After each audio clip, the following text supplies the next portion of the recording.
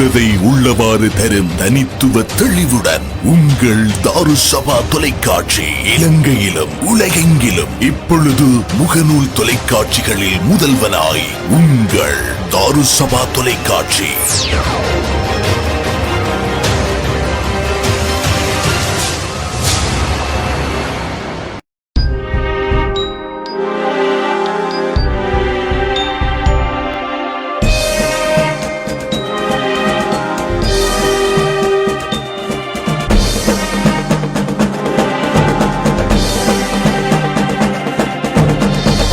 எதிரொலி சமகால அரசியல் நிகழ்வுகளை அலசி ஆராயும் நிகழ்ச்சி எதிரொலி. எதிரொலி எதிரொலி உங்கள் பாதுகாப்பை உறுதிப்படுத்தும் நோக்கில் சிசிடிவி கேமராக்கள், ஹிக்விஷன், தவா போன்ற கேமராக்களை உங்கள் வியாபார நிறுவனங்கள், வீடுகள், அரசு நிறுவனங்கள், தனியார் நிறுவனங்கள், வணக்க ஸ்தலங்கள் போன்றவற்றிற்கு மிக நியாயமான கட்டணத்தில் வழங்குவதோடு 24 மணி நேரமும் உங்கள் மொபைல் போனில் கண்காணிக்கும் வாய்ப்பு. அத்துடன் புத்தம் புதிய சிசிடிவி கேமராக்களை வழங்குவதோடு பழுதடைந்த சிசிடிவி கேமராக்களை துரித கதியில் திருத்தி பெற்றுக் கொள்ளும் வாய்ப்பினையும் வழங்குகின்றார்கள். Hitech CCTV installation maintenance. இலக்கம் 318 பிரதான வீதி, கல்முனை. தொலைபேசி தொடர்புகளுக்கு உடன் அழையுங்கள் 0773536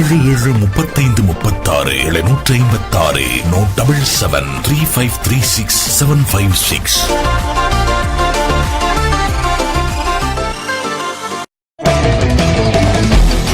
மின்சார கட்டணத்தால் அவதிப்படுபவரா நீங்கள்? கவலையை விடுங்கள். மிக குறைந்த கட்டணத்தில் சோலார் பவர் சிஸ்டம் ஒன்றை கொள்வனவு செய்திடுங்கள். 25 வருட உத்தரவாதம், அதிநவீன தொழில்நுட்பம், திருப்திகரமான சேவைகள். 3 அல்லது 5 வருடங்களில் உங்கள் முதலீட்டினை திருப்பி பெற்றுக் கொள்ளும் வாய்ப்பு. இலங்கை மின்வெளி மற்றும் மீள் புத்தாக்க சக்தி அமைச்சினால் அங்கீகரிக்கப்பட்டது. கொள்வனவிற்கு நாடுங்கள். NatWest computer system. இலக்கம் 127 பிரதான வீதி, கல்முனை. தொடர்புகளுக்கு 0772858 121.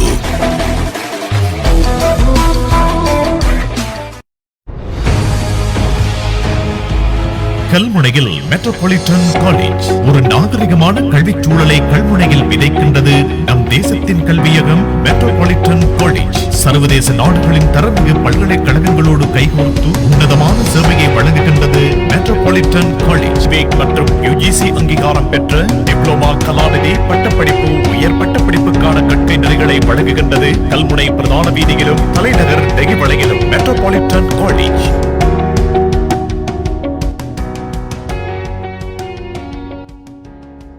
உங்கள் பயணத்தை இலகுவாக்க டச் மீ வழங்கும் மொபைல் அப்ளிகேஷன் ஊடாக டாக்ஸி புக்கிங். குறைந்த கட்டணம், பாதுகாப்பான பயணம், விரைவான சேவை, ப்ரோமோ கோட், விலை கழிவுகள், வசதியான வாகன தெரிவு, டுக் டுக், பட்ஜெட், மினி, கார், வேன் மற்றும் பட்டா. மொபைலில் டவுன்லோட் செய்யுங்கள். விரும்பியவாறு பயணியுங்கள்.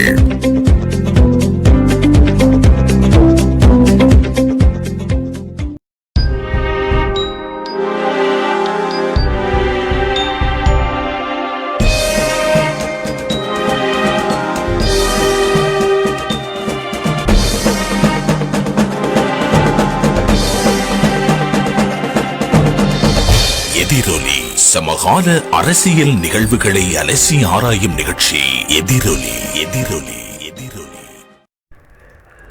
பிஸ்மில்லாஹிர்ரஹ்மானிர்ரஹீம். முகநூல் சொந்தங்கள் அனைவருக்கும் அஸ்ஸலாமு அலைக்கும் வரஹ்மத்துல்லாஹி வபரகாத்துஹு. மற்றும் ஒரு எதிரொலி நிகழ்ச்சியின் வாயிலாக உங்கள் அனைவரையும் சந்திப்பதில் மிக்க மகிழ்ச்சி அடைகின்றோம். எதிரொலி நிகழ்ச்சியிலே நாங்கள் அரசியல் பிரமுகர்களை நாங்கள் செவி கண்டு கொண்டிருக்கின்றோம். அந்த அடிப்படையில் இன்றைய தினம் எங்களது கலையகம் வந்திருக்கின்றார்கள். குறிப்பாக எமது கல்முனை தொகுதி, கல்முனை மாநகரத்துக்கு உட்பட்ட இந்த பிரதேசத்திலே பல அபிவிருத்தி திட்டங்களை ஏற்படுத்தி கொண்டிருக்கின்ற எங்களது அன்புக்கு மதிப்புக்கும் உரிய ஐக்கிய தேசிய கட்சியினுடைய கல்முனை தொகுதி அமைப்பாளர், கல்முனை அபிவிருத்தி குழுவினுடைய இணைத் தலைவராக இருக்கின்ற சிரேஷ்ட சட்டத்தரணி MS ரஸாக் அவர்கள் இங்கே எங்களது கலைக்கு வந்திருக்கின்றார்கள். அவர்களை நாங்கள் அன்போடு வாழ்த்தி வரவேற்று எங்களது தாருசபா முகநூல் தொலைக்காட்சியின் வாயிலாக வரவேற்றுக் கொள்கின்றோம். அஸ்ஸலாமு அலைக்கும். வலைக்கும் ஸலாம் வரஹ்மத்துல்லாஹி வபரகாத்துஹு. குறிப்பாக எமது கல்முனை தொகுதியிலே, கல்முனை மாநகரத்துக்குட்பட்ட பகுதியிலே பல அபிவிருத்தி திட்டங்களை நீங்கள் ஏற்படுத்தி வருகின்றீர்கள். குறிப்பாக இந்த பாராளுமன்ற உறுப்பினர்கள், அமைச்சர்கள் ஊடாக செய்ய வேண்டிய வேலைகளை நீங்கள் உங்களது அமைச்சின், அதாவது நீங்கள் ஒரு கல்முனை தொகுதி அமைப்பாளராக இருந்து கொண்டு இந்த விடயங்களை செய்து வருகிறீர்கள். இது எவ்வாறு உங்களுக்கு சாத்தியமாகிறது? பல அபிவிருத்தி திட்டங்கள் மக்களால் போற்றப்படுகின்றது. அதை வைத்து தான் நான் இந்த விடயத்தை கேட்கின்றேன். அஸ்ஸலாமு அலைக்கும். முதலில் இந்த தாருசபா, இந்த முகநூல் தொலைக்காட்சி நிறுவனத்துக்கும் உங்களுக்கும் என்னை அழைத்து ஒரு செவியை எடுப்பதற்காக முதலில் உங்களுக்கு எனது மனமார்ந்த நன்றிகளை தெரிவிப்பதோடு, உங்களுடைய கேள்வி இந்த அபிவிருத்திகள் எவ்வாறு சாத்தியமாகின்றது என்பது. நீங்கள் செய்கின்ற அபிவிருத்திகள் எல்லாம் ஒரு அமைச்சர் அல்லது ஒரு பாராளுமன்ற உறுப்பினர் கொண்டு வந்து செய்ய வேண்டிய வேலை. அதை நீங்கள் செய்வதென்பது எங்களுக்கு மிகவும் ஆச்சரியமாக இருக்கிறது. மக்கள், குறிப்பாக இந்த முகநூல் பக்கமாக பார்த்தால் ஏராளமான மக்கள் வாழ்த்துக்களை சொல்லிக் கொண்டிருக்கின்றார்கள். இந்த அபிவிருத்தி திட்டங்கள், இந்த ரோட்ல நடக்கிற, வீதிகள் நடக்கிற, இவ்வாறான திட்டங்கள் செய்யப்படுகின்றது. உங்களது பேர் அடிக்கடி இந்த முகநூல் பக்கமாக சுழன்று கொண்டே இருக்கிறது. அதை வைத்து தான் நான் கேட்டேன். நேர்களே, நீங்களும் தொலைபேசி மூலமாக அழைக்கலாம். 077-97-77-474. அதுபோல் கொமெண்ட் பாக்ஸ் வழியாக இணைந்து உங்களது காத்திரமான கருத்துக்களையும் அதுபோல் உங்களது கேள்விகளையும் கேட்டுக்கொள்ளலாம். சொல்லுங்கள் சார். இந்தியாவின் முன்னாள் ஜனாதிபதி டாக்டர் அப்துல் கலாம் அவர்கள் ஒரு வார்த்தையை சொல்லியிருக்கின்றார். முயற்சி என்பது ஒரு மனிதனுடைய வாழ்க்கையில் இன்றியமையாத ஒன்றாக இருக்க வேண்டும். எந்த ஒரு விடயத்தையும் முயற்சி செய்தால் அதை அடையலாம். அவ்வாறு தான் நான் ஐக்கிய தேசிய கட்சியின் ஒரு கல்வி தொகுதிக்கான அமைப்பாளராக நியமிக்கப்பட்டு நான் நினைக்கின்றேன். இன்றைக்கு ஒரு 3 வருட காலமாகத்தான் இருக்கும். அந்த காலத்துக்குள் எங்களுக்கு முடியுமான, அதாவது நான் உண்மையில் நீங்கள் சொன்னது போன்று ஒரு அமைச்சர் அல்ல, ஒரு பாராளுமன்ற உறுப்பினரும் அல்ல, ஒரு மாகாண சபை உறுப்பினரும் அல்ல, ஒரு மாநகர சபை உறுப்பினரும் அல்ல. ஆனால் ஐக்கிய தேசிய கட்சியின் வரும் ஒரு அமைப்பாளர். இந்த அமைப்பாளரை வைத்துக்கொண்டு எங்களால் இந்த அமைப்பாளர் என்ற அந்த வரம்புக்குள், அதற்குள் என்னென்ன செய்ய முடியுமோ அவ்வளவையும் நாங்கள் செய்து கொண்டிருக்கின்றோம். அதற்கு அப்பாலும் நான் நினைக்கின்றேன், அதற்கு அப்பாலும் சில விஷயங்களை நாங்கள் செய்து கொண்டிருக்கோம். குறிப்பாக இந்த கல்முனை தொகுதியில் பல வீதிகள் ஏற்கனவே கான்கிரீட் வீதிகளாக கல்முனை தொகுதியில் உள்ள சகல ஊர்களிலும், சாய்ந்தமருது, கல்முனை, கல்முனைக்குடி, மருதமுனை, நட்பட்டிமுனை, மணச்சேனை, பாண்டிருப்பு, கல்முனை போன்ற சகல பெரிய நிலாவணை சகல வீதிகளிலும், சகல ஊர்களிலும் நாங்கள் ஏற்கனவே கான்கிரீட் வீதிகளை அமைத்திருக்கின்றோம். குறிப்பாக கல்முனைக்குடியில் கிட்டத்தட்ட 12-13 கான்கிரீட் வீதிகள் ஏற்கனவே எங்களால் அமைக்கப்பட்டிருக்கின்றன. இதற்கெல்லாம் காரணம் உண்மையில் ஐக்கிய தேசிய கட்சி எனக்கு தந்த இந்த அமைப்பாளர் பதவி மட்டுமல்லாது, அதன் முன்னாள் செயலாளர் நாயகம், ஐக்கிய தேசிய கட்சியின் செயலாளர் நாயகம், தற்போது அதன் தவிசாளராக இருக்கின்ற கௌரவ கபீர் ஆசிம் அவர்கள் எங்களோடு மிக ஒரு நெருக்கமான தொடர்பை கொண்டிருக்கின்றார். அவருடாக நிறைய விஷயங்கள் நாங்கள் சாத்தியப்படுத்துகின்றோம். அவர்கள் மட்டுமல்ல, ஐக்கிய தேசிய கட்சியில் இருக்கின்ற ஏனைய அமைச்சர்கள் என்றால் நாங்கள் அமைச்சர்களுடன் நேரடியாக சம்பந்தப்படுகின்றோம். ஒரு கட்சியின் அமைப்பாளர் என்ற ரீதியில் ஒவ்வொரு அமைச்சரும், ஒவ்வொரு பாராளுமன்ற உறுப்பினரும், ஐக்கிய தேசிய கட்சியில் இருக்கின்ற ஒவ்வொருவரும் ஒவ்வொரு அமைப்பாளர்கள். ஆகவே நாங்களும் அந்த அமைப்பாளர் என்ற ரீதியில் நாங்கள் அமைப்பாளர் கூட்டங்களுக்கு செல்கின்ற போது அல்லது வேறு கூட்டங்களுக்கு நாங்கள் செல்கின்ற போது அந்த அமைச்சர்களை சந்தித்து அவருடன் கழித்து பேசி எங்களுக்கு எது முடியுமோ அவைகளை நாங்கள் கொண்டு வருவதற்கு எத்தனித்து கொண்டு வந்திருக்கின்றோம். இன்னும் கொஞ்சம் காலம் இருக்குமே ஆனால் நாங்கள் எங்களால் எது முடியுமோ அவ்வளவு நாங்கள் கொண்டு வருவதற்குரிய சாத்தியப்பாடும் இருக்கின்றது.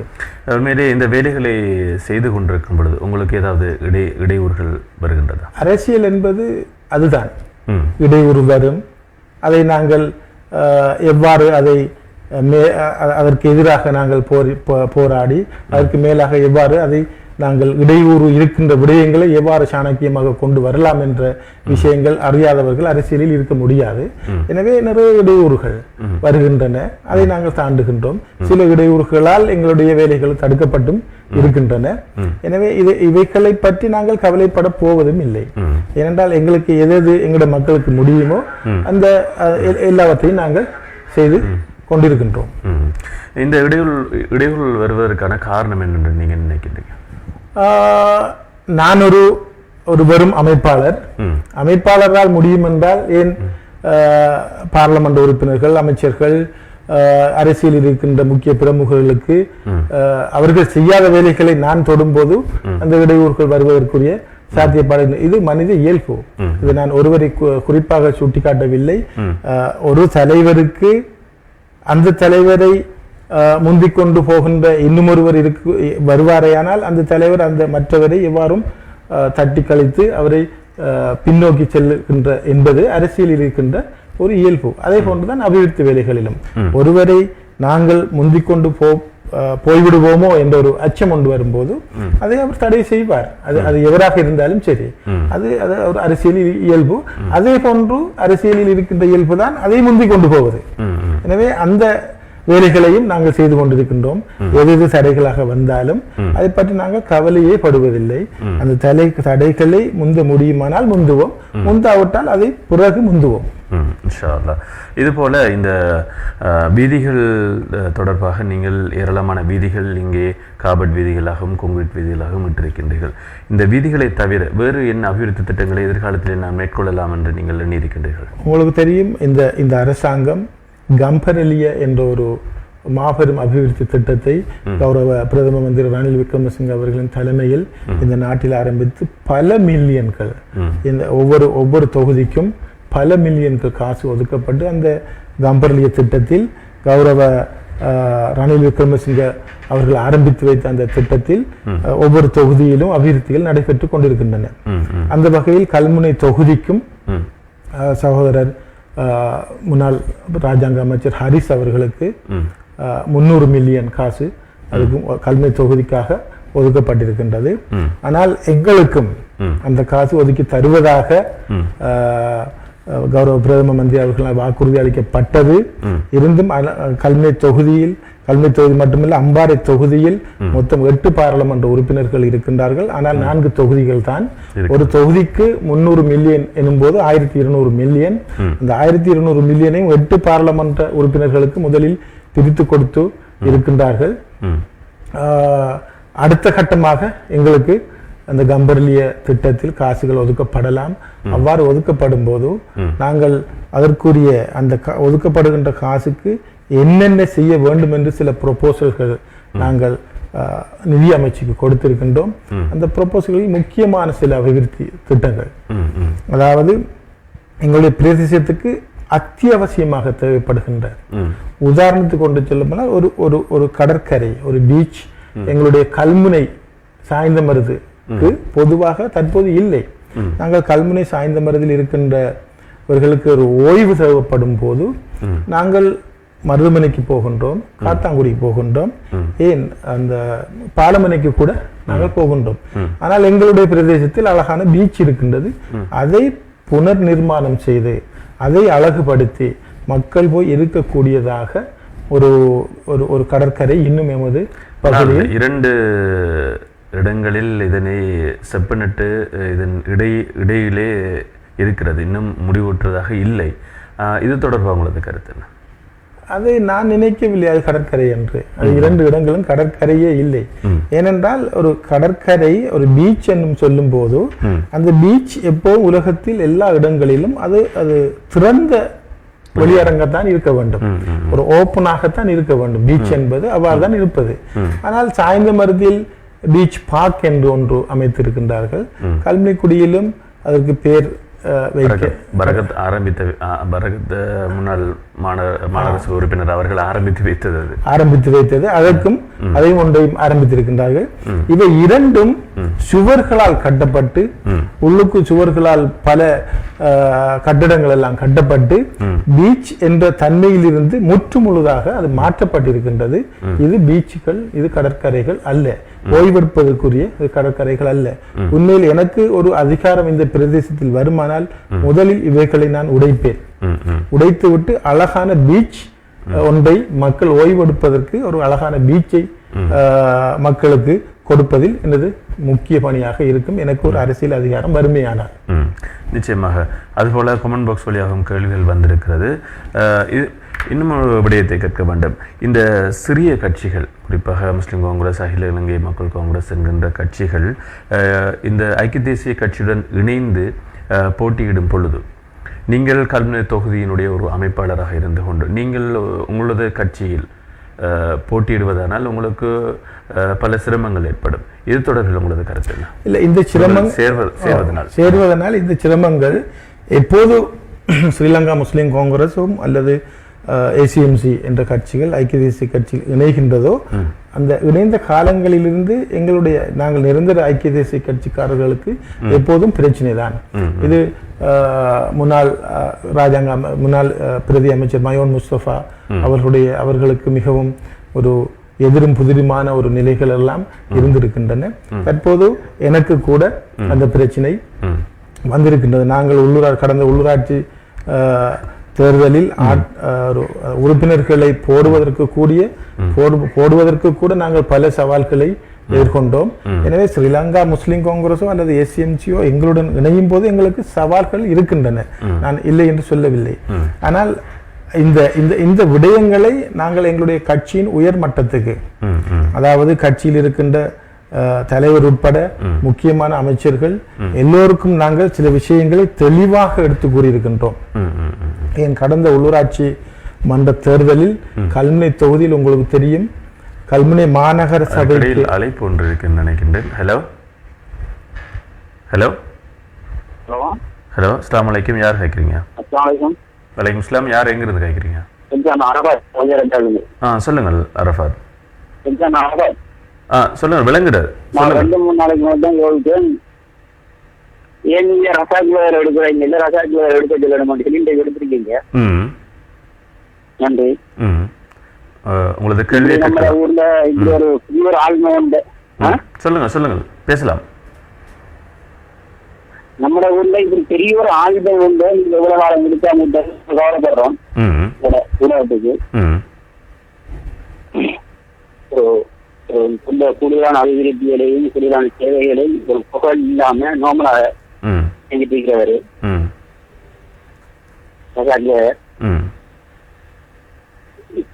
சேரத்தையும் சரியா நினைக்கிறேன். நன்றி நன்றி. உங்களது ஏதாவது கேள்விகள் இருக்கிறதா? இல்ல ஒன்றும் இல்லை. சரி, நன்றி நன்றி. பேசுறால் பேசலாம். நாங்க நீங்க யாரு பேசுனீங்க? உங்களோட பேர் என்ன? Arafat, Saudi Arabia. Arafat. Okay. நாங்க எங்களுக்கு முடியுமான வரைக்கும் சில அபிவிருத்திகளை செஞ்சு கொண்டிருக்கிறோம்.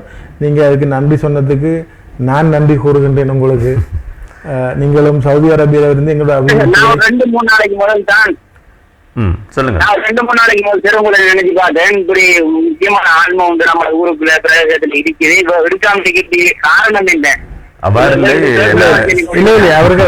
அவர்கள் என்னை 2-3 மாதங்களுக்கு முன்பிருந்து அழைத்தார்கள். நான் தான் கொஞ்சம் வேலைப்பளு காரணமாக நான் அவர்களுக்கு நேரம் ஒதுக்கி கொடுக்கவில்லை. இன்றுதான் அதுக்கு சான்ஸ் கிடைத்திருக்கின்றது. நன்றி நன்றி நன்றி உங்களுக்கு. நன்றி அரஃபாத். சவுதி அரேபியாவில் இணைந்து கொண்டு உங்களது வாழ்த்துக்களை சொன்னமைக்கு நன்றி. தொடர்ந்து பேசலாம். ஆகவே நாங்கள் இந்த அபிவிருத்தி திட்டங்கள் தொடர்பாக பேசியிருந்தோம். சிறிய கட்சிகள் இணைந்தால் என்னென்ன விடயங்கள் இடம்பெறும் என்பது பற்றி தொடர்பு பேசுகிறது. சிறிய கட்சி நான் அந்த கல்முனை மாநகர சபையை பற்றி கதைத்துக் கொண்டிருந்தேன். கல்முனை மாநகர சபையில் உங்களுக்கு தெரியும், கடந்த உள்ளூராட்சி தேர்தலின் போது கல்முனை மாநகர சபைக்கு உட்பட்ட பிரதேசத்தில் 74,000 வாக்குகள், கிட்டத்தட்ட 74,000 வாக்குகள் இருக்கின்றன. ஆனால் ஸ்ரீலங்கா முஸ்லிம் காங்கிரஸோடு தான் ஐக்கிய தேசிய கட்சி சேர்ந்து கேட்டது இந்த தேர்தலில். நாங்கள் எடுத்த வாக்குகள் மொத்தம் ஆக வரும் 17,000 மட்டுமே. 74,000 வாக்குகளில் நாங்கள் எடுத்தது 17,000 வாக்குகள். ஆகவே எங்களுடைய வாக்குகளும் முஸ்லிம் காங்கிரஸ் வாக்குகளும் சேர்ந்து வந்ததே 17,000. இந்த விடயங்களை இது 74,000-ல் 17,000 தான் எடுக்க வேண்டும் என்றால், அதுவும் எங்களுடைய யுஎன்பி கட்சியும் சேர்ந்து எடுக்க வேண்டும் என்று சொன்னால் இதற்கு ஒரு கூட்டு தேவையா என்பதை பற்றியெல்லாம் நாங்கள் பல விடயங்களை நாங்கள் கட்சி தலைமைக்கும் கட்சியின் உயர்புறத்தில் இருக்கின்ற பல அமைச்சர்களுக்கும் இந்த விடயங்களை எடுத்து கூறியிருக்கின்றோம். ஆனால் எங்களுடைய கட்சியின் தலைவர் கௌரவ பிரதம மந்திரி ரணில் விக்ரமசிங்க அவர்களுக்கு எதையும் நாங்கள் விட்டுக் கொடுக்க கூடாது என்பதற்காக எல்லோருடனும் எல்லா கட்சிகளுடனும் நாங்கள் மிகவும் அந்யோன்யமாக பழக வேண்டும் என்பதற்காகவும் எல்லா இனங்களுடனும் நாங்கள் எல்லா இனங்களையும் மதிக்க வேண்டும் என்பதற்காகவும் எல்லா இனத்தில் உள்ள அவர் உண்மையில் அந்த விடயங்களை நாங்கள் எங்களுடைய பிரதம மந்திரி அவர்களை பாராட்ட வேண்டும். சிறு இனத்தவர்களை பிரதிநிதித்துவப்படுத்துகின்ற சகல கட்சிகளையும் அவர் உள்வாங்கி இருக்கின்றார். அது மலையகமாக இருந்தாலும் சரி, அல்லது கொழும்பில் உள்ள மனோ கணேசன் அவர்களுடைய கட்சியாக இருந்தாலும் சரி, எங்களுடைய பிரதேசத்தில் முஸ்லிம் காங்கிரஸ், ஏசிஎம்சி போன்ற கட்சிகளாக இருந்தாலும் சரி, எல்லாரையும் உள்வாங்கி எல்லாருக்கும் அமைச்சு பதவிகளும் கொடுத்து எல்லாருக்கும் எல்லா சலுகைகளையும் கொடுத்து எங்களுடைய பிரதேசத்தை எவ்வாறேனும் அபிவிருத்தி செய்ய வேண்டும் என்ற நோக்கம் அவருக்கு இருக்கின்றது. எனவே அவ்வாறான ஒரு நல்ல நோக்கத்தில் நாங்கள் இணையும் போது எங்களுக்கு தனிப்பட்ட ரீதியில் எங்களுக்கு அது பிரச்சனையாக இருந்தாலும் நாங்கள் ஒரு தேசிய ரீதியில் அதனை யோசிக்கும் போது நாங்கள் அதுக்கு ஒரு முட்டுக்கட்டையாக இருக்கவும் முடியாது. நிச்சயமாக இது தொடர்பாக நாங்கள் தொடர்ந்தும் பேசலாம். எதிரொலி நிகழ்ச்சியோடு இணைந்திருக்கின்றோம். இன்றைய எதிரொலி நிகழ்ச்சியில் கலந்து சிறப்பித்துக் கொண்டிருக்கின்றார்கள் ஐக்கிய தேசிய கட்சியினுடைய கல்முனை தொகுதியினுடைய அமைப்பாளர் சிரேஷ்ட சட்டத்தரணி MS ரஸாக் அவர்கள். ஒரு சிறிய இடைவெளிக்கு பிறகு நாங்கள் மீண்டும் சந்திக்கலாம்.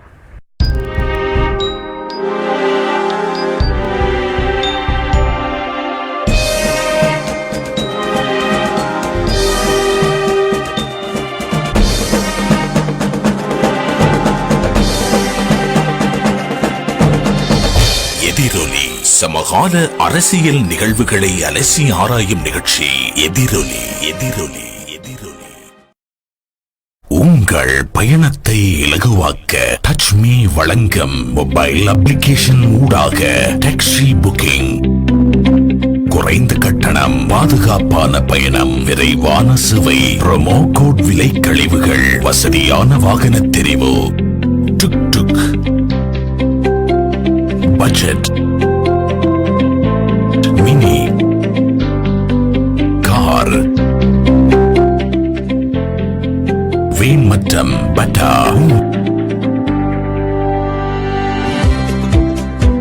மொபைலில் டவுன்லோட் செய்யுங்கள், விரும்பியவாறு பயணியுங்கள்.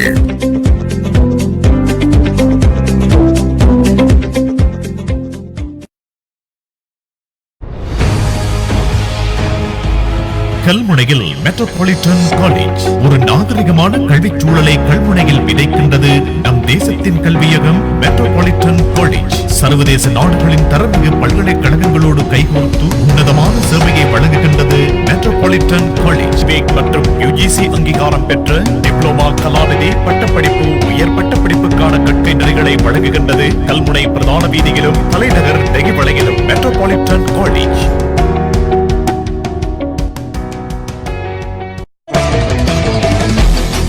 மின்சார கட்டணத்தால் அவதிப்படுபவரா நீங்கள்? கவலையை விடுங்கள். மிக குறைந்த கட்டணத்தில் சோலார் பவர் சிஸ்டம் ஒன்றை கொள்வனவு செய்திடுங்கள். 25 வருட உத்தரவாதம், அதிநவீன தொழில்நுட்பம், திருப்திகரமான சேவைகள். 3 அல்லது 5 வருடங்களில் உங்கள் முதலீட்டினை திருப்பி பெற்றுக் கொள்ளும் வாய்ப்பு இலங்கை மின்வெளி மற்றும் மீள் புத்தாக்க சக்தி அமைச்சினால் அங்கீகரிக்கப்பட்டது. கொள்வனவிற்கு நாடுங்கள். நெட்வெஸ்ட் கம்ப்யூட்டர் சிஸ்டம், இலக்கம் 127, பிரதான வீதி, கல்முனை. தொடர்புகளுக்கு 07 772858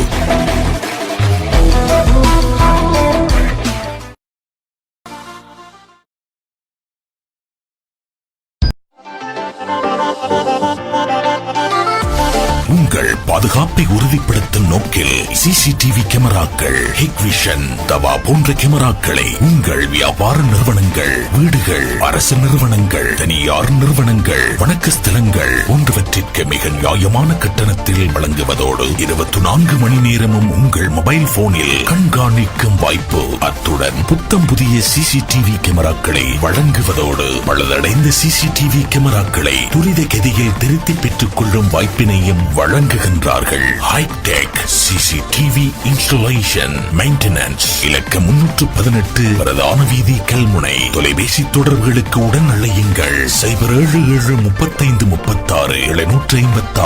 756 3536 756.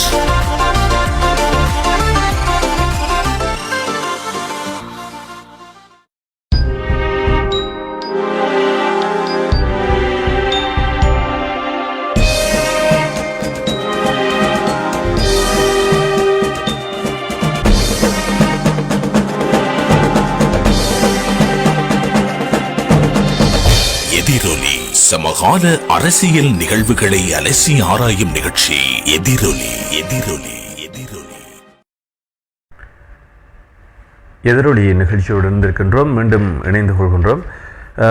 இன்றைய எதிரொலி நிகழ்ச்சியில் கலந்து சிறப்பித்துக் கொண்டிருக்கின்றார்கள் ஐக்கிய தேசிய கட்சியினுடைய கல்முனை தொகுதி அமைப்பாளர் சிரேஷ்ட சட்டத்தரணி MS ரஸாக் அவர்கள். சரி, கொமெண்ட் பாக்ஸ் வழியாகவும் உங்களது கேள்விகள் வந்திருக்கிறது.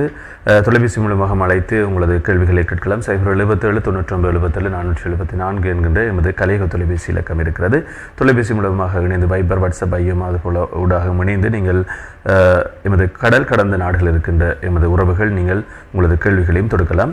இப்பொழுது கொமெண்ட் பாக்ஸ் வழியாக ஒரு கேள்வி வந்திருக்கிறது. அமித் ஷா கேட்டிருக்கிறார், ஐக்கிய தேசிய கட்சியால் கல்முனை தொகுதிக்கு ஒதுக்கப்படும் நிதி எவ்வளவு, அதில் எவ்வளவு மக்களுக்கு பயன்படுத்தப்பட்டுள்ளது என்று கேட்டிருக்கிறார். நண்பர் ஷா அவர்களுக்கு நன்றி உங்களுடைய கேள்விக்கு. ஐக்கிய தேசிய கட்சியால் கல்முனை தொகுதிக்கு இவ்வளவு என்று ஒதுக்குவதில்லை. இப்போது கல்முனை தொகுதியை பிரதிநிதித்துவப்படுத்துகின்ற பாராளுமன்ற உறுப்பினர் சகோதரர் ஹரிஸ் அவர்கள் இருக்கின்றார்கள். பாராளுமன்ற உறுப்பினர் என்ற ரீதியில் வருடம் அவர்களுக்கு பணங்கள் ஒதுக்கப்படும். அது அரசாங்கத்தால் ஒதுக்கப்படுவது. ஐக்கிய தேசிய கட்சி பணம் ஒதுக்குவதில்லை. அரசாங்கம் தான் அபிவிருத்தி திட்டங்களை நிறைவேற்றுவதற்கு ஒதுக்கும்.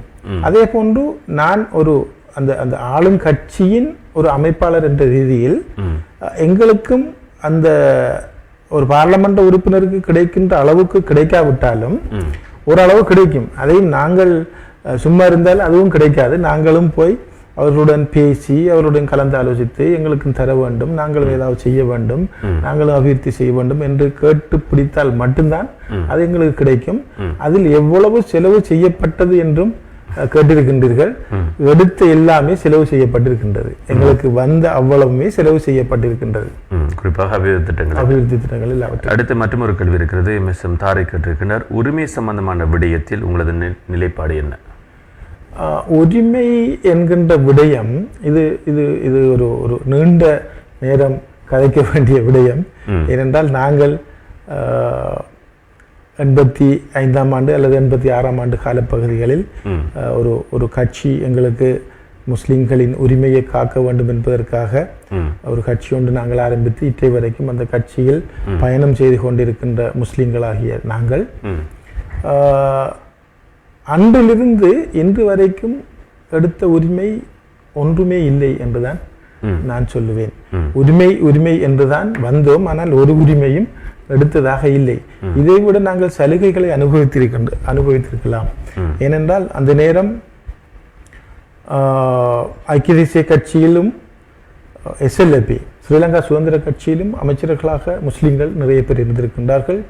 உங்களுக்கு தெரியும், பதூதீன் முகமது என்ற ஒரு அமைச்சர் ஸ்ரீமா அம்மையாரின் அவர்களுடைய ஆட்சியில் கல்வி அமைச்சராக இருந்தவர். அவர் செய்த சேவையை நான் நினைக்கவில்லை இன்னும் ஒரு முஸ்லிம் அமைச்சர் செய்திருப்பார் என்று. அவருக்கு பிறகுதான் காலஞ்சென்ற தலைவர் MHM அஷ்ரப் கூட அபிவிருத்தி என்ற ரீதியில் முஸ்லிம்களை அபிவிருத்தி என்ற ரீதியிலும் கல்வியிலும் உயர்த்தி விட்டவர் உண்மையில் பதியுதி முகமது என்பவரைத்தான் சாரும். அது அவர் ஒரு எஸ்எல்பியில் இருந்த ஒரு அமைச்சர். அதே போன்று ஐக்கிய தேசிய கட்சியிலும் ACS ஹமீத் அவர்கள் இருந்திருக்கின்றார்கள், MH முகமது இருந்திருக்கின்றார்.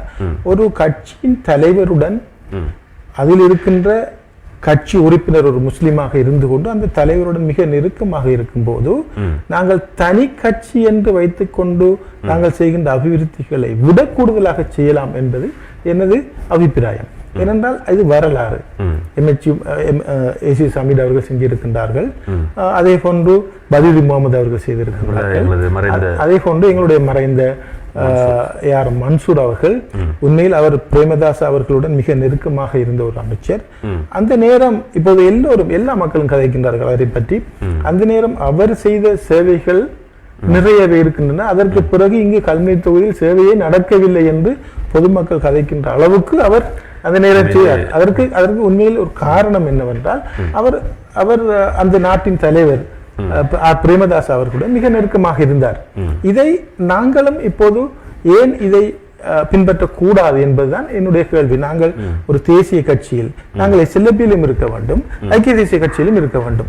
இருந்து தேசிய ரீதியில் இருக்கின்ற அந்த கட்சிகளின் தலைவர்களுடன் அல்லது அதில் முன்னர் இருக்கின்ற உறுப்பினர்களுடன், முக்கியமான உறுப்பினர்களுடன் நாங்கள் நெருக்கமாக எங்களுடைய உறவுகளை வைத்துக் கொள்ளும் போது நாங்கள் தனித்து ஒரு கட்சியாக அல்லது ஒரு முஸ்லிம்களுக்கு ஒரு கட்சியாக இருந்து கொண்டு செய்கின்ற சேவைகளை விட அதிகமாக செய்யலாம் என்பது எனது அபிப்பிராயம். நான் ஒரு அமைப்பாளராக இருந்து கொண்டு செய்கின்ற சேவைகளை வைத்து நீங்கள் அதை ஊகித்துக் கொள்ளலாம் என்றும் நான் இந்த பிரதேச மக்களுக்கு கூறிக்கொள்ள விரும்புகின்றேன். நிச்சயமாக எங்களது மறைந்த மர்ஹூம் AR மன்சூர் அவர்களை பொறுத்தளவிலே எங்களது மீன்பிடி துறை என்றால் அதை ஆரம்பித்து வைத்ததும் அவர்தான் என்று சொல்லுவார்கள், நான் கேள்விப்பட்டதுண்டு. அதுபோல் இன்னொரு கேள்வி இருக்கிறது. அமித்ஷா மீண்டும் கேட்டிருக்கின்றார், கல்முனையில் ஐக்கிய தேசிய கட்சிக்கு பெரிதாக வாக்கு வங்கி இல்லை, முஸ்லீம் காங்கிரஸுக்கு பிறகு மக்கள் காங்கிரஸுக்கு, அதுக்கு பிறகு தேசிய காங்கிரஸுக்கு, ஆக பெரும்பான்மை கட்சிகள் வாக்கு வங்கி குறைவு என்று முடித்திருக்கிறார். நான் நினைக்கிறேன் இந்த பெரும்பான்மை கட்சிக்கு வாக்கு இல்லை என்ற ரீதியில் அவர் கேட்டிருக்கிறார். இது தொடர்பாக உங்களது கருத்து? இல்லை, பெரும்பான்மை கட்சிகள் உண்மையில் பெரும்பான்மை கட்சியுடன் இந்த சிறு கட்சிகள் இணையும் போது அதில் பெரும்பான்மை கட்சியில் இருக்கின்றவர்களுக்கு எந்த விதமான ஒரு சலுகைகளும் அல்லது எந்த விதமான ஒரு நடவடிக்கையும் அவர்களின் மேல் எடுக்கப்படாததன் காரணமாக பெரும்பான்மை கட்சியில் இருக்கின்றவர்கள் சிறிய கட்சிகளுடன் என்றால் சிறிய கட்சி தான் ஏதாவது செய்யும் என்ற எண்ணத்துடன் போய் சேர்ந்தார்கள். இப்போது ஒரு கட்சியாக இருந்த ஒரு சிறிய கட்சிகள் இப்போது பல கட்சிகள் எங்களுக்குள், முஸ்லிம் காங்கிரஸ், ACMG, தேசிய காங்கிரஸ், ஹிஸ்புல்லா ஒரு தனி இது இன்னொரு முஸ்லிம் கூட்டமைப்பு என்று திரும்பவும் ஒன்று உருவாக்கி இருக்கின்றது. இவைகள் எல்லாம் ஆக 8% இருக்கின்ற எங்களுக்குள் ஒரு 7-8 கட்சிகளாக நாங்கள் பிரிந்து உடைந்து நாங்கள் ஒரு நாசமாகின்ற ஒரு சூழ்நிலை தான் எங்களுடைய முஸ்லிம்களை பொறுத்தவரையில் இப்போது காணப்படுகின்றது. இதனால்தான் நாங்கள் கூறுகின்றோம், நாங்கள் சிறிய கட்சிகளை விடுத்து பொதுமக்கள் நாங்கள் சிந்திக்க வேண்டும். இந்த காலகட்டத்தில் உங்களுக்கு தெரியும், இப்போது இந்த நாட்டில் ஏற்பட்டிருக்கின்ற ஒரு இனவாத சூழ்நிலை, ஒரு இனவாத பிரச்சினை, முஸ்லிம்களை எவ்வாறு தாக்கலாம் என்கின்ற மாற்று மதத்தவர்களின் அந்த எண்ணங்களுக்கு மத்தியில் நாங்கள் எங்களை கொஞ்சம் அட்ஜஸ்ட் பண்ணா விட்டால் நாங்கள் இப்போது இருந்து விட்டு நாங்கள் மரணித்து விடுவோம்.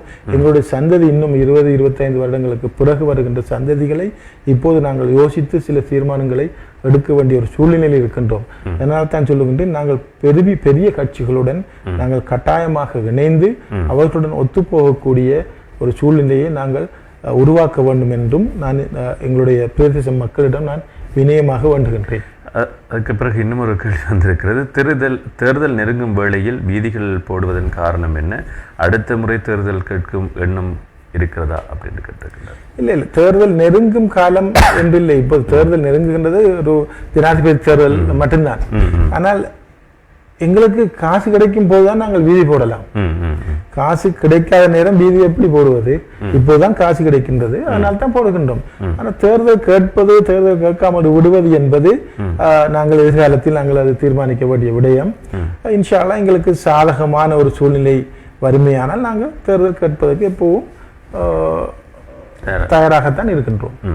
அதுபோல் தாரிக் மீண்டும் கேட்டிருக்கின்றார், எதிர்காலத்தில் நீங்கள் எமது சமூகத்தின் பிரதிநிதியாக வருகின்ற போது உரிமை சார்ந்த விடயத்தில் நீங்கள் முதலில் முன்வைக்கும் விடயம் எதுவாக இருக்கும் என்று கேட்டிருக்கிறார். இல்லை, நாங்கள் அந்த உரிமை என்று திரும்ப திரும்ப எல்லோரும் கதைக்கின்றார்கள். இந்த உரிமைக்காகவே வந்தவர்கள் ஒரு உரிமையும் இதுவரைக்கும் பெறவில்லை. அந்த உரிமைகள் என்கின்ற அந்த அந்த அந்த சொற்பதத்தை நாங்கள் ஒரு பிழையாக விளங்கி முஸ்லிம்களுடைய அந்த உணர்ச்சிகளை தூண்டி உரிமையை பெற வேண்டும், சலுகை எங்களுக்கு சலுகையை விடுத்து உரிமையை பெற வேண்டும் என்று கூறி ஒரு உரிமையும் பெறவில்லை. ஆகவே இந்த உரிமை என்ற கதையை நாங்கள் தற்போது ஒரு பக்கம் வைப்போம். ஏனென்றால் எங்களுக்கு நாங்கள் உரிமை கேட்டு வருவதற்கு முதலே எங்களுக்கு சில உரிமைகள் எங்களுக்கு நிறைய இந்த நாட்டில் இருந்திருக்கின்றன. உதாரணத்துக்கு ஒன்றை கூறுகின்றேன். உங்களுக்கு தெரியும், எங்களுடைய இலங்கை ஒலிபரப்பு கூட்டுத்தாபனத்தில் 1 மணி நேரம் எங்களுடைய முஸ்லிம் நிகழ்ச்சி ஒலிபரப்பப்படுகின்றதா, 8 மணியிலிருந்து 9 மணி வரை. இது இப்போது உள்ள எந்த ஒரு அரசியல்வாதிகளினாலும் சாத்தியப்படாத ஒரு விஷயம். இது ஒரு உரிமைதான். இந்த இவ்வாறான உரிமைகள் எல்லாம் ஏற்கனவே நாங்கள் அனுபவித்துக் கொண்டிருக்கின்றோம். அந்த உரிமைகளை நாங்கள் உரிமைகளை பெற வந்து உரிமைகளை கயத்து இருக்கின்ற உரிமைகளை இழக்கின்ற ஒரு சூழல் தான் எங்களுடைய பிரதேசங்களில் இப்போது இந்த உரிமைகளை கதைப்பதால் வருகின்றது. எனவே உரிமைகள் என்று வெளிப்படையாக கதைக்காமல் உரிமைகளை எடுப்பதற்கு வழிமுறைகள் இருக்கின்றன. அதை மிக சூக்ஷ்மமாக நாங்கள் அவைகளை செய்ய வேண்டிய ஒரு சூழலில் நாங்கள் வாழ்ந்து கொண்டிருக்கின்றோம். எனவே எது எங்களுக்கு முதல் சலுகைகளாக கிடைக்கின்றதோ அதையாவது முதல் பெறுவோம். உரிமைகளை அதற்குரிய வழியில் நாங்கள் பெறலாம். நிச்சயமாக. அதுபோல அமித்ஷா கேட்டிருக்கின்றார், நான் பின்னர் கேட்க வேண்டிய கேள்விதான் அது. ஐக்கிய தேசிய கட்சி இன்னும் ஜனாதிபதி வேட்பாளரை அறிவிக்கவில்லை, காரணம் என்ன? ஆனால் ரணில் விக்ரமசிங்கே அவர்கள், ஐக்கிய தேசிய கட்சியினுடைய தலைவராக இருக்கின்ற ரணில் விக்ரமசிங்கே அவர்கள், கௌரவ பிரதமர் அவர்கள் தான் ஜனாதிபதி வேட்பாளர் என்று அறிவித்திருக்கின்றார். ஆனால் அதுவும் உத்தியபூர்வம் இல்லை என்று சொல்லப்படுகிறது. இது தொடர்பில் உங்களுக்கு இல்லை, அவர் ஒரு கூட்டத்தில் தான் அறிவித்ததாக ஊடகங்களில் செய்திகள் வந்தன. ஆனால் அது பின்னர் அவர் அறிவிக்கவில்லை என்று எங்களுடைய தவிசாளர் கௌரவ கபீர் ஹாசிம் அவர்கள் ஒரு பத்திரிகை அறிக்கையை ஒன்றை விட்டார்கள். எனவே இன்னும் ஐக்கிய தேசிய கட்சி தனது வேட்பாளரை அறிவிக்கவில்லை. அது உரிய நேரத்தில் அவர்கள் அறிவிப்பார்கள். ஏனென்றால் இது அறிவிப்பதால் அந்த நன்மை அடைய இருக்கின்றவர்கள், அதை எதிர்பார்த்து கொண்டிருக்கின்றவர்கள் மற்ற பக்கத்தில் இருக்கின்ற வேட்பாளர்கள். யாரை இவர்கள் அறிவிக்கின்றார்கள், இவரை அறிவித்ததன் பின்னர் அதற்குரிய நடவடிக்கைகளை நாங்கள் இவ்வாறு மேற்கொள்ளலாம் என்று எதிர்த்தரப்பில் இருக்கின்ற வேட்பாளர்கள் எதிர்பார்த்து கொண்டிருக்கின்ற அந்த நிலையில் இவர்கள் சந்தர்ப்பம் வரும்போதும் அதுதான் தலைவர் ரணில் விக்ரமசிங்கே அவர்கள் தெளிவாக கூறுகின்றார். எங்களுக்கு அவசரம் இல்லை. அவர் மட்டும் இல்லை, கட்சியில் இருக்கின்ற முக்கியமான எல்லோரும் கூறுகின்றார்கள், அவசரம் இல்லை, நாங்கள் அறிவிப்போம் என்று கூறுகின்றார்கள். ஆனால் நாங்கள் யார் கட்சி யாரை அறிவிக்கின்றதோ அவருக்கு நாங்கள் வேலை செய்வதற்கு தயாராக இருக்கின்றோம். நிச்சயமாக. இதுபோல எமது கௌரவ அமைச்சர் சஜித் பிரேமதாஸ் அவர்களும் தான் ஜனாதிபதி வேட்பாளராக நான் வர வேண்டும் என்ற ஒரு முன்னிப்பை ஏற்படுத்தி கொண்டிருக்கிறார். இது தொடர்பில் உங்களது கருத்து? கௌரவ அமைச்சர் சஜித் பிரேமதாஸ் அவர்களுக்கு உங்களுக்கு தெரியும், இந்த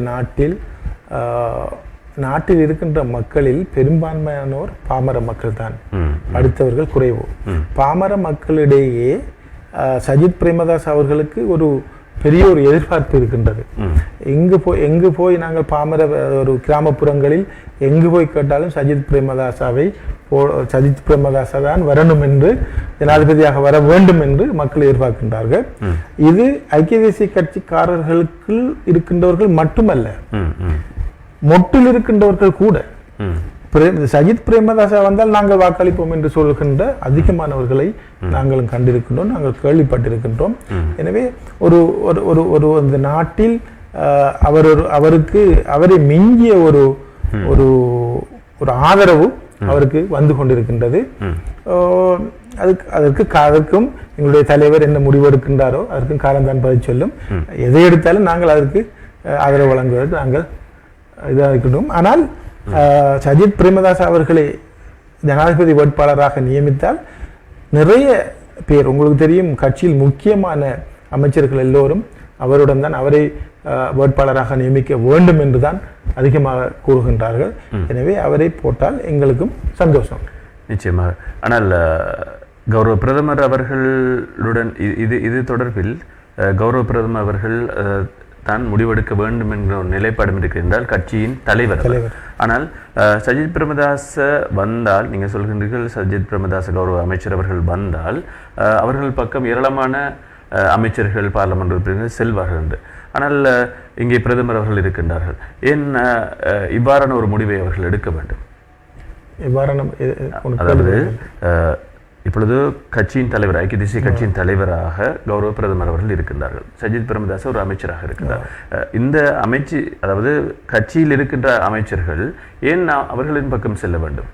சஜித் பிரேமதாஸ் அவர்களின் பக்கம் ஏன் இவரின் பக்கம் தலைவரின் பக்கம் இல்லாமல் அமைச்சரின் பக்கம் செல்ல வேண்டும் என்று கேட்கிறீர்கள். அது அந்த நாட்டில் உள்ள ஒரு சூழ்நிலை. நாட்டில் உள்ள மக்கள் விரும்புகின்றார்கள் சஜித் பிரேமதாஸ், நாட்டில் உள்ள பெரும்பான்மையான மக்கள் விரும்புகின்றார்கள் சஜித் பிரேமதாச வேட்பாளராக வர வேண்டும் என்று. அதனால்தான் நாட்டில் உள்ள அந்த சூழ்நிலையை கவனித்துக் கொண்டு பெரும்பான்மையான அமைச்சர்கள் நீங்கள் அவருக்கு கொடுங்கள் என்று சொல்லுகின்றார்கள். அதுதான் உண்மை. அவர்கள் விரும்பி சொல்லவில்லை. அவர்கள் தலைவர் ரணில் விக்ரமசிங்க அவர்களை எதிர்த்து கொண்டு நீங்கள் இவருக்கு கொடுங்கள் என்று சொல்வதற்கான காரணம் என்னவென்று நீங்க நினைக்கிறீர்கள்? எதற்கான காரணம்? தலைவர் கௌரவ பிரதமர் அவர்களை மக்கள் எதிர்ப்பதற்கான காரணம் என்னவென்று? இல்லை, அது நாளுக்கு நாள் உங்களுக்கு தெரியும். அரசியலில் உங்களுக்கு சந்திரிகா அம்மையார் வந்த போது அவர் ஒரு புதிதாக வந்தார். மேல் மாகாணத்துக்கு முதலமைச்சராக வந்து முதலமைச்சராக இருந்து கொண்டு ஜனாதிபதி தேர்தலில் அவர் போட்டியிட்டார். அப்போது அவர் ஒரு நாட்டுக்கு ஒரு புதிதாக ஒருவர் வரும்போது மக்கள் அலையாக வருவது வழக்கம். அவருக்கு கிட்டத்தட்ட 60-65% வாக்குகள் கிடைத்தன. இப்போது சஜித் பிரேமதாச ரணில் விக்ரமசிங்க அவர்கள் 25 வருடங்களாக கட்சியின் தலைவராக இருக்கின்றார். பல தேர்தலில் கேட்டிருக்கின்றார். அவர் கொஞ்சம் பழசு என்றும் புது ஒருவர் வேட்பாளராக வரும்போது மக்கள் செல்வாக்கு அவர் பக்கம் வருவது அது வளமை. அது நாட்டில் இருக்கின்ற ஒரு சூழ்நிலை, அது வளமை. அவர் வந்தாலும் கிட்டத்தட்ட 60-65% வாக்குகள் ஐக்கிய தேசிய கட்சியின் பக்கம் கிடைக்கும் என்று நாங்கள் நம்புகின்றோம். நிச்சயமாக. அதுபோல முகமது ஜஹான் கேட்டிருக்கின்றார், சாய்ந்தமருது அல் ஜலால் பாடசாலை கட்டிட பிரச்சினை குறித்து தயவு செய்து உண்மைத்தன்மையை தெளிவுபடுத்துங்கள் அப்படின்னு. சாய்ந்தமருது அல் ஜலால் வித்தியாலயத்துக்கு ஒரு கட்டடம் ஏற்கனவே கொடுக்க வேண்டும் என்று அமைச்சு தீர்மானித்து அக்கட்டடத்தை கொடுத்து அதுக்குரிய கண்டக்டர்களும் சைன் பண்ணி அதுக்குரிய எல்லா வேலைகளும் ஆரம்பிக்கப்பட்டு கொண்டிருந்த அந்த நிலைமையில் அதில் வேறு சில சக்திகள் அதற்கு உட்புகுந்து அந்த கட்டடத்தை அல்ஜலால் வித்தியாலயத்துக்கு கட்டக்கூடாது என்றும், ஏனென்றால் அதற்கு ஒரு இன்ஸ்பெக்ஷன் டீம் ஒன்றை அங்கு அனுப்பி அங்கு மேலதிகமான வகுப்பறைகள் இருக்கின்றன என்று சொல்லியும், அந்த வகுப்பறைகள் மேலதிகமாக இருப்பதனால் அங்கு அந்த கட்டடம் தேவையில்லை, அது வேறொரு பாடசாலைக்கு அதை எடுப்போம் என்று கூறி கடைசியாக அல் மன்னார் வித்தியாலயத்துக்கு அதை எடுப்பதற்குரிய முயற்சிகள் நடந்ததாக நாங்கள் அறிகின்றோம். ஆனால் உண்மையில் அந்த அல்ஜலால் பாடசாலை என்பது நான் படித்த பாடசாலை.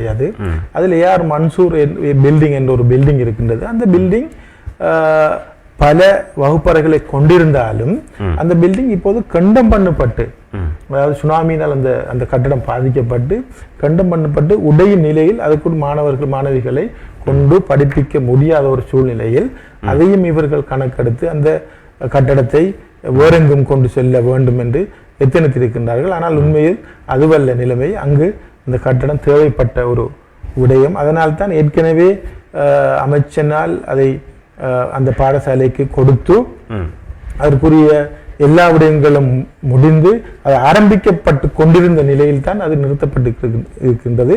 தற்போது மக்களுடைய எதிர்ப்பினாலும் சாய்ந்தமருது மக்களுடைய எதிர்ப்பினாலும் அந்த பள்ளி நிர்வாகத்தினுடைய கோரிக்கையினாலும் அந்த முயற்சி கைவிடப்பட்டிருப்பதாக நான் அறிகின்றேன்.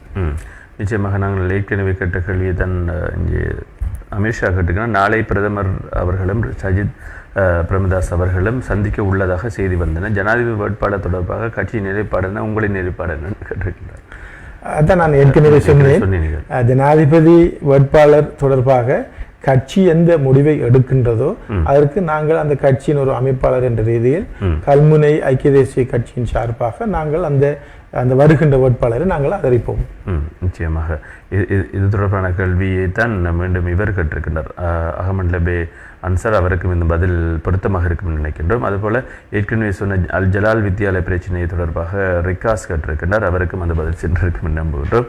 அதுபோல் அன்பு நண்பர் முகமது சிராஜ் அவர்கள் கனடாவிலிருந்து கேட்டிருக்கின்றார், நகர மண்டப வீதி புனரமைப்பு இழுத்தடிப்பு சம்பந்தமாக கூறுங்கள். அந்த கேள்வியை நான் கேட்க இருந்தேன். என்று சொன்னால் அரசியல் விமர்சகர் இப்ராஹிம் அவர்களும் அந்த பதிவினை அவரது முகநூல் பக்கமாக இட்டிருந்தார், அதற்குரிய ஆதாரத்தோடு இட்டிருந்தார். இந்த நகர மண்டப வீதி இவ்வாறு தான் நான் நினைக்கின்றேன் 4 மில்லியன், நினைக்கிறேன் 4,60,00,000 மில்லியன் ரூபாய் இதற்கு ஒதுக்கப்பட்டது. ஆனால் இதற்கு இடையூறாக பலர் இருந்து கொண்டிருக்கின்றார். இது வடிகான் அமைக்க வேண்டும், அமைத்து தான் இந்த வீதியை காப்பற்றிட வேண்டும் என்றெல்லாம் பல சர்ச்சைகள் எழுந்து கொண்டு தான் இருக்கிறது. ஆனால் இதற்கு அங்கீகாரம் வழங்கப்பட்டிருந்தும் கூட இது இடையிலே தடுத்து விடப்பட்டது என்று சொல்லப்பட்டது. இப்பொழுது அந்த வீதி எந்த நிலைமையில் இருக்கிறது? அதனுடைய புனரமைப்புகள் எவ்வாறு நடைபெறும்? அதற்கிடையிலே அடிக்கலும் நாட்டப்பட்டது. கல்முனை அந்த நகர மண்டப வீதி சம்பந்தமாக நான் கல்முனை தொகுதிக்கு அமைப்பாளராக வந்து 1 வருட காலத்தின் பின்னர், அதாவது அந்த பதிவிலே இப்ராஹிம் அவர்கள் இருந்தால் நானும் இந்த இதிலே சேர்ந்து நானும் பயணித்தவன் என்று, இதன் உண்மைத்தன்மை என்ன? இப்ராஹிம் அதை நான் கூற வருகின்றேன். அதாவது நான் அமைப்பாளராக வந்து கிட்டத்தட்ட 1 வருடங்களின் பின்னர் இந்த நகர மண்டப வீதி கிட்டத்தட்ட 35 வருட காலமாக அதே நிலையில் தான் மிக மோசமாக பழுதடைந்த நிலையில் இருக்கின்றது. இதை முடியுமான வரை, முடியும் என்றால் நீங்கள் இதை புனர் நிர்மாணம் செய்து தாருங்கள் என்று கேட்டவர்களில் முக்கியமானவர் இப்ராஹிம் அவர்கள். அதோடு அந்த வீதியில் இருக்கின்ற நிறைய பேர் என்னிடம் இதை முடியும் என்றால் நீங்கள் செய்து தாருங்கள் என்று என்னிடம் கேட்டார்கள். இன்றைக்கு கிட்டத்தட்ட 1.5 வருடங்களுக்கு முன்பிருந்து இந்த வீதி இந்த வீதிக்குரிய நான் ஒரு எஸ்டிமேட், அதை பிடி ஆஃபீஸ் அக்கரைப்பத்தில் இருக்கின்ற RDA பிடி ஆஃபீஸிலிருந்து அந்த எஸ்டிமேட்டை நான் எடுத்தேன். அதுக்கு ஏற்கனவே அவர்கள் 53 மில்லியனுக்காக எஸ்டிமேட் தந்தார்கள். பின்னர் 46 மில்லியனாக அது குறைக்கப்பட்டு 46 மில்லியனுக்கு அதுக்கு எஸ்டிமேட் தரப்பட்டது. இந்த எஸ்டிமேட்டை நான் கொண்டு அமைச்சர் கபீர் ஹாசிம் அவர்தான், ஏற்கனவே இருந்தவர் அமைச்சர் லக்ஷ்மி கிரியல்ல, தான் நான் முதலில் அதை கொடுத்து இந்த வீதியை நீங்கள் எனக்கு செய்து தர வேண்டும் என்று நான் அவரிடம் கேட்டேன். அப்போது அவர் 1 வீதி தானே என்று கேட்டார். 1 வீதி தானே, ஓகே நான் செய்து தரேன் என்று லக்ஷ்மண் கிரியல் என்னிடம் பொருந்தி கொண்டார். அதன் பின்னர் அவர் அந்த அமைச்சிலிருந்து மாற்றப்பட்டு கௌரவ கபீர் ஹாசிம் அவர்கள் அந்த அமைச்சுக்கு வந்ததன் பின்னர் அவரிடம் நான் திரும்பவும் அந்த வீதியை கொடுத்து அவர் என்னை ஓகே நான் செய்து தருகின்றேன் என்று வீதி அபிவிருத்தி அதிகார சபையின் தலைவர் சாமன் சூர்யாராட்சி என்பவரிடம் அவரையும் அழைத்து ஒரு தரம் என்னுடன் பேசினார். அப்போது சூர்யாராட்சி அங்கு இருக்கின்ற அவர் தவிசாளர், ஒர்க்கிங் டைரக்டர் எல்லோரையும் எடுத்து பேசிய போது அவர்களுக்கு உங்களுக்கு தெரியும், கல்முனை பிரதேசத்துக்கு ஒரு ரோட்டுக்கு 46 மில்லியன் 4,60,00,000 என்ற அந்த பெரும் தொகையை கொடுப்பதற்கு உண்மையில் அந்த மற்றவர்களுக்கு கொஞ்சம் விருப்பம் இல்லாமல் தான் இருந்தது. அப்ப அவர்கள் அந்த ஏதோ ஒரு காரணத்தை சொல்லி, இப்போது காசு இல்லை அல்லது வேற ஒரு பிரச்சனையை சொல்லி அல்லது ஒரு சின்ன அமௌண்ட்டுக்காக செய்வோமே என்று சொல்லி பல இழுத்தடுப்புகளை செய்து வந்து நான் கடைசியில் இறுதியாக கபீர் அமைச்சர் அவர்களிடம் போய் நீங்கள் இது செய்து தர வேண்டும், அல்லாவிட்டால் செய்து தர இல்லாட்டியும் பரவாயில்ல, நீங்கள் இதை சொல்லுங்கள் என்று நான் அவரிடம் கேட்டபோது அவர் மீண்டும் என்னை அமைச்சுக்கு எடுத்துக்கொண்டு போய் எல்லோரையும் திரும்ப கூப்பிட்டு இதை கட்டாயம் செய்ய வேண்டும் என்று ஒரு அப்ரூவலும் தந்து எல்லோரும் அதில் சேர்மன், ஒர்க்கிங் டைரக்டர் எல்லோரும் அதில் கையொப்பமிட்டார்கள். அந்த மகனகும டைரக்டர் எல்லோரும் அதில் கையொப்பமிட்டு கடைசியில் கபீர் ஹாசிம் அமைச்சர் அவர்கள் இதில் கையொப்பமிட்டால் தான் நாங்கள் ஃபண்டை ரிலீஸ் பண்ணுவோம் என்று சொன்னதன் பின்னர் நான் பாராளுமன்றத்துக்கு அவரை தேடி சென்று கபீர் ஹாசிம் அவர்களை அங்கு பாராளுமன்றத்தில் வைத்து அவருடைய கையொப்பத்தை எடுத்துக்கொண்டு திரும்ப அமைச்சியம் கொடுத்ததன் பின்னர் அது அந்த நிதி எனக்கு ஒதுக்கி தருவதாக அவர்கள் வாக்குறுதி அளித்து ஒதுக்கியும் தந்தார்கள். ஆனால் உண்மையில் எங்களுடைய துரதிர்ஷ்டவசம் அந்த வீதி இப்போது கட்டப்பட்டு கொண்டிருக்கின்றதாக நாங்கள் அறிகின்றோம். இப்போ இந்த விடயம் சம்பந்தமாக அமைச்சர் கபீர் ஹாசிம் ஒரு தரம் எனக்கு அவர் அழைப்பை ஏற்படுத்தி இந்த வீதியில் ஒரு ஒரு சிறிய ஒரு பிரச்சனை இருப்பதாகவும் இதை நாங்கள் கொஞ்சம் பிந்தி பார்ப்போம் என்று சொல்லியும் அவர் என்னிடம் வேறு எல்லாவற்றையும் நான் வருத்தல் கூறவும் முடியாது. ஏனென்றால் இதில் பல அரசியல் பின்னணிகள் எல்லாம் இருக்கின்றன. எனவே அவர் அதை கூறிய போது அப்போது நான் சொன்னேன், அப்போ இது நீங்கள் தானே தந்தது, அப்போ நீங்கள் தானே இது அமைச்சில் RDA தானே செய்ய வேண்டும், நீங்கள் தானே தந்தது என்று நான் கூறிய போது கொஞ்சம் பொறுங்கள் பார்ப்போம் என்று சொல்லி அதுக்கிடையில் நான் நினைக்கின்றேன் இப்போது அந்த வீதி ஆரம்பிக்கப்பட்டிருப்பதாக நான் அறிகின்றேன். நிச்சயமாக ஆரம்பிக்கப்பட்டிருப்பதாகவும் அது இடையே நான் நினைக்கின்றேன் எமது பீச் அதாவது கடற்கரை பகுதியிலிருந்து ஆரம்பிக்கப்படுவதாகவும் அது அந்த வீதி முழுவதாக கான் போடப்படுவது இல்லை என்றும் அந்த பதிவில் இட்டிருந்தார். என்னவென்றால் அந்த எனக்கு தந்த அந்த எஸ்டிமேட் அந்த 46 மில்லியன் அந்த எஸ்டிமேட் மெயின் வீதியிலிருந்து கடற்கரை வீதி வரைக்கும் கான் இட்டு வடிகான் இட்டு வடிகானுக்கு மேலால் அந்த கவர் ஸ்லாப் அந்த மேல் மூடி இட்டு அந்த மூடிக்கு சமமாக அந்த வீதியையும் காப்பீட்டு வீதியை அமைப்பதற்குரிய எஸ்டிமேட் தான் எனக்கு தரப்பட்டது. உண்மையில் அந்த தொகை இருந்தால் மட்டும்தான் அந்த வீதி ஒரு ஒழுங்கான வீதியாக வரும் என்பது எனது அபிப்பிராயம். உண்மையில் அந்த எனக்கு ஒதுக்கப்பட்ட அந்த பணம் எனக்கு ஒதுக்கப்படவில்லை, இந்த ஊருக்கு இந்த வீதிக்காக ஒதுக்கப்பட்ட அந்த பணம் திரும்புமானால் அது ஒரு உண்மையில் ஒரு மனவர்த்தமான ஒரு விஷயம். என்றால் இந்த ஊருக்கு கிடைக்கின்ற 4,60,00,000 அது அது அது அநியாயமாக போகக்கூடாது என்று நான் விரும்புகின்றேன். ஆனால் அமைச்சர் கபீர் ஹாசிம் அவர்கள் கூறியதன் படிக்கு அவர் சொன்னார் கொஞ்சம் பொருங்கள் பார்ப்போம் என்று சொல்லி அவர் கொஞ்சம் நழுவின மாதிரி அந்த கதையை கழித்தார். அதற்கு சில வேற பின்னணிகளும் இருக்கலாம் என நான் நினைக்கின்றேன். உண்மையிலே அந்த வீதியில் உள்ள மக்கள் சொல்கின்றார்கள் முற்றுமுழுதாக அந்த வீதியை கான் இட்டுத்தான் செய்து தர வேண்டும், இடையிலே கான் இட்டு செய்தால் நாங்கள் விடமாட்டோம் என்ற ஒரு நிலைப்பாட்டிலும் இருப்பதாகவும் முகநூல் பதிவுகள் சொல்கின்றன. இது தொடர்பாக உங்களுக்கு இருக்கிறது? இல்லை, அது மக்களுடைய உரிமை. உண்மை அந்த வீதி ஒழுங்காக பூரணமாக செப்பனிடப்பட வேண்டும், அது எங்களுடைய வீதி என்று கேட்பதற்கு அந்த வீதியில் இருக்கின்ற மக்களுக்கு உரிமை இருக்கின்றது. அவர்கள் கேட்கத்தான் வேண்டும். ஏனென்றால் அது அவர்கள் பாவிக்கின்ற 35 வருட காலமாக அது மிக மோசமாக கிடந்த அந்த வீதி ஒழுங்காக செப்பனிடப்பட வேண்டும் என்று விரும்புகின்றதில் நிறைய நியாயங்கள் இருக்கின்றன. அது அவர் கேட்கத்தான் வேண்டும், அது அப்படித்தான் நடைபெறவும் வேண்டும். ஏனென்றால் அந்த தொகைக்கு அது அந்த அந்த வீதி போடுபடா விட்டால் அது அரைக்குறையான வீதியாகத்தான் இருக்கும் என்று நான் நினைக்கின்றேன். இது தொடர்பாக இன்னும் பேசலாம், அதுக்கிடையில் அழைப்பு இருக்கிறது, அதனை மன்னித்து விட்டு பேசுவோம். ஹலோ, அஸ்ஸலாமு அலைக்கும். ஹலோ ஹலோ, வலைக்கும் அஸ்ஸலாம். யார் எங்கிருந்து கேட்குறீங்க? நான் முன்னாள் கல்முனை மாநகர சபை உறுப்பினர் நஃபார் பேசுகிறேன். சொல்லுங்கள் நவார், சொல்லுங்கள் நவார். வருடத்தில் ஒரு வினா, நெற்பட்டிமுனை கிராமம் சம்பந்தமாக கௌரவ அமைச்சர் ஹரிஸ் அவர்கள் குளனி, அதே போன்று இறக்காமம், பொத்துவில் போன்ற பிரதேசங்கள் பல்வேறுபட்ட சேவைகளை செய்து கொண்டிருக்கின்ற காலகட்டத்தில் எங்களுடைய சிரேஷ்ட சட்டத்தரணையும் கல்முனை தொகுதியின் ஐக்கிய தேசிய கட்சி அமைப்பாளர் ரசாக் சார் அவர்கள் பல்வேறுபட்ட வீதிகள் புனரமைப்பு செய்திருக்கின்றார். எதிர்காலத்தில் எங்களுடைய பல்வேறுபட்ட பாடசாலைகளுக்கு தேவையான அபிவிருத்திகள், அதே போன்று பள்ளி வாயில்களுக்கு தேவையான சில உட்கட்டுமான அபிவிருத்திகள், அதே போன்று காபட் வீதிகளும் விடுவதாக ஒரு சில விடயங்கள் சொல்லியிருக்கின்றார். இது நெற்பட்டிமுனை மக்களுடைய மனதில் ஒரு ஏக்கமாக இருக்கின்றது. ஏனென்றால் UMPக்கு வாக்களிக்கின்ற இங்கு 400-500க்கு அதிகமான மக்கள் இருக்கின்றார்கள். என்று சொன்னால் திட்டவட்டமாக வாக்களிக்கிற 500க்கு இடைப்பட்ட மக்கள் இருக்கின்றார்களுடைய ஏக்கமாக இருக்கின்றது. என்றால் கடந்த டேகமக்கி அவர்களின் ஊடாக 670 மக்கள் சமுர்த்தி உதவி பெறுவதற்கு கௌரவ எங்களுடைய அமைப்பாளர் அவர்களுடைய பங்கு பிரதானமாக இருந்தது. அதுக்கு நாங்கள் நன்றி சொல்ல வேண்டும். அதே போன்று இன்னும் பல இளைஞர்கள் அவர் மூலமாக கிட்டத்தட்ட 10 இளைஞர்கள் இதுவரையில் நேர்முக பரீட்சை சென்றிருக்கின்றார்கள். எதிர்வரக்கூடிய மாதங்களில் தொழில் வாய்ப்பினை பெறக்கூடிய இருக்கின்றார்கள். எனவே இவ்வாறுபட்ட நிலைமைகளில் தொழில் வாய்ப்பினை வழங்கி இருக்கின்றார்கள். அதுக்கு நன்றி. நேர்முக பரீட்சைக்கும் சென்றிருக்கின்றார்கள், அதற்கு நீங்கள் தெரிவு செய்திருக்கின்றீர்கள். அதுக்கும் உங்களுக்கு நன்றியை தெரிவித்துக் கொண்டு நெற்பட்டிமுனையினுடைய உட்கட்டுமான அபிவிருத்திக்கு உங்களுடைய பங்களிப்புகளை தயவு செய்து எல்லா கிராமங்களுக்கும் காபட் பணியினை மேற்கொண்டிருக்கின்றீர்கள். உங்களுடைய நெற்பட்டிமுனை கிராமத்திற்கான காபட் பணிகள், அதே போன்று பாடசாலைகள், பள்ளி வாயில் புனரமைப்புகள் உங்களுடைய பங்கினை சொன்னால் மிக சிறப்பாக இருக்கும் என்று நான் கருதுகின்றேன். நன்றி நஃபார், இணைந்து கொண்டமைக்கு நன்றி. நன்றி நஃபாருடைய அந்த கேள்விக்கு நன்றி.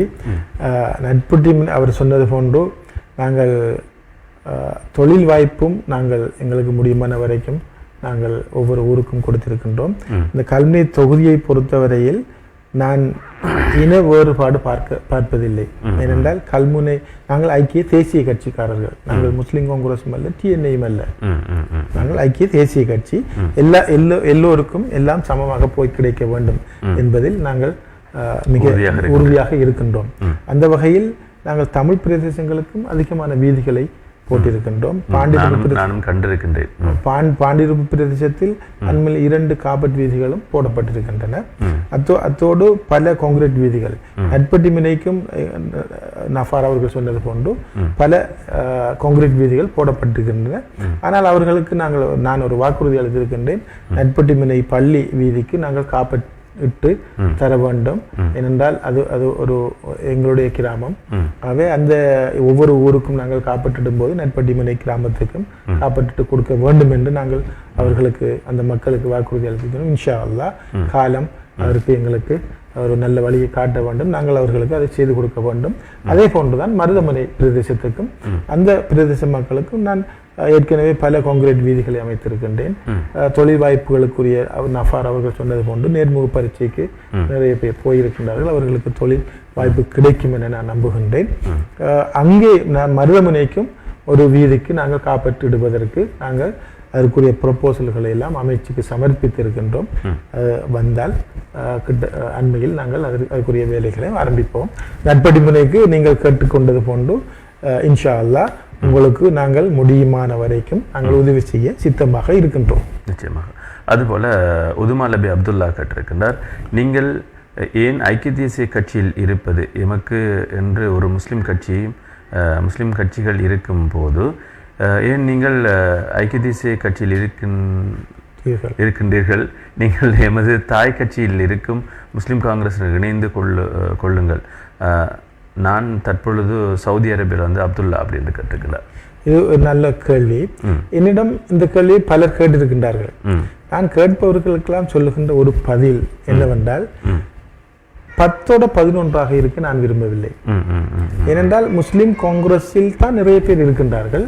அவர்களும் ஏதாவது செய்ய வேண்டும் என்றால், அவர்களும் ஏதாவது அபிவிருத்தி செய்ய வேண்டும் என்றால், அவர்களும் ஏதாவது உரிமை பெற வேண்டும் என்றால் அவர்கள் முஸ்லிம்களுக்காகத்தான் ஏன் செய்ய போகின்றார்கள்.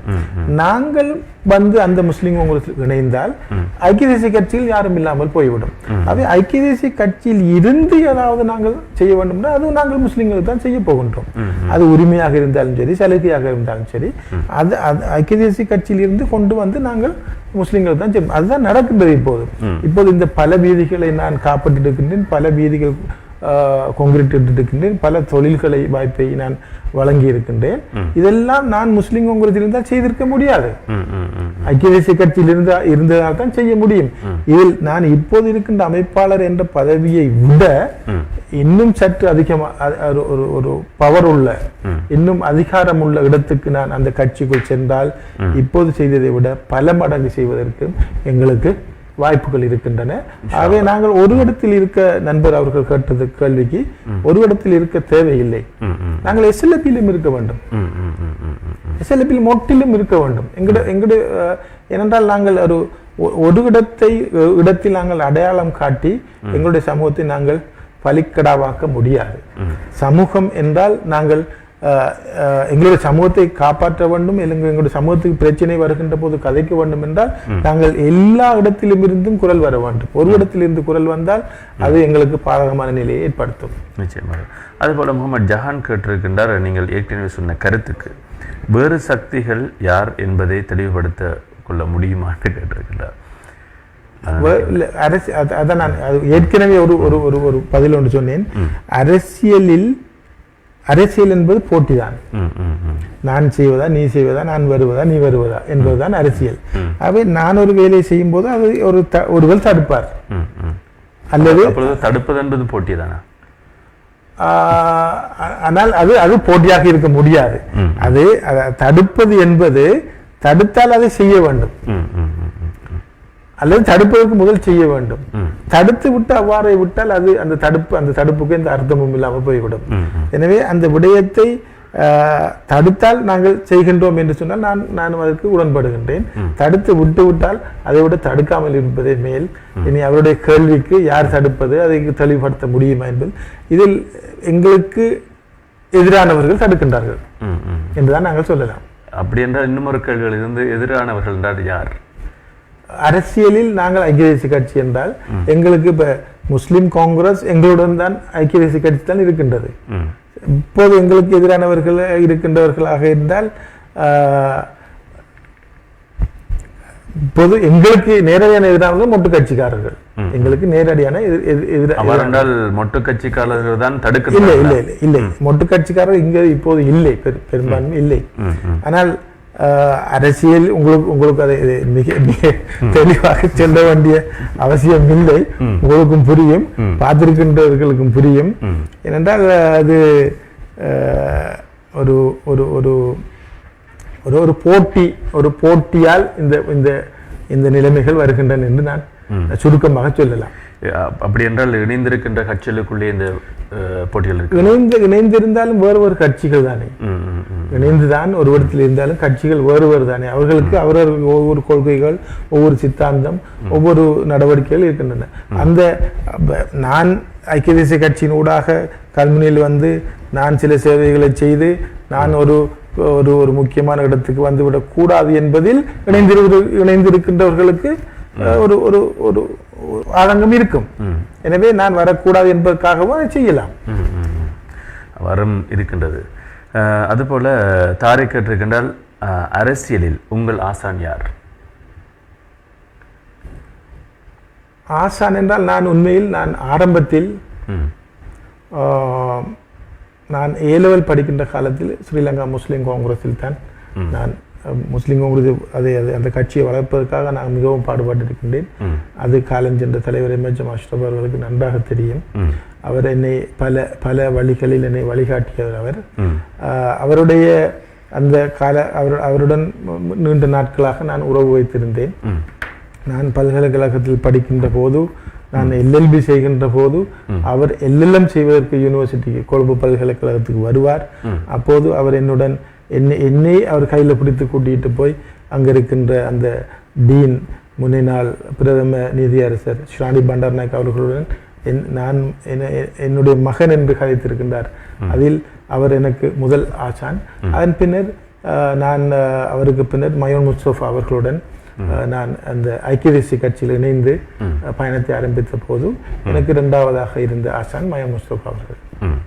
அதுபோல அமித்ஷா வாழ்த்துக்களை சொல்லியிருக்கின்றார். பதில்கள் நல்ல நிதானமாக இருக்கிறது, வாழ்த்துக்கள் உங்களுக்கு அப்படின்னு சொல்லியிருக்கின்றார். கல்முனை தமிழ் பிரதேச செயலகம் தொடர்பாக உங்களது நிலைப்பாடு என்ன என்று கேட்டிருக்கின்றார். கேதீஸ் கேட்டிருக்கின்றார், ரவீந்திரன் கேதீஸ்.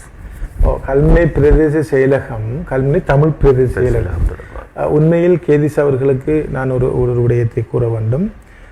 தமிழ் பிரதேசம் என்று ஒன்று இல்லை. இன ரீதியாக ஒரு ஒரு ஒரு பிரதேசம், ஒரு சபையை அமைக்க முடியாது. நாட்டில் சட்டமும் அதைத்தான் சொல்லுகின்றது. இன ரீதியாக ஒரு பிரதேச செயலகம் ஒன்று அமைக்க முடியாது. ஏற்கனவே அவர் கூறியது போன்று கல்முனை தமிழ் பிரதேசம் என்ற அந்த சொற்பதத்தில் இருந்த ஒரு மயக்க நிலைமை காரணமாக அல்லது அதில் இருந்த சட்ட பிரச்சனை காரணமாக பின்னர் அதை கல்முனை வடக்கு பிரதேசம் என அவர்கள் அதை மாற்றியிருக்கின்றார்கள். அதில் தானே இப்போது உங்களுக்கு தெரியும், அதில் தான் பல பிரச்சனைகள் எங்களுடைய இரண்டு சமூகங்களுக்கும் இடையில் ஒரு பெரிய ஒரு பிரச்சனையாக வர இருந்த பிரச்சனைகள் எல்லாம் இப்போது ஒரு அளவு சுமூகமாக்கப்பட்டு, ஆனால் அந்த பிரச்சனை இன்னும் முடிவடையாமல் இருக்கின்றது. உண்மையில் அந்த பிரச்சனை ஏதோ ஒரு வழியில் முடிவடைய வேண்டும் என்று நாங்கள் விரும்புகின்றோம். அதில் சில எல்லை இல்லாமல் அந்த பிரச்சனை இரு சமூகங்களுக்கும் இடையில் சிலருக்கு உண்மையில் இந்த பிரச்சனை இருக்க வேண்டும். அரசியல் செய்வதற்கு அவர்களுக்கு பிரச்சனை இருக்க வேண்டும். சில தமிழ் தரப்பினருக்கும் அது இருக்க வேண்டும், சில முஸ்லிம் தரப்பினருக்கும் அந்த பிரச்சனை இருக்க வேண்டும். பிரச்சனை இருந்தால் தான் அந்த பிரச்சனையை காட்டி காட்டி காட்டி அரசியல் செய்யலாம். ஆனால் உண்மையில் இது பிரச்சனையை முடித்தாலும் கூட நாங்கள் இந்த பிரச்சனை முடித்திருக்கிறோம் என்று அரசியல் செய்ய முடியாதா? இல்லை, பிரச்சனை முடிந்தா அந்த சாப்டர் க்ளோஸ், அதோட அந்த விஷயம் அதோட முடிஞ்சிடும். முடிஞ்சது பிறகு இவர்களுக்கு கதைப்பதற்கு ஒன்றுமில்லாமல் போகக்கூடிய ஒரு சூழ்நிலை நாங்கள் முடித்திருக்கின்றோம் என்று பேசலாம். ஒரு சிறம் தான் பேசலாம், அடுத்த முறை பேச முடியாது அதை. சரிதானே? ஆனால் பிரச்சனை இருப்பதை அவர்கள் அதனால் தான் அதை விரும்புகின்றார்கள். ஆனால் உண்மையில் எங்களை பொறுத்தவரையில் இந்த இரண்டு சமூகங்களும் கல்முனையில் இரண்டு சமூகங்களும் ஒற்றுமைப்படாமல் இருக்க முடியாது. ரெண்டு சமூகமும் ஒன்றாக ஒற்றுமைப்பட்டே ஆக வேண்டும். அப்போதுதான் இந்த கல்முனை நகரை நாங்கள் கட்டி எழுப்பலாம். கல்முனை நகரை நாங்கள் அபிவிருத்தி செய்ய வேண்டும் என்றால் சண்டை பிடித்து அபிவிருத்தி செய்ய முடியாது இரண்டு சமூகம். ஏன்னால் நாங்கள் இரண்டாக கலந்திருக்கின்றோம். இரண்டு மருதமனை, அதன் பின்னர் தமிழ் பாண்டிருப்பு, கல்முனை, அதன் பின் அதற்கு பிறகு கல்முனை கொடி, இப்படி அந்த இரண்டு சமூகங்களும் ஒன்றோடு பின்னி பிணைந்த சமூகமாக இருப்பதனால் இந்த கல்முனையை நாங்கள் அபிவிருத்தியின் மீது கட்டியெழுப்ப வேண்டும் என்ற ஒரு தேவை இருக்கின்ற காரணத்தினால் இந்த சமூகங்களுக்கு இடையே ஒரு பிரச்சனை இல்லாமல் இந்த பிரச்சனையை முடிக்க வேண்டும். அதை இப்போது பிரதம மந்திரி அவர்களின் கையில் அவர்களுடைய அந்த அலுவலகம் வரை சென்று நாங்களும் அதில் எல்லா கூட்டங்களிலும் பெரும்பாலான கூட்டங்களில் நானும் அதில் பங்கு பற்றி இருக்கின்றேன். இப்போது அது ஒரு சுமூகமான ஒரு சூழ்நிலை முடிவடையக்கூடிய வாய்ப்பு இருக்கின்றது. அதுபோல அகமது லபே அன்சார் ஊடகவியலாளர் லஸ்டோ மீடியா அமைப்பினுடைய நிறுவனர் கேட்டிருக்கிறார், சாய்ந்தமரது ஒலிவோரியன் கிராமத்தில் ஒரு வீட்டு திட்டம் உங்கள் மூலம் ஏற்படுத்தப்படுவதாக அறிகின்றேன், இது உண்மையா அப்படின்னு கேட்டிருக்கிறார். இந்த NHTA national housing scheme, NHTA authority, அதாவது தேசிய வீடமைப்பு அதிகார சபையினுடைய உதவி தவிசாளர் அவர்களை நாங்கள் அண்மையில் சந்தித்தோம். அவர்களை சந்தித்து அவர்கள் கல்முனை பிரதேசத்துக்கு, சாய்ந்தமருது பிரதேச செயலகத்துக்கும், கல்முனை பிரதேச செயலகத்துக்கும், கல்முனை வடக்கு அந்த பிரதேச செயலகத்துக்கும் அவர்கள் 3 பிரதேச செயலகங்களும் வந்திருந்தார்கள். இப்போ நாங்கள் அவர்களை சந்தித்து நாங்கள் அவரிடம் கேட்டோம். அதே கேள்வி அமைச்சர் சஜித் பிரேமதாஸ் அவர்களிடம் ஏற்கனவே நாங்கள் கேட்டிருக்கின்றோம். ஏனென்றால் எல்லா இடங்களிலும் நீங்கள் வீடு கட்டிக் கொடுக்கின்றீர்கள், கல்முனை தொகுதிக்கு இன்னும் ஒரு வீட்டு தொகுதியும் வரவில்லை என்று. அவர் எங்களிடம் உடனடியாக கேட்பார், அரச இடத்தை தாருங்கள், நாங்கள் வீடு கட்டி தாரோம் என்று. இங்கு பிரச்சனை அரச நிலம் இல்லை, கல்முனையிலும் இல்லை, சாய்ந்தமருதிலும் இல்லை, அரச நிலம் இல்லை. அதனால்தான் இந்த உதவி தவிசாளர் அவர்கள் வந்தபோது அவர்களை நாங்கள் சாய்ந்தமருது ஒலிவோரியன் கிராமத்தில் இருக்கின்ற ஒரு 4 ஏக்கர் அரச நிலம் இருக்கின்றது, அதில் நாங்கள் அவர்களை கொண்டு காட்டினோம். அதே போன்று கல்முனை கிரீன்ஃபீல்டுக்கு பின்னுக்கு அரச நிலம் இருக்கின்றது, அதையும் கொண்டு போய் நாங்கள் அவர் 2 இடங்களை நாங்கள் காட்டிய போது அவர் சொன்னார், இதில் தனித்தனி வீடுகள் கட்டுவதை விட ஒரு மாடி கட்டடம், பல தொகுதிகள் கொண்ட மாடி கட்டடம் ஒன்றை நாங்கள் கட்டுவதற்கு நான் அமைச்சரிடம் பேசுகின்றேன், பேசி கட்டுவதற்குரிய ஏற்பாடுகளை செய்து தருகின்றோம் என்று சாய்ந்தமருது பிரதேச செயலாளர் அதற்குரிய 2 ஏக்கர் நிலங்களுக்கு கொடுப்பதற்கு கடிதமும் கொடுத்து விட்டார். அதே போன்று கல்முனை பிரதேச செயலாளர் அவர்களுக்கு அந்த சேர்மன் ஆபீஸில் இருந்து, NHTA ஆபீஸில் இருந்து கல்முனை பிரதேச செயலாளருக்கு ஒரு கடிதம் அனுப்பப்பட்டிருக்கின்றது. இந்த வீட்டு தொகுதியை கட்டுவதற்கு நீங்கள் நிலத்தை 2 ஏக்கர் அல்லது 3 ஏக்கர் நிலத்தை ஒதுக்கி தாருங்கள் என்று கேட்டிருக்கின்றது. இது எங்களுடைய நாங்கள் இந்த மக்களுக்காக, உண்மையில் நான் இந்த அரசியலுக்கு வந்ததன் பின்னர் இந்த ஏழை மக்களை சந்தித்ததில் உண்மையில் சில வீடு வளவு இல்லாமல் 40 வயதை தாண்டிய நிறைய பெண்கள் எங்களது பிரதேசத்தில் இருக்கின்றார்கள். மிக மனவருத்தமான ஒரு விஷயம். அவைகளை நாங்கள் கருத்து கொண்டு அந்த வந்த சேமனை நாங்கள் கூட்டிக் கொண்டு போய் காட்டி அவர் இதை வாக்குறுதி அளித்திருக்கின்றார். இதை நாங்கள் பல மாடி கட்டடங்களை நாங்கள் கட்டி தருகின்றோம் என்று. அதற்கு மாதம் ஒரு சின்ன ஒரு தொகையை அறவிடுவார்கள். ஒரு தொகுதிக்கு 1000 அல்லது 1200 அல்லது 1500 அந்த அளவுதான் வருமாம் என்று அவர் சொன்னார். அவ்வாறு தான் அதை அவர்கள் அறவிட்டு அந்த வீட்டு தொகுதிகளை கட்டித்தருவதை ஏற்றுக்கொண்டிருக்கின்றார்கள். இன்ஷா அல்லாஹ் சில வேளை சஜித் பிரேமதாஸ் அவர்கள் ஜனாதிபதியாக வந்தால் உடனடியாக நாங்கள் அதை கட்டுவதற்கு கூடிய ஏற்பாடுகளையும் நாங்கள் செய்வோம். மாடி வீட்டு திட்டம் வருமா இல்லை தனித்தனி வீடுகளா? மாடி வீட்டு திட்டம் என்றால் தனித்தனி வீடு கட்டுவதற்கு எங்களுக்கு இடம் போதாது.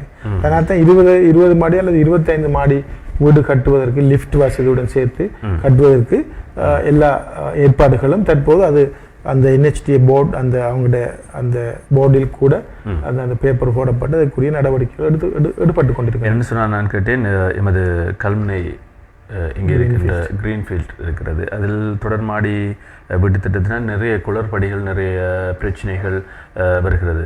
இது சாத்தியமற்றதாக இருக்குமோ என்ற ஒரு சந்தேகம் இருக்கிறது. என்று சொன்னால் அவர் தான் இங்கே இந்த குளறுபடிகள், நீர் பிரச்சனை, அதுபோல் வடிகான் பிரச்சனை, பல பிரச்சனைகள் இருந்து கொண்டு தான் தொடர்ச்சியாக இருந்து கொண்டிருக்கிறது. அதற்காகத்தான் இந்த கேள்வியை கேட்டேன். இல்லை அது அந்த வீட்டு திட்டங்கள் ஒரு லிஃப்ட் வசதி இல்லாத 3 மாடிகளை கொண்ட வீட்டு திட்டங்கள். அது அது அது அந்த அவ்வாறான வீட்டு திட்டம் அல்ல இது லிஃப்டுடன் சேர்த்து 25 அல்லது 30 மாடிகளை கொண்ட வீட்டு திட்டம். இதற்கு அந்த வீட்டை கட்டும் போது அதுக்குரிய சகல வசதிகளையும் வைத்துத்தான் அவர்கள் அதை செய்வார்கள். இது NHTA செய்கின்ற ஒரு விடயம். சகல வசதிகளையும் அதுக்கு வைத்து செய்வார்கள். இனி எதிரே வருகின்ற காலங்களில், எதிர்காலத்தில் எங்களுடைய பிரதேசத்தில் எங்களுடைய இன்னும் 10-15 வருடங்களுக்கு பின்னர் வீடு அல்லது வளவு இல்லை என்ற ஒரு நிலைதான் தோன்றும். ஆகவே நாங்கள் மேல் மாடிகளை கட்டுவதை விட வர வழி இல்லை என்ற ஒரு நிலை எங்களுக்கு வரும் எதிர்காலத்தில். அதை கருத்தில் கொண்டு நாங்கள் தொடர் மாடிகளில் வசித்து பழகுவதற்கும் எங்களுடைய மக்கள் உண்மையில் கற்றுக்கொள்ள வேண்டும் என்று நான் நினைக்கின்றேன். ஏனென்றால் எதிர்காலத்தில் அவ்வாறு தான் வர இருக்கின்றது. இது போல இந்த 2 இடங்களுக்கும் கல்வி அல்லது சாய்ந்த 2 இடங்களுக்கும் அல்லது வேறு இடங்களுக்கு வீடுகள் வந்தால் எவ்வாறு அது பகிர்ந்தளிக்கப்படும், யார் யாருக்காக கொடுக்கப்படுவது? இல்லை, அது நாங்கள் மட்டும் தீர்மானிக்கின்ற விடயம் அல்ல. ஆனால் யார் யாருக்கு அது பொருத்தமாக இருக்கின்றதோ அவர்களுக்கு அது பகிர்ந்தளிப்பு. உண்மையில் வேலை அந்த வீடு இல்லாதவர்கள், வளவில்லாதவர்களுக்கு அது பகிர்ந்தளிப்பதற்குரிய நடவடிக்கைகளை நாங்கள் மட்டுமல்ல NHTA அல்லது மற்ற எல்லோரும் சேர்ந்து அதுக்கு ஒரு முடிவு ஒன்றை எடுப்போம். நிச்சயமாக இது தொடர்பாக இன்னும் பேசலாம். ஏராளமான கேள்விகளும் வந்து கொண்டே இருக்கிறது. ஒரு சிறிய இடைவெளிக்கு பிறகு நாங்கள் மீண்டும் சந்திப்போம்.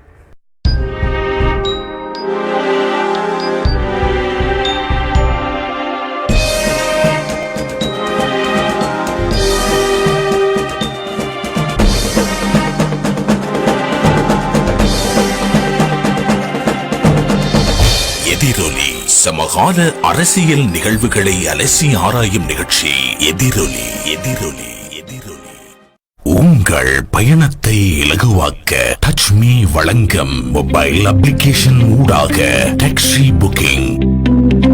குறைந்த கட்டணம், பாதுகாப்பான பயணம், விரைவான சேவை, ப்ரோமோ கோட் விலை கழிவுகள், வசதியான வாகன தெரிவு, டுக் டுக், பட்ஜெட், மினி, கார், வேன் மற்றும் பட்டா.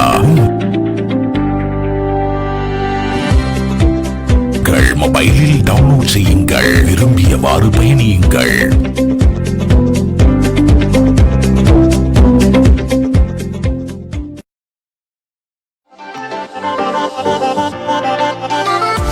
உங்கள் பாதுகாப்பை உறுதிப்படுத்தும் நோக்கில் CCTV கேமராக்கள், ஹிக்விஷன், தவா போன்ற கேமராக்களை உங்கள் வியாபார நிறுவனங்கள், வீடுகள், அரசு நிறுவனங்கள், தனியார் நிறுவனங்கள், வணக்க ஸ்தலங்கள் போன்றவற்றிற்கு மிக நியாயமான கட்டணத்தில் வழங்குவதோடு 24 மணி நேரமும் உங்கள் மொபைல் போனில் கண்காணிக்கும் வாய்ப்பு. அத்துடன் புத்தம் புதிய CCTV கேமராக்களை வழங்குவதோடு பழுதடைந்த CCTV கேமராக்களை துரித கதியில் திருத்தி பெற்றுக் கொள்ளும் வாய்ப்பினையும் வழங்குகின்றார்கள். Hitech CCTV installation maintenance. இலக்கம் 318 பிரதான வீதி, கல்முனை. தொலைபேசி தொடர்புகளுக்கு உடன் அழையுங்கள் 0773536 நோட் 773536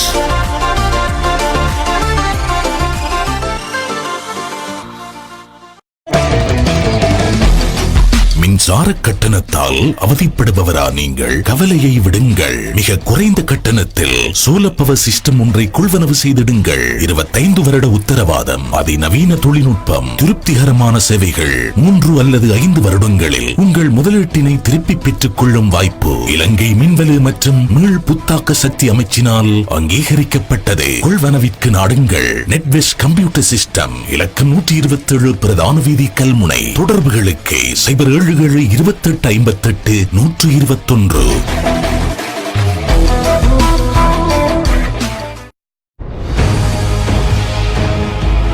கல்முனையில் மெட்ரோபாலிட்டன் காலேஜ் ஒரு நாகரிகமான கல்விச் சூழலை கல்முனையில் விதைக்கின்றது நம் தேசத்தின் கல்வியகம் மெட்ரோபாலிட்டன் காலேஜ். சர்வதேச நாடுகளின் தரமிகு பல்கலைக்கழகங்களோடு கைகோர்த்து உன்னதமான சேவையை வழங்குகின்றது மெட்ரோபாலிட்டன் காலேஜ். வேக் மற்றும் யுஜிசி அங்கீகாரம் பெற்ற டிப்ளோமா, கலாநிதி, பட்டப்படிப்பு, உயர் பட்டப்படிப்புக்கான கற்கை நெறிகளை வழங்குகின்றது. கல்முனை பிரதான வீதியிலும் தலைநகர் நெகிவளையிலும் மெட்ரோபாலிட்டன் காலேஜ்.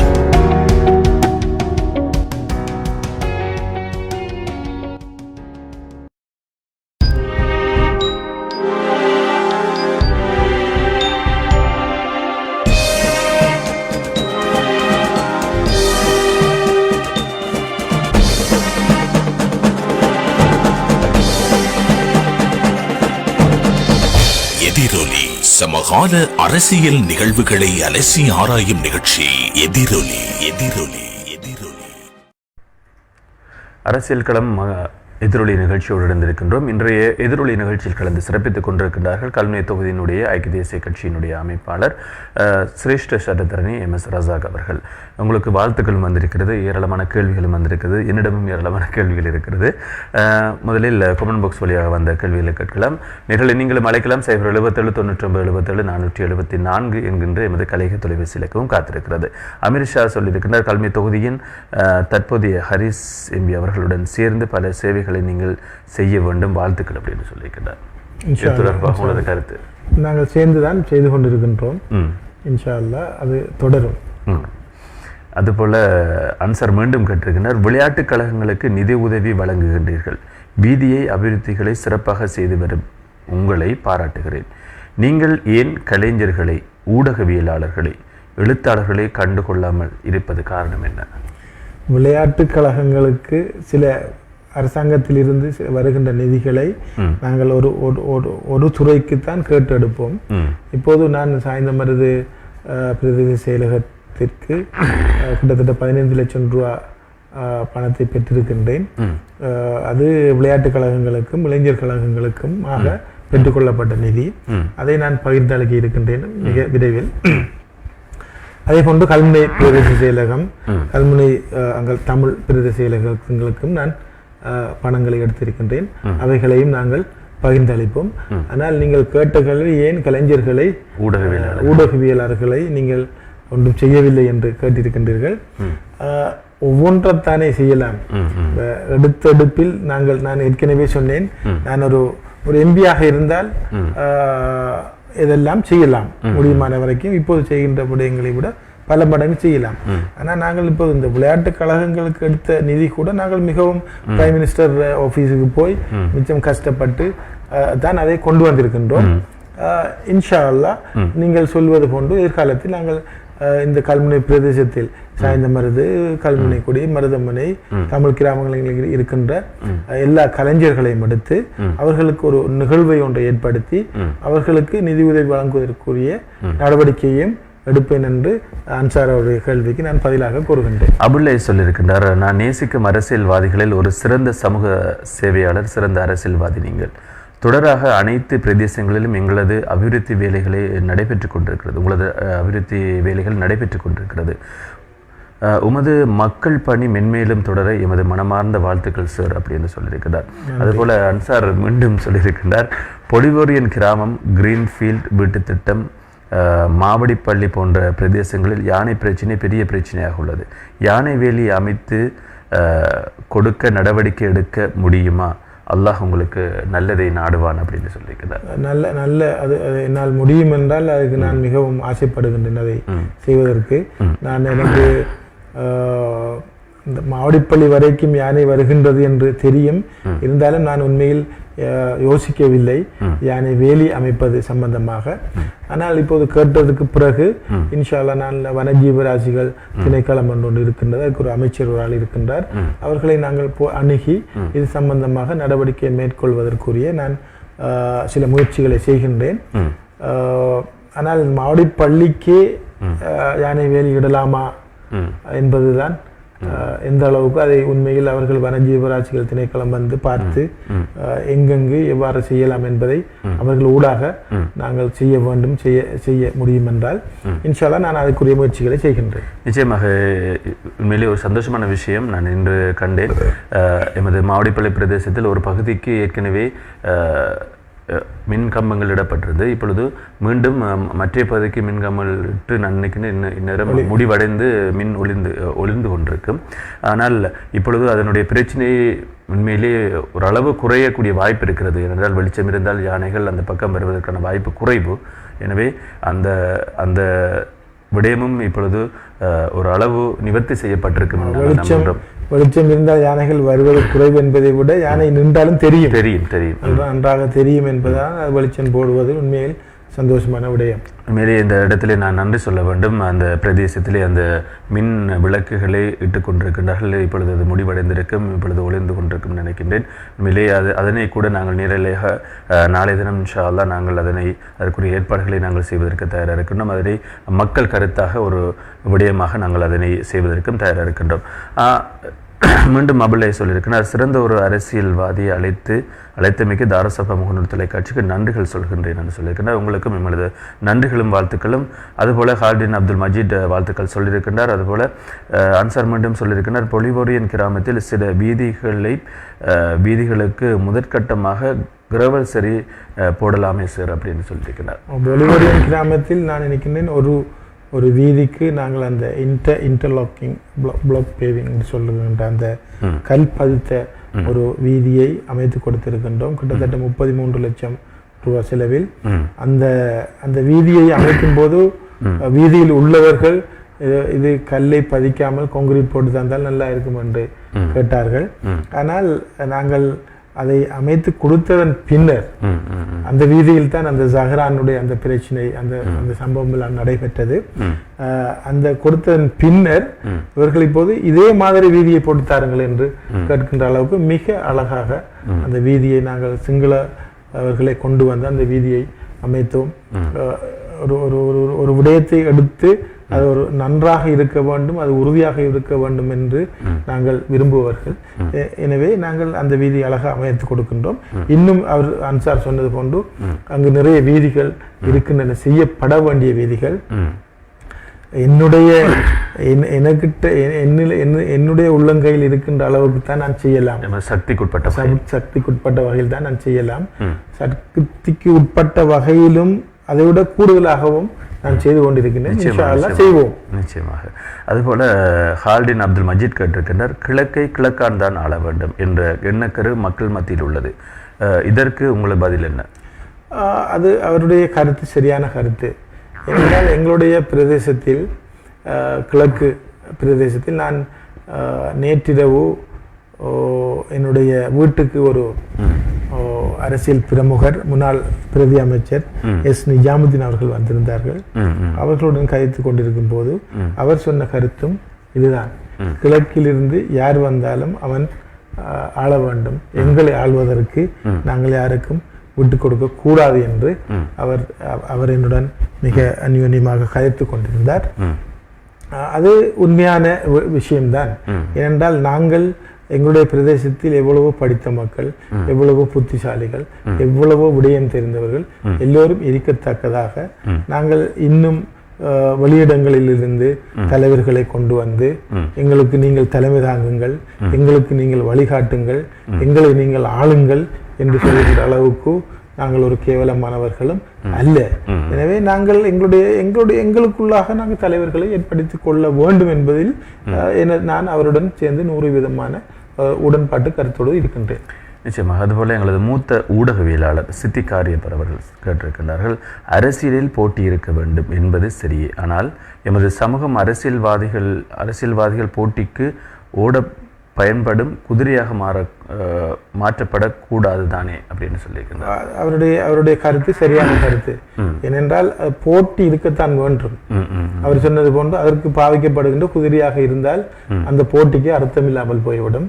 போட்டியோடு குதிரையாக பாவிக்காமல் போட்டி போட்டு கொண்டு செய்தால் சந்தோஷமாக இருக்கும். நிச்சயமாக. அதுபோல கலீலுர் ரஹ்மான் கல்முனையிலிருந்து கேட்டிருக்கின்றார், கல்முனை கடற்கரை பள்ளி வாயல் அபிவிருத்தி சம்பந்தமாக உங்களது அபிவிருத்தி வரைவு எவ்வாறு உள்ளது? அது கட்டாயம் செய்யப்பட வேண்டியது. அண்மையில் என்னிடம் இப்போது கல்முனை கடற்கரை பள்ளி வாசல் கடற்கரை வீதி தான் நாங்கள் காப்பட் வீதியாக செப்பனிட்டு கொடுத்திருக்கின்றோம். அதுவும் இன்னும் கொஞ்சம் வேலைகள் அதில் இருக்கின்றன. அதே போன்று என்னிடம் இன்று முற்றுமுழுதாக அது முடிவடைந்திருக்கிறது. முற்றுமுழுதாக முடிவடைந்து இடப்பட்டு முடிவடைந்திருக்கின்றது. ஆனால் அந்த அந்த அந்த அந்த பீச் ரோட், அந்த கடற்கரை வீதியில் கொஞ்சம் இருக்கின்றன. இன்ஷா அல்லாஹ் அதை நாங்கள் அந்த RDA PD RDA உள்ள பொறியியலாளர்களுடன் கதைத்திருக்கின்றோம். அவர்கள் அதை செய்து தருவதாகவும் ஏற்றுக்கொண்டிருக்கின்றார்கள். ஒதுக்கப்பட்ட நிதிக்குள் இல்ல அது ஒதுக்கப்பட்ட நிதி அளவுக்கு நாங்கள் போட்டு முடித்து விட்டோம். அதுக்கு மேலதிக நிதியை நாங்கள் கேட்டிருக்கின்றோம். அது கிடைத்தால் நாங்கள் அதை போட்டு முடிப்போம். அத்தோடு என்னிடம் இன்னும் பல அந்த கடற்கரை பள்ளி வாயலை சுற்றி ஒரு ஒளியூட்டக்கூடிய மின் குமிழ்களை போட்டு தாருங்கள் என்று ஒரு விண்ணப்பம் ஒன்று செய்யப்பட்டிருக்கின்றது. இன்ஷா அல்லாஹ் அதையும் எனக்கு அந்த அந்த சந்தர்ப்பம் வரும்போது நான் அதையும் செய்து கொடுப்பதற்கு நான் தயாராக இருக்கின்றேன். இவர் இன்னும் எவ்வாறான வேலைகளை அதற்குள் செய்யவிருக்கிறீர்கள்? அது எது என்று இன்னும் எனக்கு தெரியவில்லை. அது பள்ளி நிர்வாகிகள், பள்ளி நம்பிக்கையாளர் சபைகள் அவருடன் கலந்து ஆலோசித்து அவர்கள் எதை கேட்கின்றார்களோ அதை முடியுமானால் நான் செய்து கொடுப்பேன், அழகுபடுத்தி கொடுக்க முடியும். நிச்சயமாக. நன்றி சார். அதுபோல சம்சுதீன் யூசப் லபை கேட்டிருக்கின்றார், சகோதரர் ரசாக் தன்னை மிஞ்சி விடக்கூடாது என்பதற்காக சகோதரர் ஹரிஸ் தடுக்கிறார், இதுதான் உண்மை, அதை வெளிப்படையாக கூறுவதற்கு சகோதரர் ரசாக் தயங்குகிறாரோ அப்படின்னு சொல்லியிருக்கிறேன். நான் சகோதரர் ஹரிஸ் தடுக்கின்றார் என்று நான் எங்கும் கூறவில்லை, எதையும் கூறவில்லை. அவருடைய வேலைகளை செய்து கொண்டு போகின்றார், நான் என்னுடைய வேலைகளை செய்து கொண்டு போகின்றேன். இரண்டு பேரும் சேர்ந்து ஏதாவது செய்தால் நான் மிகவும் சந்தோஷப்படுவேன். ஏனென்றால் இரண்டு பேரும் சேர்ந்தாலும் எங்களுடைய ஊர் பிரதேசம் தான் அபிவிருத்தி அடைய இருக்கின்றது.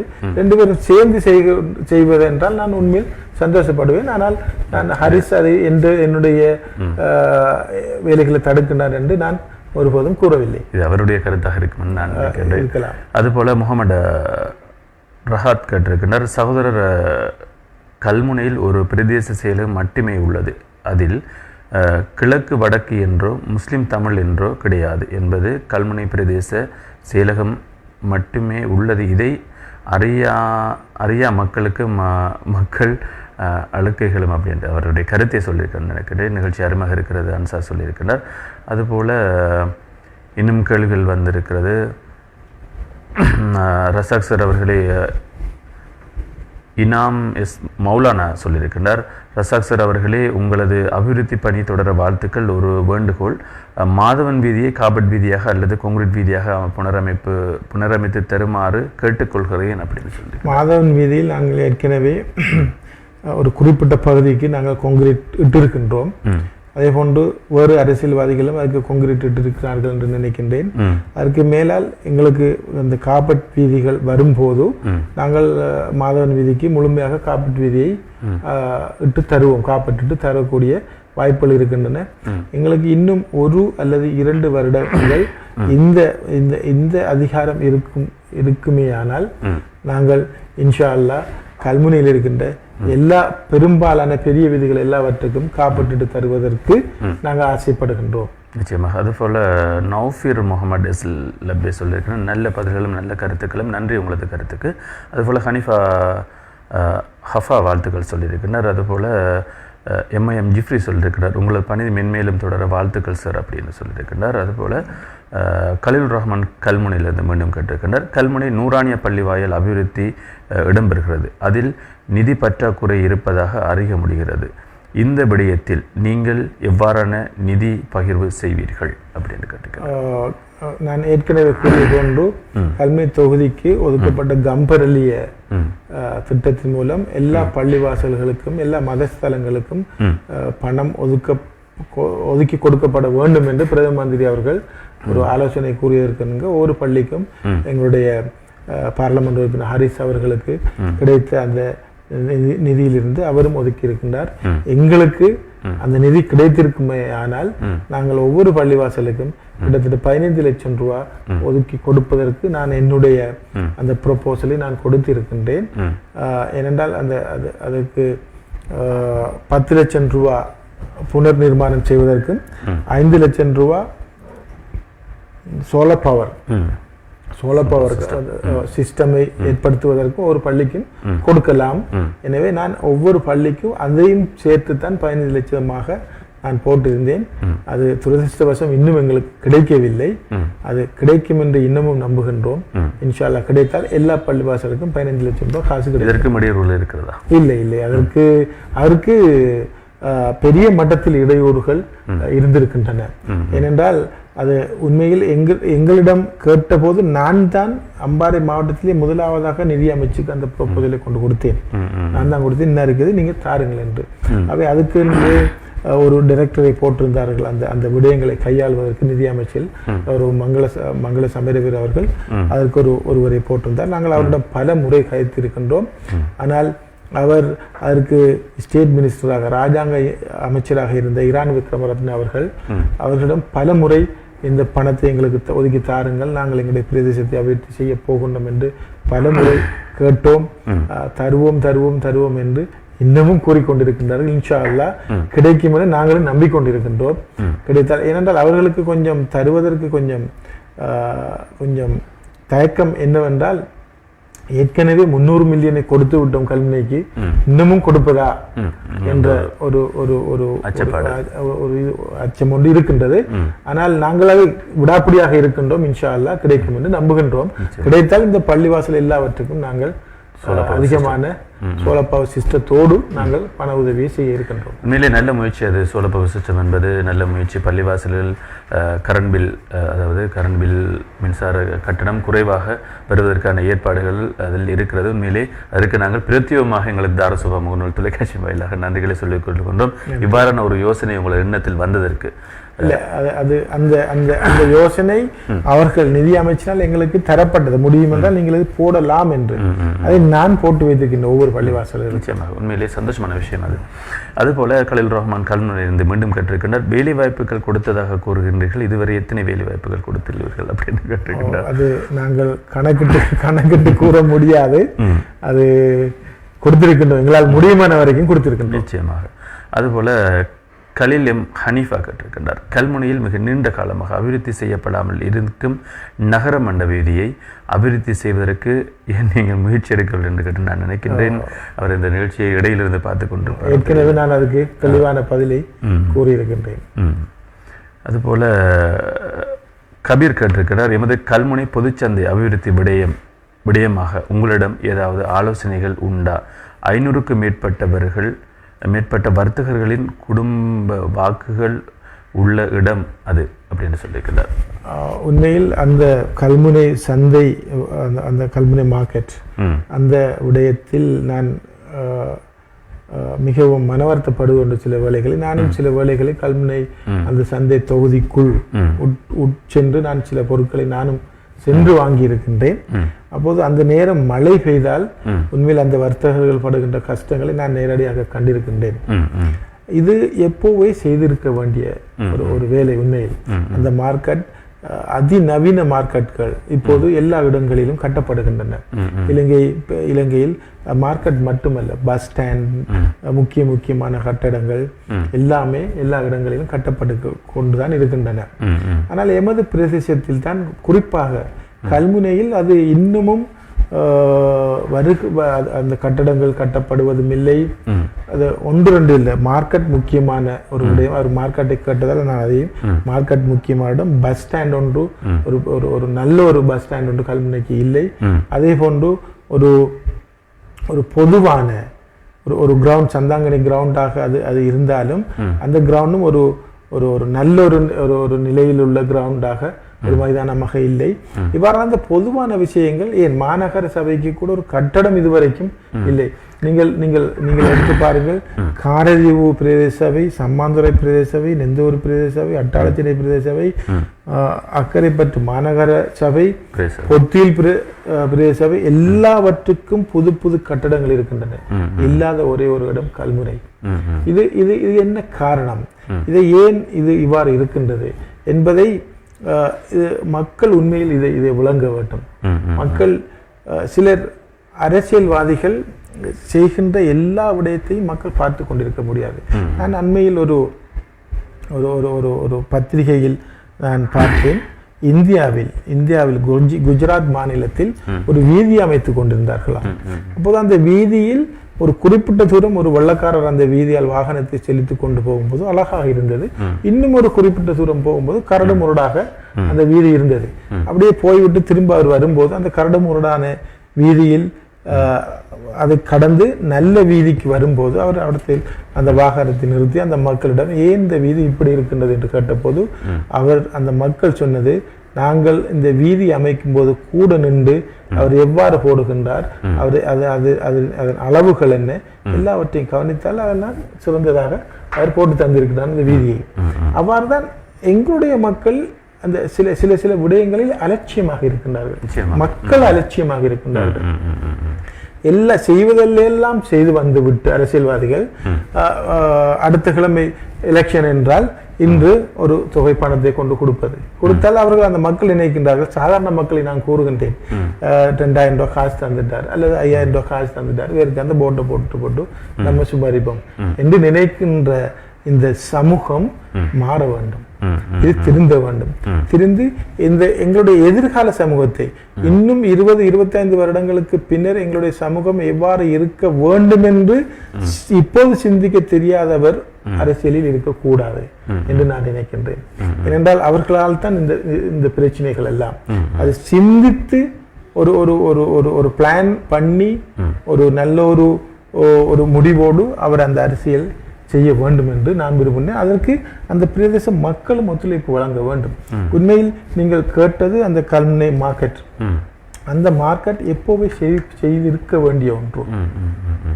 அது அந்த உரிய காலத்துக்குள் அது செய்யப்பட்டிருந்தால் ஒரு பிரச்சனையும் வராது. இப்போது அது மிக மோசமாக அந்த மார்க்கெட் இருக்கின்றது.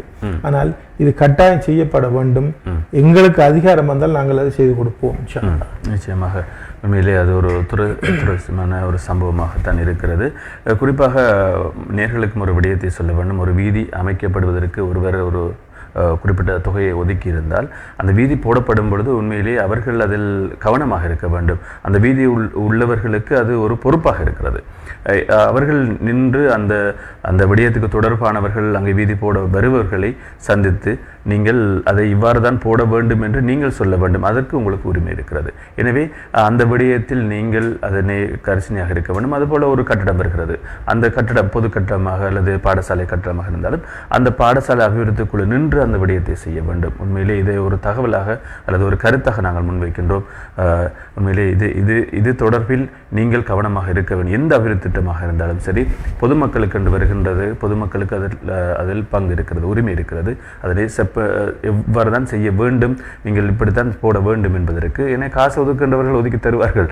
அதில் ஒரு மக்கள் தான் அந்த பலம் என்பது மக்கள் தான். எல்லாமே அரசியல்வாதிகளை எடுத்துக்கொண்டாலும் சரி, அரசியல்வாதிகளை தெரிவு செய்வது மக்கள் தான். பார்லமெண்டத்தை தெரிவு செய்து பார்லமெண்டத்தில் அது ஒரு அரசியல்வாதிகளை கதைக்கின்றார் என்று சொன்னால் அது இங்க மக்கள் கதைக்கின்ற போன்றுதான் அது. ஆகவே அந்த மக்களுக்குத்தான் அந்த பவர் இருக்கின்றது. எல்லாம் இறமை என்பது மக்களிடம் தான் இருக்கின்றது. அந்த அதிகாரத்தை மக்கள் பயன்படுத்த வேண்டும்.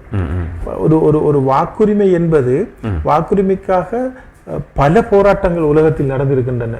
ஏன் எங்களுடைய மலையகத்தில் கூட பல போராட்டங்களுக்கு பின்னர் தான் மலையகத்துக்கு வாக்குரிமையே கிடைத்தது. ஆகவே அந்த வாக்குரிமை இந்த மக்களுக்கிட்ட இருக்கின்ற அந்த அதிகாரத்தை அவர்கள் பயன்படுத்தும் போது நன்றாக சிந்தித்து இவர் நாங்கள் வாக்களிக்க போகின்ற அந்த வேட்பாளர் எவ்வாறானவர், எப்படிப்பட்டவர், இவருடைய இவ்வளவு நாளும் இவர் என்ன செய்திருக்கின்றார் அல்லது வேறு எதிர்காலத்தில் என்ன செய்யக்கூடியவர் என்றெல்லாம் சிந்தித்து அந்த வாக்கை அளித்தால்தான் உங்களுடைய பிள்ளை எதிர்காலத்தில் சந்தோஷமாக இந்த பிரதேசத்தில் இருக்கும். நீங்கள் ஏனோ சானோ இவனுக்கு போடுவோம் அவனுக்கு போடுவோம் என்று போட்டு போனால் அது உண்மையில் ஒரு ஒரு ஒரு ஒரு நியாயம் இல்லாத ஒரு சமூகத்தை நாங்களே எங்களுடைய சமூகத்தை காட்டி கொடுக்கின்ற ஒரு மாதிரியான விளைவுகளை இந்த சமூகத்தில் ஏற்படுத்தும் என்பது எனது தாழ்மையான கருத்து. இது நிச்சயமாக. அதுபோல முகமது இப்ராஹிம் சொல்லியிருக்கிறார், சொல்வதை செய்யும் ஒரு மனிதர் சமூகத்துக்காக இரவு பகலாக சிந்தித்து செயற்படுபவர். கல்முனையில் அபிவிருத்தி மழை பெய்கிறது. ரசாக் சார் அவர்களுக்கு இன்னும் அதிகாரம் கிடைக்கும் போது இன்னும் பல சேவைகள் தொடரும் என்று நினைக்கின்றேன். கல்முனை மக்கள் தான் தீர்மானிக்க வேண்டும் என்று அவருடைய கருத்தை சொல்லியிருக்கின்றார். மீண்டும் ஹனிஃபா இந்த விடயத்தை தான் கேட்டிருக்கின்றார். நகரமண்ட வீதியை அதற்கு ஏற்கனவே காசு ஒதுக்கப்பட்டு அது சற்று குளறுபடியில் இருப்பதாக சொல்லியிருக்கின்றார்கள். அதனை நீங்கள் நிகழ்ச்சியை முற்றுமுழுதாக பார்த்தால் புரியும். அதுபோல் கலீலுர் ரஹ்மான் மீண்டும் கேட்டிருக்கின்றார், கல்முனை அல்மிஸ்பா மகா வித்தியாலயத்துக்கு ஒரு மைதானம் இல்லாமல் உள்ளது, இதனை நீங்கள் பெற்று கொடுப்பீர்களா அப்படின்னு கேட்டிருக்கின்றார். கல்முனை அல்மிஸ்பா மாவத்தியலத்துக்கு அவ்விடத்தில் மைதானம் அமைக்கக்கூடிய சூழ்நிலையே இல்லை, அவ்விடத்தில் இடமும் இல்லை. மைதானம் ஒன்று சில பாடசாலைகளில் அவ்வாறு இருக்கின்றன. பாடசாலை ஒரு இடத்திலும் மைதானம் இன்னும் ஒரு இடத்திலும் இருக்கின்றது. அவ்வாறு ஒரு சந்தர்ப்பம் கிடைத்தால் நாங்கள் செய்யலாம். அதுபோல் இன்னும் பல கருகள் வந்திருக்கிறது. கல்முனையில் மிக நீண்ட காலமாக நகரமண்ட வீதியை பற்றி தான் அவர் மீண்டும் கேட்டிருக்கின்றார். நான் தற்பொழுது சவுதி அரேபியாவிலிருந்து நிகழ்ச்சியை பார்த்து கொண்டிருக்கின்றேன். உங்களுக்கும் நல்வாழ்த்துக்கள். அமைப்பாளர் ரசாக் அவர்களுக்கும் ஊடகவியலாளர் இன்சான் அவர்களுக்கும் வாழ்த்துக்கள் என்று சொல்லியிருக்கிறேன். உங்களுக்கும் எங்களது வாழ்த்துக்களை சொல்லிக் கொள்கின்றோம். முதுமாலபே அப்துல்லா சொல்லியிருக்கிறார். உங்களுக்கும் எங்களது வாழ்த்துக்களும் நன்றிகளும். அதுபோல் ரஹாத் சொல்லியிருக்கிறார், ரசாக் சார் உங்கள் பணி தொடர வாழ்த்துக்கள். உங்கள் பார்வையை கொஞ்சம் கிரீன்ஃபீல்ட் கல்முனை சாயங்கள் தாழ்மையுடன் கேட்டிருக்கின்றார். கிரீன்ஃபீல்ட் பக்கம் உங்களோட பார்வையை கொஞ்சம் செலுத்துங்கள் என்று சொல்லியிருக்கின்றார். அவர் என்னதை கேட்காண்டு விளங்குவதில்லை. தெளிவாக சொன்னால் நாங்கள் அதை சார் செய்வதற்கு தயாராக இருக்குன்னு சொல்லியிருக்கின்றார். ரசாக் சார் உங்கள் பணி தொடர வாழ்த்துக்கள். உங்கள் பார்வை கொஞ்சம் கல்முனை அஸ்ஸுஹரா பாடசாலை பக்கமும் திருப்புகள் அப்படின்னு சொல்லியிருக்கின்றார். மீண்டும் இவ்வாறு பல பதிவுகள் வந்திருக்கிறது. கலீலுர் ரஹ்மான் மீண்டும் கேட்டிருக்கின்றார், கல்முனை கடற்கரை பள்ளிவாசல் வீதிக்கு ஒரு நிரந்தரமான வரவேற்பு பலகை இட்டு தருவீர்களா? இது ஒரு பெரும் எதிர்பார்ப்பாக உள்ளது. எப்போது அமையும் என்று மக்கள் மிகவும் ஆவலுடன் எதிர்பார்த்துள்ளதாகவும் உள்ளனர் அப்படின்னு சொல்லியிருக்கிறார். அதற்கிடையில் அழைப்பும் இருக்கிறது. நீங்கள் இணைத்து விட்டு இந்த கல்வியை தொடரலாம் நினைக்கின்றேன். ஹலோ அஸ்ஸலாமு அலைக்கும். வலைக்கும் அஸ்ஸலாம். யார் எங்கிருந்து கேட்குறீங்க? நான் மாவடிப்பள்ளியிலிருந்து ரக்கீப் பேசுறேன். சொல்லுங்கள் ரக்கீப். ரசாக் சார் அவர்களுக்காக போன பொது தேர்தலில் நிறைய பேர் மாவடிப்பள்ளி சார்பாக வாக்களித்திருந்தார்கள். இப்ப அவர் மூலமாக இந்த மாவடிப்பள்ளிக்கு கிடைத்த நன்மைகள் என்ன என்று அவர் விளக்க முடியுமா? நிச்சயமாக உங்களது கேள்விக்கான பதில் வந்து சேரும். நன்றி, இணைந்து கொண்டமைக்கு நன்றி. ரக்கீப் அவர்களும் எங்களுக்காக கடந்த பொது தேர்தலில் உழைத்திருந்தார். அவர்களோடு இன்னும் பல ஹசீர் போன்றவர்கள் எல்லாம் எங்களுடைய தேர்தல் காலங்களில் எங்களுக்காக மிக உழைத்தவர்கள். இப்போது ரக்கீப் அவர்களுக்கு நான் ஒரு விடயத்தை தெளிவாக கூற வேண்டும். ஏனென்றால் நான் இப்போது நியமிக்கப்பட்டிருக்கின்றது கல்முனை தொகுதிக்கு ஒரு அமைப்பாளராக. எனக்கு சில விடயங்களை செய்து தரும் போது அவர்கள் எங்களுக்கு சில ஒதுக்குகளை ஒதுக்கி தரும் போதும் கல்முனை தொகுதியை மாத்திரம் குறிப்பிட்டு சொல்லுவார்கள், கல்முனை தொகுதிக்குள் நீங்கள் நின்று கொள்ளுங்கள் என்று. மாவடிப்பள்ளி பொத்துவில் தொகுதிக்குள் வருகின்றது. அவை மாவடிப்பள்ளி பொத்துவில் தொகுதியோடு நின்று கொள்ள வேண்டும் என்று அந்த நிதியை ஒதுக்கி தருகின்ற அந்த அமைச்சோ அல்லது பிரதம மந்திரி அலுவலகமோ அதை தெளிவாக எங்களுக்கு கூறும். அதனால தான் நான் மாவடிப்பள்ளிக்கு ஒன்றும் செய்ய எந்த அபிவிருத்தியும் என்னால் செய்யப்பட முடியவில்லை. ஆனால் இந்த ரக்கீப் அவர்களுடைய நண்பர் ஹசீர் அவர்கள் என்னோடு மிக நெருக்கமாக இன்றும் இருந்து கொண்டிருக்கின்றார். நாங்கள் முடியுமான வரைக்கும் இன்ஷா அல்லாஹ் எதிர்காலத்தில் எங்களுக்கு அதிகாரம் அல்லது பலம் எங்களுக்கு கூடும்போது நாங்கள் மாவடிப்பள்ளி எங்களுடைய கிராமம், எங்களுடைய பக்கத்து கிராமம், நாங்கள் அதை இன்னும் ஒரு கண்ணாக நாங்கள் பார்ப்போம் என்று நண்பர் ரக்கீப் அவருடைய கேள்விக்கு நான் பதிலாக கூறிக்கொள்ள விரும்புகின்றேன். அதுபோல் ஏற்கனவே வந்த கேள்வி, கல்முனை கடற்கரை வாசல் வீதிக்கு வரவேற்பு கோபுரம். அவர் என்ன வரவேற்பு கோபுரம் என்று ஒரு நல்வரவு அந்த கோபுரத்தை சொல்கின்றார்கள். அது இன்ஷா அல்லாஹ் நாங்கள் அது ஒரு பெரிய வேலையே இல்லை. இன்ஷா அல்லாஹ் அதை நாங்கள் செய்வோம். அதுபோல இன்னும் ஒரு கேள்வி இருக்கிறது. இந்த நீங்கள் காபட் கரடப்பள்ளி வீதிக்கு காபட் இடும் பொழுது நீங்கள் அதன் அடிக்கல் நாட்டும் பொழுது ஒரு பதாதை இட்டிருந்தீர்கள். அந்த பதாதையை ஒரு ஒரு ஒரு 2-3 நாளுக்கு பிறகு காணவில்லை. ஆனால் போலீசிலும் முறைப்பாடு செய்ததாக ஒரு ஏற்பாடும் இல்லை. இது தொடர்பாக உங்களது கருத்து யார் இதை எடுத்திருப்பார்கள்? அந்த அந்த அந்த அந்த கடற்கரை பள்ளி வீதிக்கு நாங்கள் கடற்கரை பள்ளி வீதி பிரேக்கெட்டுக்குள் வித்தின் பிரேக்கெட் கேகேபி வீதி என அதில் போடப்பட்டு அந்த அந்த பேருக்குத்தான் அந்த நிதியும் வந்தது. நெடுஞ்சாலைகள் வீதி அபிவிருத்தி அமைச்சிலிருந்து கடற்கரை பள்ளிக்கென்றுதான் அந்த கடற்கரை பள்ளி வீதிக்கென்றுதான் அந்த நிதியும் ஒதுக்கப்பட்டது.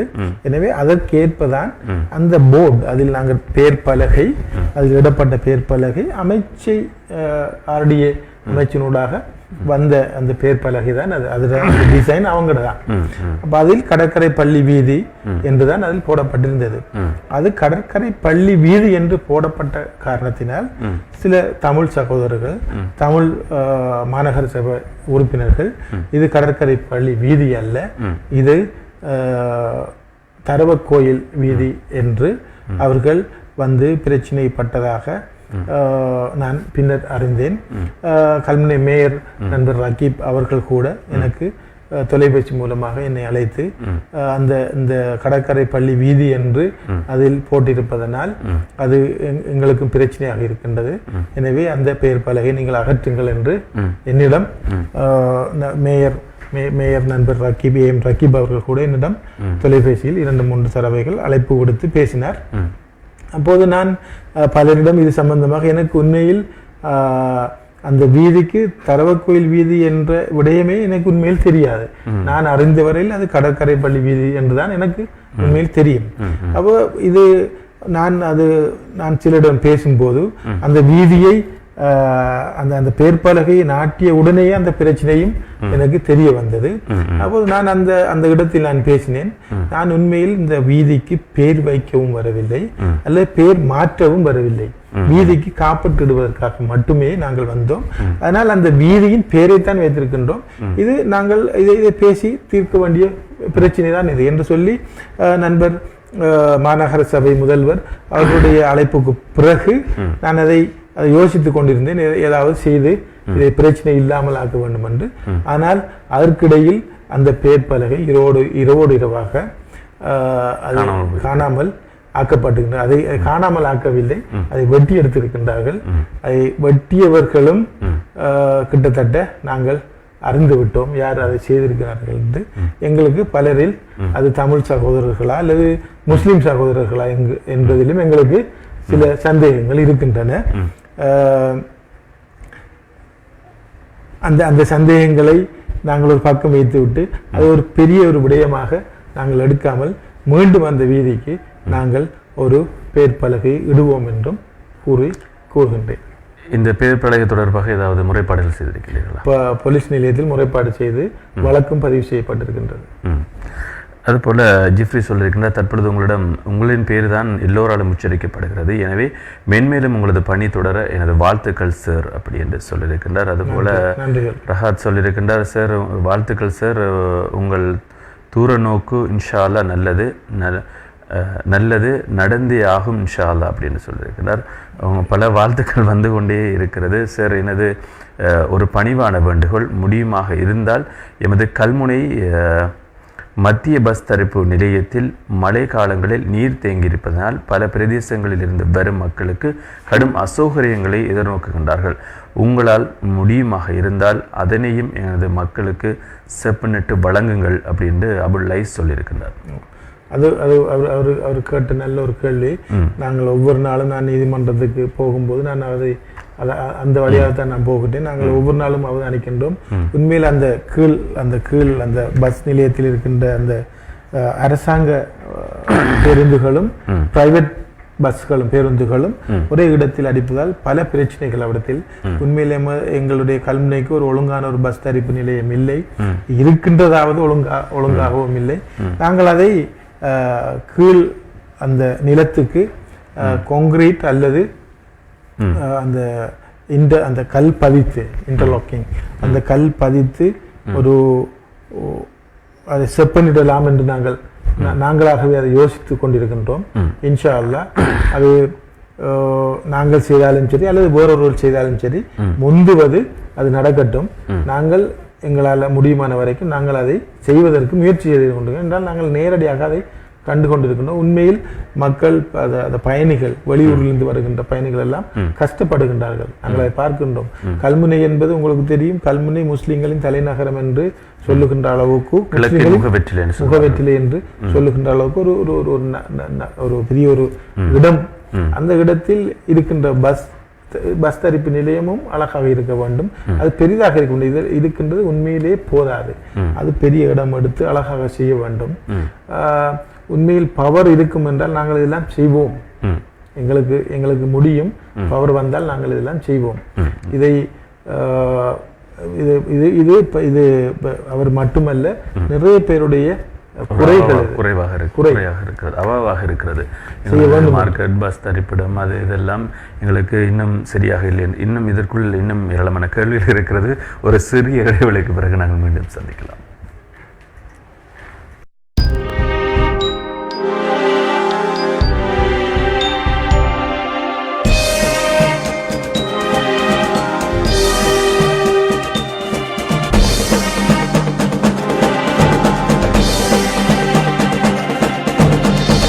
எதிரொலி சமகால அரசியல் நிகழ்வுகளை அலசி ஆராயும் நிகழ்ச்சி எதிரொலி. எதிரொலி எதிரொலி உங்கள் பாதுகாப்பை உறுதிப்படுத்தும் நோக்கில் சிசிடிவி கேமராக்கள், ஹிக்விஷன், தவா போன்ற கேமராக்களை உங்கள் வியாபார நிறுவனங்கள், வீடுகள், அரசு நிறுவனங்கள், தனியார் நிறுவனங்கள், வணக்க ஸ்தலங்கள் போன்றவற்றிற்கு மிக நியாயமான கட்டணத்தில் வழங்குவதோடு 24 மணி நேரமும் உங்கள் மொபைல் போனில் கண்காணிக்கும் வாய்ப்பு. அத்துடன் புத்தம் புதிய சிசிடிவி கேமராக்களை வழங்குவதோடு பழுதடைந்த சிசிடிவி கேமராக்களை துரித கதியில் திருத்தி பெற்றுக் கொள்ளும் வாய்ப்பினையும் வழங்குகின்றார்கள். Hitech CCTV installation maintenance. இலக்கம் 318 பிரதான வீதி, கல்முனை. தொலைபேசி தொடர்புகளுக்கு உடன் அழையுங்கள் 0773536 7773536 உங்கள் பயணத்தை இலகுவாக்க டச் மீ வழங்கும் மொபைல் அப்ளிகேஷன் ஊடாக டாக்ஸி புக்கிங். குறைந்த கட்டணம், பாதுகாப்பான பயணம், விரைவான சேவை, ப்ரோமோ கோட் விலை கழிவுகள், வசதியான வாகன தெரிவு, டுக் டுக், பட்ஜெட், மினி, கார், வேன் மற்றும் பட்டா. மொபைலில் டவுன்லோட் செய்யுங்கள். விரும்பியவாறு பயணியுங்கள்.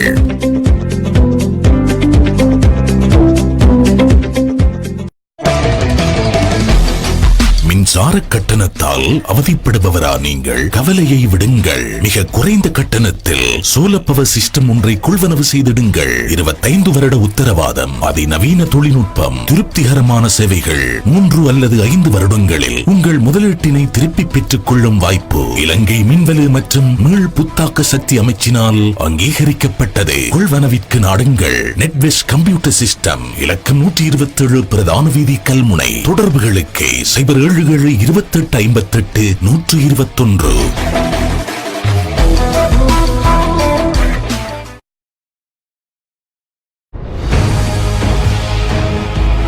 கல்முனையில் மெட்ரோபாலிட்டன் காலேஜ் ஒரு நாகரிகமான கல்விச் சூழலை கல்முனையில் விதைக்கின்றது நம் தேசத்தின் கல்வியகம் மெட்ரோபாலிட்டன் காலேஜ். சர்வதேச நாடுகளின் தரமிகு பல்கலைக்கழகங்களோடு கைகோர்த்து உன்னதமான சேவையை வழங்குகின்றது மெட்ரோபாலிட்டன் காலேஜ். வேக் மற்றும் யுஜிசி அங்கீகாரம் பெற்ற டிப்ளோமா, கலாநிதி பட்டப்படிப்பு, உயர் பட்டப்படிப்புக்கான கற்கை நெறிகளை வழங்குகின்றது. கல்முனை பிரதான வீதியிலும் தலைநகர் நெகிவளையிலும் மெட்ரோபாலிட்டன் காலேஜ்.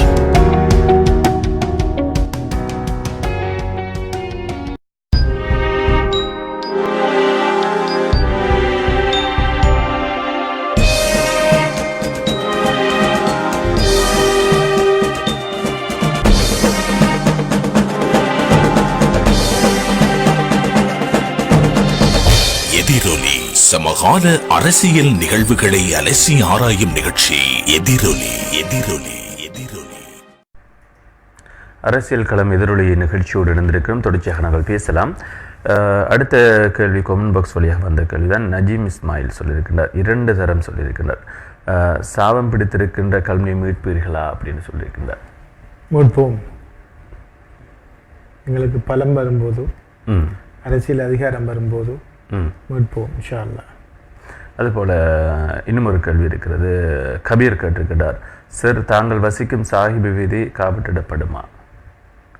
காப்பீடிடப்பட்டு தானே இருக்கின்றது, விடப்பட்டு தான் இருக்கிறது ஏற்கனவே.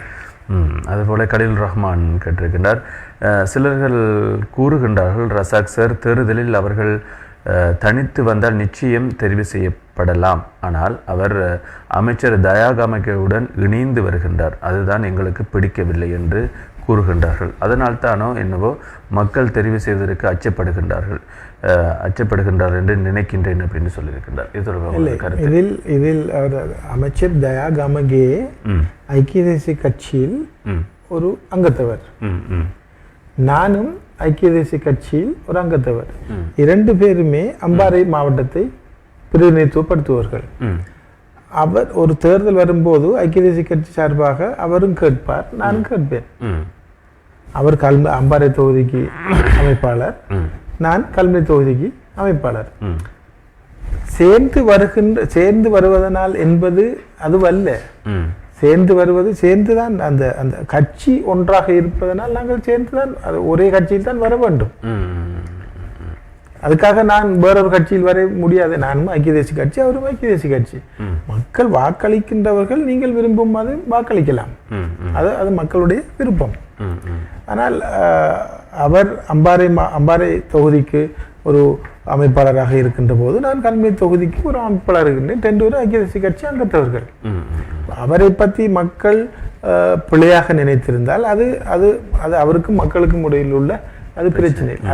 அதில் நான் ஒரு வகிபாகம் அதில் நான் எடுக்க வேண்டிய எந்த தேவையும் எனக்கு இல்லை. ஆனால் அவருடைய நடவடிக்கைகளில் அவர் செய்து கொண்டு போகின்றார். நேற்று கூட ஒரு இந்த ஓபிஓ ரோட் கல்முனை ஓபிஓ ரோட்டை திறந்து அதை ஆரம்பித்து வைப்பதற்கு அவர் வந்தார். அவருடைய ஹெலிகாப்டர் மூலம் பாலியா பாடசாலைக்கு வந்திறங்கி கயத்து கொண்டு இருந்த போது சில எங்களுடைய பிரதேசத்தில் அவர் அது இங்கே மட்டும் வரவில்லை, பானமை, பொத்துவில், அட்டாளச்சினை போன்ற பிரதேசங்களுக்கெல்லாம் வருவதாக அங்கிருந்துதான் வந்தார். அவர் எங்களிடம் கூறினார், இப்படி நாங்கள் சாய்ந்தமருதில் அல்ஹிலால் ரோட்டையும் கல்முனையில் ஓபிஓ ரோட்டையும் நாங்கள் காப்பிடுவதற்கு நாங்கள் ப்ராஜெக்ட் என்ற ஒரு ப்ராஜெக்ட் ஒன்று புதுசாக அறிமுகப்படுத்தியிருக்கிறார்கள். நாங்கள் ஏற்கனவே வீதிகள் எல்லாம் செப்பனிடப்பட்டது ரன் மாவட்ட என்ற கபீராசிம் அவர்களுடைய எண்ணக்கரையில் உதித்த அந்த திட்டத்தின் கீழ் இப்போது ப்ராஜெக்ட் ஒன்று உருவாக்கப்பட்டு அந்த ப்ராஜெக்டில் ஆயிரக்கணக்கான கிலோமீட்டர்கள் இலங்கை நாடு பூராகவும் காப்பிடப்பட இருக்கின்றது. அந்த வகையில் ஓபிஓ ரோட்டுக்கும் நேற்று அவர் வந்தார். அவர் வந்தபோது இங்கு உள்ள தமிழ் முஸ்லிம் எம்பிக்கள் உட்பட எல்லோரும் உரிய அமைச்சர் சப்ஜெக்ட் மினிஸ்டர் கபீர் ஹாசிம் அவர்களுடன் தொடர்பு கொண்டு தயாகமகே அவர்கள் வந்து இந்த வீதிகளை போட போகின்றார்களாம், நாங்கள் எல்லாம் சும்மா இருப்பதா என்று அவர்களிடம் ஒரு முறைப்பாடு செய்ததன் நிமித்தம் அது தயாகமகே அவர்களால் அது கைவிடப்பட்டு அவர் திரும்பி சென்று விட்டார். நான் இந்த விடயம் சம்பந்தமாக இன்று காலையில் அமைச்சர் கபீர் ஹாசிம் அவர்களை தொடர்பு கொண்டு இதை விடயமாக விண்ணப்பிய போது அவர் சொன்னால், இதை நீங்கள் தான் அந்தந்த பிரதேசத்தில் இருப்பவர்கள் தான் அது செய்ய வேண்டும். என்னுடைய அமைச்சினூடாக நான் அந்தந்த பிரதேசத்தில் இருப்பவர்களுக்காகத்தான் அவர்கள் ஆரம்பிக்க வேண்டும் என்றுதான் நான் அதை செய்திருக்கின்றேன். எனவே நீங்கள் தான் அதை செய்யுங்கள். உங்களுடைய பிரதேசத்தில் ஹரிஸ் அவர்கள் எம்பி ஆகினால் அவரையும் சேர்த்து நீங்களும் சேர்ந்து அதை செய்யுங்கள் என்று அமைச்சர் கபீர் ஹாசிம் அவர்கள் எங்களிடம் கூறியிருக்கின்றார். எனவே நாங்கள் நண்பர் ஹரிஸ் அவர்களுடன் சேர்ந்து அந்த வீதியை நாங்கள் ஆரம்பிக்க இருக்கின்றோம். அதே போன்றும் வேறு பிரதேசங்கள் அந்தந்த பிரதேசத்தில் இருக்கின்ற ஐக்கிய தேசிய கட்சிக்காரர்களுடன் பிரதேச எம்பியும் சேர்ந்து அவ்வாறான வீதிகளை ஆரம்பிக்க இருக்கின்றார்கள். நிச்சயமாக இப்பொழுது அது அந்த ஓபிஓ வீதி காப்பீட்டிடப்படும். நிச்சயமாக அது ஏற்கனவே அது அது ஐ ப்ரொஜெக்டுக்கு ஊடாக வந்து விட்டது. அதனுடைய பணம் ஒதுக்கப்பட்டது. அதே போன்று சாய்ந்தமது அல் ஹிலால் வீதியும் வந்திருக்கின்றது. அதுபோல இன்னும் ஒன்றை கேட்க வேண்டும். இந்த அலியார் வீதி இடையிலே நிற்கின்றது, இது தொடர்பாக உங்களுக்கு? அலியார் அந்த இடையிலே நிற்கின்ற அந்த வீதிக்கு RDD ஊடாக அந்த வீதி செப்பனிடப்படுவதற்கு ஏற்கனவே நான் நினைக்கின்ற வேலைகள் எல்லாம் முடிந்திருக்கின்றன. அதுவும் அண்மையில் மிக விரைவில் ஆரம்பிக்கப்பட இருக்கின்றது. நிச்சயமாக.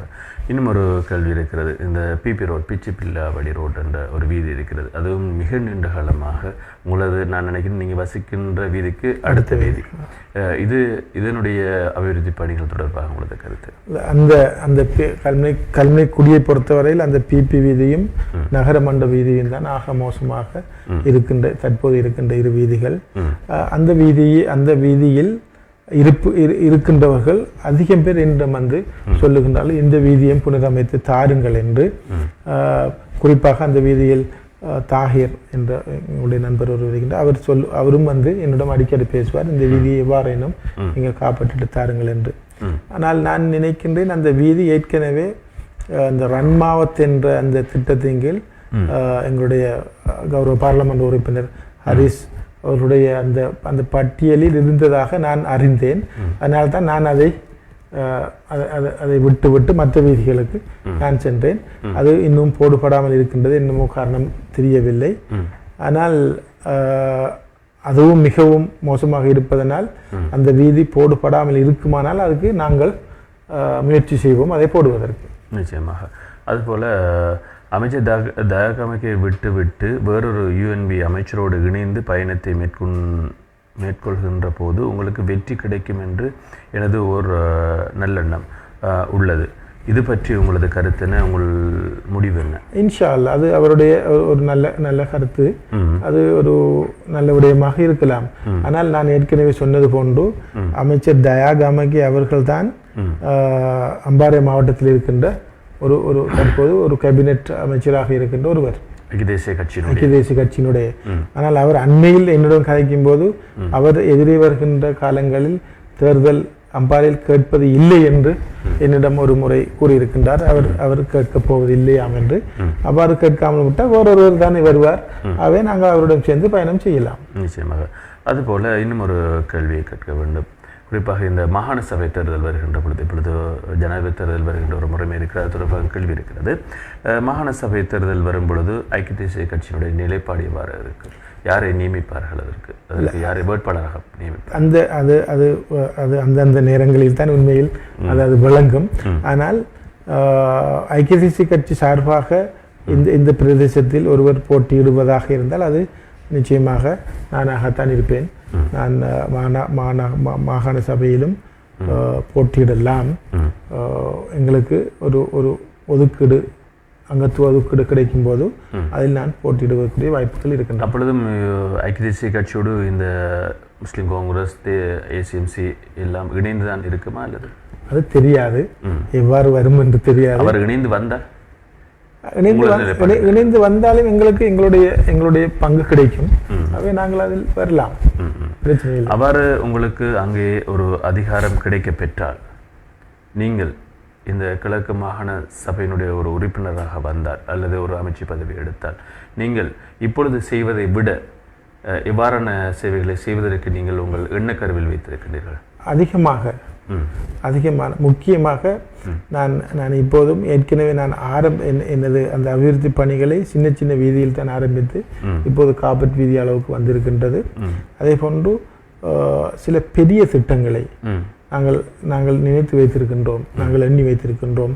அதற்கு அந்த திட்டங்களை எவ்வாறு செய்யலாம் என்பதை நடைமுறைப்படுத்தலாம் என்பது சம்பந்தமாக நாங்கள் அது துறை சார்ந்தவர்களோடு கலந்து ஆலோசித்து அவர்களுடைய அந்த ஆலோசனைகளை பெற்று இது எவ்வாறு செய்யலாம் என்பதை எல்லாம் பெற்று நாங்கள் அதுக்குரிய அந்தந்த நேரம் வரும்போது நாங்கள் அதை செய்வோம். ஆனால் அதை செய்வதற்குரிய எவ்வாறு செய்வதற்குரிய என்ற அந்த விடயங்கள் எங்களிடம் நியாயமான அளவு எண்ணங்கள் இருக்கின்றன. இன்ஷா அல்லாஹ் அது சின்ன வேலைகள் இல்லாமல் பெரிய வேலைகளை செய்வதற்கு எங்களுக்கு இறைவன் நாட வேண்டும். நாடினால் இன்ஷா அல்லாஹ் நாங்கள் அதை செய்து முடிப்போம். அதுபோல் அப்துல் ரஹ்மான் சொல்லியிருக்கிறார், நான் ஏற்கனவே கேட்ட கேள்விதான். ஐக்கிய தேசிய கட்சியின் கல்வி தொகுதியின் அமைப்பாளர் அவர்களை, ரசாக் சார் அவர்களை, நீங்கள் கடற்கரை பள்ளி வீதி காபட் இடுவதற்கு முதல் உங்களுடைய கட்சியின் விளம்பர போர்ட் உடைக்கப்பட்டது. இது யாருடைய நயவஞ்சகத்தனமாக இருக்கும் சார்? யார் வீதி போட்டாலும் இவர்களுக்கு என்ன பொறாமை, இதன் விளக்கம் என்ன சார் என்று சொல்லியிருக்கின்றார். நான் ஏற்கனவே சொன்னேன். ஆனால் இதில் எனக்கு நியாயமான சந்தேகம் இருக்கின்றது. சில வேளை இது எங்களுடைய முஸ்லிம் சகோதரர்களாக கூட இருக்கலாம் என்ற சந்தேகம் எங்களுக்கு இருக்கின்றன. அதுபோல் தேசிய அரசியலிலே இப்பொழுது ஜனாதிபதி தேர்தல் வரப்போகின்றது. 4 அல்லது 3 கட்சிகள் கேட்பதாக ஒரு உத்தேசம் இருக்கிறது. இப்பொழுது இந்த வாக்குரிமை தொடர்பில் 3 கட்சிகள் கேட்டால் இந்த வாக்குரிமையை எவ்வாறு எமது மக்கள் பயன்படுத்த வேண்டும், 4 கட்சிகள் கேட்டால் எவ்வாறு பயன்படுத்த வேண்டும், அதுபோல முஸ்லிம் ஒருவர் அமைச்சராக வந்தால் எவ்வாறான நிலைப்பாடு இருக்கும்? உண்மையில் ஜனாதிபதி தேர்தல் என்பது 2 வேட்பாளர்கள் வந்தால் மிக இலகுவாக இருக்கும். ஏனென்றால் எந்த வேட்பாளர் அதிகமாக பெறுகின்றனர், அதாவது 50%க்கு 50% 51 கிடைத்தாலும் அவர் ஆட்டோமேட்டிக்காக ஜனாதிபதியாக வரக்கூடிய வாய்ப்பு இருக்கின்றது. ஆனால் 2 அல்லது 2க்கு மேற்பட்ட 3 அல்லது 4 கட்சிகள் போட்டியிடும் போது அந்த நேரமும் 50% தாண்டினால் அவர் தாண்டுபவர் ஆட்டோமேட்டிக்காக ஜனாதிபதியாக வரதான் வேண்டும். ஆனால் இவ்வாறு 3-4 கட்சிகள் போட்டியிட்டு 50%க்கு குறைவாக கட்சிகள் பெறும்போது அதில் 2 கட்சிகளை, எந்த கட்சி 2 அதிகமான வாக்குகளை பெறுகின்றன என்று தெரிவு செய்து எடுப்பார்கள். அந்த கட்சிகளில் அந்த 2 கட்சிகளுக்கும் மூன்றாவது கேட்கின்ற கட்சிக்கு வாக்களித்தவர்களில் 2வது விருப்புரிமை 1-2 என்று போடுவார்கள். 2வது அளிக்கின்ற அந்த விருப்புரிமையை அந்த முதல் 2 கட்சிக்கும் யாருக்கு அளித்திருக்கின்றார்கள் என்று பார்ப்பார்கள். அவ்வாறு பார்த்து அந்த 2 கட்சிகளில் எந்த கட்சிக்கு கூடுகின்றதோ அந்த கட்சியிலிருந்து ஜனாதிபதி வரக்கூடிய வாய்ப்புகள் இருக்கின்றன. அது 50% தாண்டாவிட்டாலும் பிரச்சனை இல்லை. அதிகமாக கிடைக்கின்றவருக்கு ஜனாதிபதியாக வரக்கூடிய வாய்ப்புகள் இருக்கின்றன.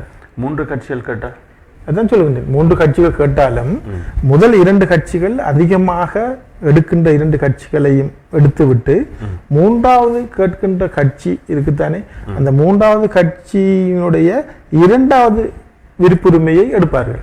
அந்த 2வது விருப்புரிமை எந்த கட்சிக்கு, முதல் 2 கட்சிகளில் எந்த கட்சிக்கு போயிருக்கின்றது என்பதை பார்ப்பார்கள்.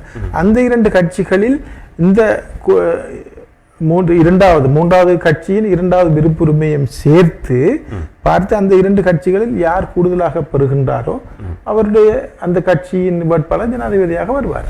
இப்பொழுது 4 கட்சியை கேட்கும் பொழுது இவ்வாறு விருப்புரிமை எடுத்தும் கூட 50% தாண்டவில்லை ஒரு கட்சியும் என்றால் எவ்வாறு நடக்கும்? 50% தாண்டாவிட்டாலும் அதிகப்படியான விருப்புரிமையை பெற்றவர் ஜனாதிபதியாக வருவார்.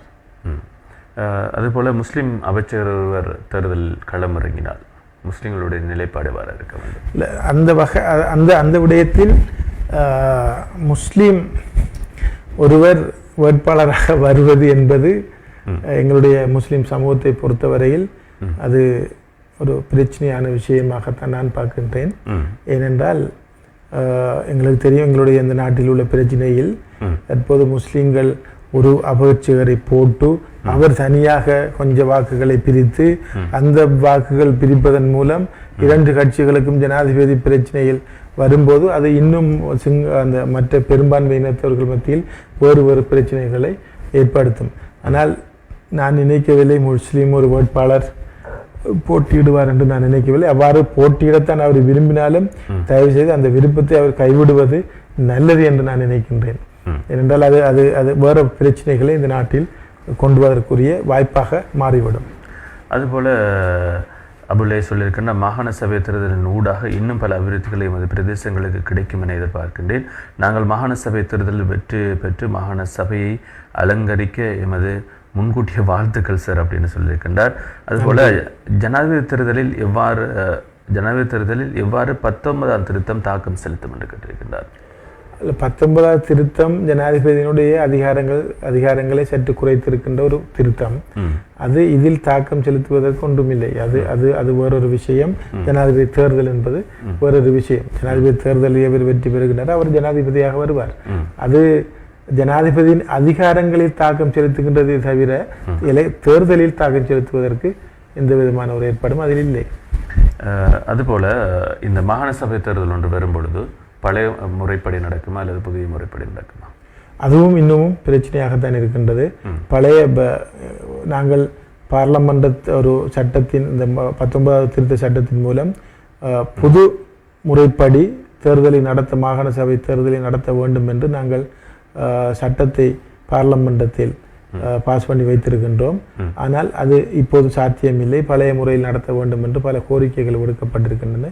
இது சம்பந்தமாக அண்மையில் ஜனாதிபதி அவர்கள் மீயூர் நீதிமன்றத்தை கூட கேட்டிருந்தார். இதில் எப்படி இந்த மாகாண சபை தேர்தல் நடத்தலாமா, அவ்வாறு நடத்துவதென்றால் பழைய முறையா புதிய முறையா என்று நீதிமன்றம் கூட பழைய முறையைத்தான் சிபாரிசு செய்திருக்கின்றதாக நாங்கள் அறிகின்றோம்.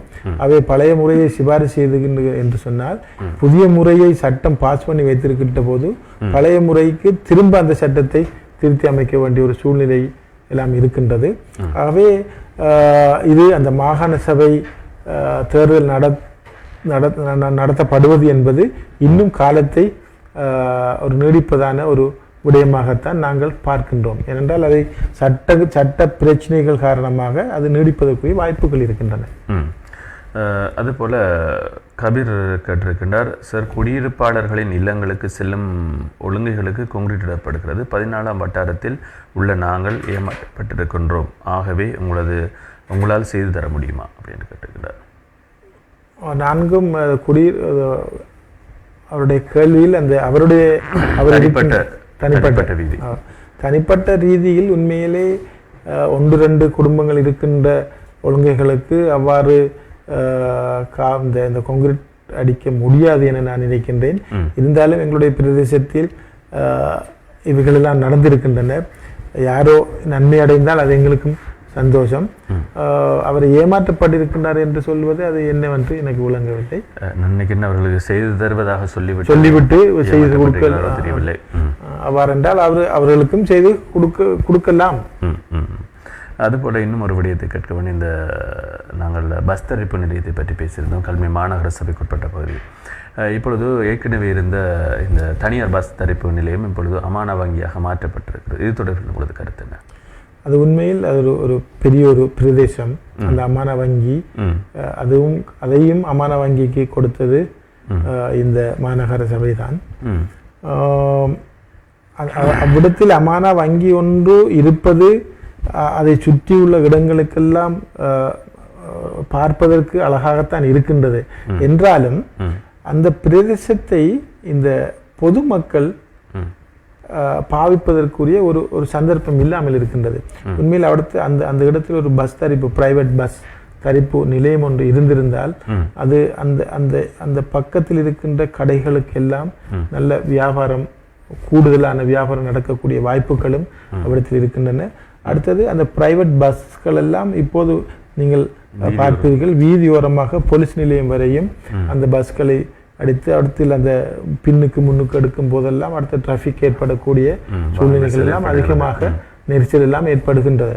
ஆனால் இந்த இடம் உண்மையில் இருக்குமேயானால் அந்த பிரைவேட் பஸ்ஸுக்கு அதை கொடுத்திருந்தால் அது ஒரு வாகன நெரிசல் அற்ற ஒரு சூழ்நிலையோடு கடைக்காரர்களுக்கும் அதிகமான வியாபாரம் செய்யக்கூடிய ஒரு சூழ்நிலை எல்லாம் அதில் இருந்திருக்கின்ற அந்த நிலைமைகள் எல்லாம் மாற்றப்பட்டு ஒரு அமான வங்கிக்கு கொடுக்கப்பட்டு அதுவும் மாநகர சபையால் தான் செய்யப்பட்டிருக்கின்றது. அதுக்கு ஏசுவதும் மாநகர சபை உறுப்பினர்களாகத்தான் இருக்கின்றார்கள்.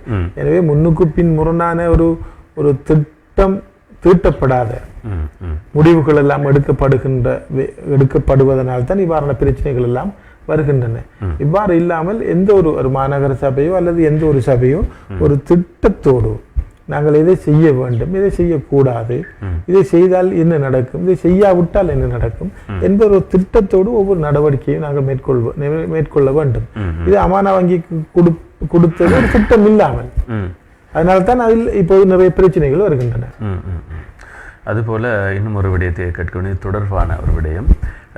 இந்த கல்முனை மாநகர சபையினுடைய நூலகம் என்பது மறைந்த எமது மர்ஹூம் ஏஆர் மன்சூர் அவர்களுடைய அந்த விடயத்தின் கீழ் அது செய்யப்பட்டிருந்தது. ஆனால் இப்பொழுது அதனுடைய நிலை கவலைக்கிடமாக இருக்கிறது. இது தொடர்பில் உங்களது கருத்து என்ன? கல்முனை மாநகர சபை எல்லைக்குள் மட்டுமல்ல, ஒரு நூலகம் என்பது ஒரு சமூகத்தை பொறுத்தவரையில் அது ஒரு அந்த சமூகத்தினுடைய எழுச்சிக்கு, ஒரு சமூகத்தினுடைய கல்வி வளர்ச்சிக்கு, அந்த சமூகத்தினுடைய ஒரு ஒரு ஒரு ஒரு ஒரு ஒரு நல்ல நல்ல விடயங்களை மேற்கொண்டு வருவதற்கு நூலகம் என்பது இன்றியமையாத ஒரு ஒரு ஒரு வாசிக சாலை. இது ஒவ்வொரு பிரதேசத்திலும் ஒவ்வொரு இடத்திலும் அமைக்கப்பட வேண்டியது மிக முக்கியமான ஒரு விடயம். உங்களுக்கு தெரியும், யாழ்ப்பாணத்தில் இருக்கின்ற அந்த வாசிக சாலை, அந்த நூலகம் என்பது ஏற்கனவே கிழக்கு ஆசியாவிலேயே ஒரு பெரிய ஒரு வாசிக சாலையாக அது இருந்தது. அது பின்னர் அது திட்டமிட்டு தாக்கப்பட்டு இப்போது அது மீண்டும் புத்துணர்ச்சி பெற்று அந்த யாழ்ப்பாணத்து மக்கள் அந்த நூலகத்தை பயன்படுத்தித்தான் அறிவாளிகளாகவும் படித்தவர்களாகவும் பெரிய பெரிய இடங்களுக்கும் வந்திருக்கிறார்கள் என்று நாங்கள் படித்திருக்கின்றோம், நாங்கள் கேள்விப்பட்டிருக்கின்றோம். எனவே ஒரு சமூகத்துக்கு ஒரு நூலகம் என்பது ஒரு வழிகாட்டி. அவ்வாறான அந்த நூலகத்தை அமைக்க வேண்டும் என்பது, ஒரு மாநகர சபைக்கு உட்பட்ட ஒரு பிரதேசத்துக்கு அமைக்க வேண்டும் என்பது ஒரு மிக முக்கியமான ஒரு தேவையாகும். இதை உணர்ந்து ஏஆர் மன்சூர் அவர்கள் அந்த நேரத்திலேயே அந்த நூலகத்தை அமைத்து கொடுத்திருந்தார்கள். ஆனால் அது இப்போது இருக்கின்ற அந்த நூலகத்தினுடைய அந்த தன்மையை, அது எவ்வாறு இருக்கின்றது என்பது பார்த்தால் உண்மையில் மிக மனவேதனை தான். அது அது இவ்வளவோ அபிவிருத்தி கண்டிருக்க வேண்டும் அது, ஆனால் அது பழைய நிலையை எடுப்பது குன்றி போய் இருக்கின்றது. இவைகளெல்லாம் தான் அந்த சமூக சிந்தனைகள், இவைகளெல்லாம் தான் அந்த அந்த சமூகத்தை வழிகாட்டுகின்ற விடயங்கள். இவைகளுக்கெல்லாம் நாங்கள் ஒரு வழிகாட்டிகளாக இல்லாமல் விட்டுவிட்டு இப்போது தேவையில்லாத பிரச்சனைகளும் தேவையில்லாத எல்லாமே எங்களுடைய இந்த கல்முனை பிரதேசத்துக்குள் வந்து எங்களுடைய சமூகத்தை ஒரு வழி நடாத்தாமல் ஒரு வழிகேடாக நடந்து கொண்டிருக்கின்றது என்பதுதான் உண்மையில் மன வருத்தமான விஷயம். அதுபோல் இன்னும் ஒரு கேள்வி வந்திருக்கிறது. அமீர் ஷா கேட்டிருக்கிறார், உங்களுடைய கட்சியில் பிரதி தலைவருக்கு வேட்புமனு கிடைக்காவிட்டால் தற்போதைய ஜனாதிபதியுடன் அவர் கூட்டணி அமைப்பாரா? அப்படி நடந்தால் ஐக்கிய தேசிய கட்சியின் எதிர்காலம் என்னவாகும்? உங்களது ஆதரவு யாருக்கு? நான் நினைக்கவில்லை. சஜித் பிரேமதாஸ் அவர்கள் எந்த ஒரு சந்தர்ப்பத்திலும் ஐக்கிய தேசிய கட்சியை விட்டு வெளியேற மாட்டார், போக மாட்டார் என்றுதான் நான் நினைக்கின்றேன். ஏனென்றால் அவருடைய கடந்த கால நிகழ்வு, கடந்த கால அவருடைய வரலாறு, அவருடைய தகப்பன் இந்த கட்சியில் இருந்தான் ஒரு ஜனாதிபதியாக ஆனவர். ஆகவே அவருடைய தாயும் அவருக்கு கொடுத்திருக்கின்ற ஒரு ஆலோசனையும் நீ கட்சியை விட்டு வெளியேறக்கூடாது எந்த ஒரு சந்தர்ப்பத்திலும் என்பது. ஆகவே அவர் கட்சியை விட்டு வெளியேறுவார் என்று நான் நினைக்கவில்லை. அவருக்கு கிடைத்தாலும் கிடைக்காவிட்டாலும் கட்சிக்குள் இருப்பார் என்பதுதான் எனது அபிப்பிராயம். அதுபோல் கலில் ரோமான் மீண்டும் கேட்டிருக்கின்றார், மாகாண சபை எனும் ஒன்று இல்லாமல் உள்ளூராட்சி சபைகளுக்கான அதிகாரம் அதிகரிப்பது என்பது அமையும் போது இன்னும் பயனாக இருக்கும் அல்லவா? இது நல்ல கேள்வி. உண்மையில் மாகாண சபை என்ற ஒரு சிஸ்டம் இலங்கையில் 13வது திருத்தத்தின் மூலம் கொண்டு வரப்பட்ட ஒரு சிஸ்டம் தான் இந்த மாகாண சபை என்பது. இந்த மாகாண சபை ஒரு பெரிய நாட்டை பொறுத்தவரையில், உதாரணமாக இந்தியாவை பொறுத்தவரையில் ஒவ்வொரு மாநிலங்களும் ஒவ்வொரு மாகாணங்களாக ஆக்கப்பட்டு ஒவ்வொரு மாகாணத்துக்கு முதலமைச்சர், ஆளுநர் என்பவர்களெல்லாம் போடப்பட்டு அது பெரிய பெரிய இடங்கள். உதாரணத்துக்கு தமிழ்நாடு இலங்கையை விட எத்தனையோ மடங்கு பெரிய ஒரு இடம். அவ்வாறான ஒரு பெரிய நாட்டுகளுக்கு இந்த மாகாண சபை சிஸ்டம் சரி என்றும், ஆனால் எங்களுடைய நாட்டை பொறுத்தவரையில் எங்களுடைய நாட்டில் ஒரு இனப்பிரச்சனையை தீர்ப்பதற்காக அந்த நேரம் ஜே.ஆர். ராஜீவ்காந்தி அவர்களுக்கு இடையில் செய்யப்பட்ட ஒப்பந்தத்தின் மூலம் 13வது திருத்தம் கொண்டு வரப்பட்டு அதன் பின்னர் மாகாண சபையில் அறிமுகப்படுத்தப்பட்டது. இந்த மாகாண சபையால் இலங்கைக்கு நன்மையா தீமையா என்று அது ஆராய்வோமே ஆனால் தீமைதான் கூட நன்மை குறை என்றுதான் நான் சொல்வேன். ஆகவே நீங்கள் கேட்டதுபடிக்கு அந்த மாகாண சபைக்குரிய அதிகாரங்களை உள்ளூராட்சி சபைகளுக்கு அதிகமாக கொடுத்து உள்ளூராட்சி சபையினூடாக இந்த அந்தந்த பிரதேச அபிவிருத்திகளை மேற்கொள்ளலாம். மாகாண சபையை இல்லாமலாக்கினால் நான் சந்தோஷப்படுவேன். அதுபோல் அபுல்லைஸ் கேட்டிருக்கின்றார், சார் கல்முனை நகர மண்டபம் என்ற ஒன்று எமது கல்முனையில் இருந்தது, தாங்கள் அறிவீர்கள். தற்பொழுது அது எந்த செயற்பாடுகளும் இல்லாமல் குப்பை போடப்பட்டு குப்பைகளால் பெறுமதி வாய்ந்த ஒரு இடம் இவ்வாறு அசிங்கப்படுத்தப்பட்டுள்ளது என்பதை தாங்கள் அறிவீர்கள் என்று நினைக்கின்றேன். இதனை சீரமைத்து மக்களின் பாவனைக்கு வழங்குவதற்கு உங்களால் நடவடிக்கை எடுக்க முடியுமாக இருந்தால் பெரும் உதவியாக இருக்கும் சார் அப்படின்னு சொல்லியிருக்கிறார். நகர மண்டபம் என்பதும் உங்களுக்கு நீங்கள் ஏற்கனவே கேட்டது போன்று எவ்வாறு அமான வங்கிக்கு கல்முனை பிரைவேட் பஸ் ஸ்டாண்ட் கொடுக்கப்பட்டதோ அதே போன்று இந்த நகர மண்டபமும் ஒரு தனியார் ஒரு நிறுவனத்துக்கு அவருடைய பொருட்களை வைப்பதற்காக ஸ்டோரேஜாக பயன்படுத்துவதற்காக ஒரு ஒப்பந்தம் போடப்பட்டு அந்த நகர மண்டபம் கொடுக்கப்பட்டது.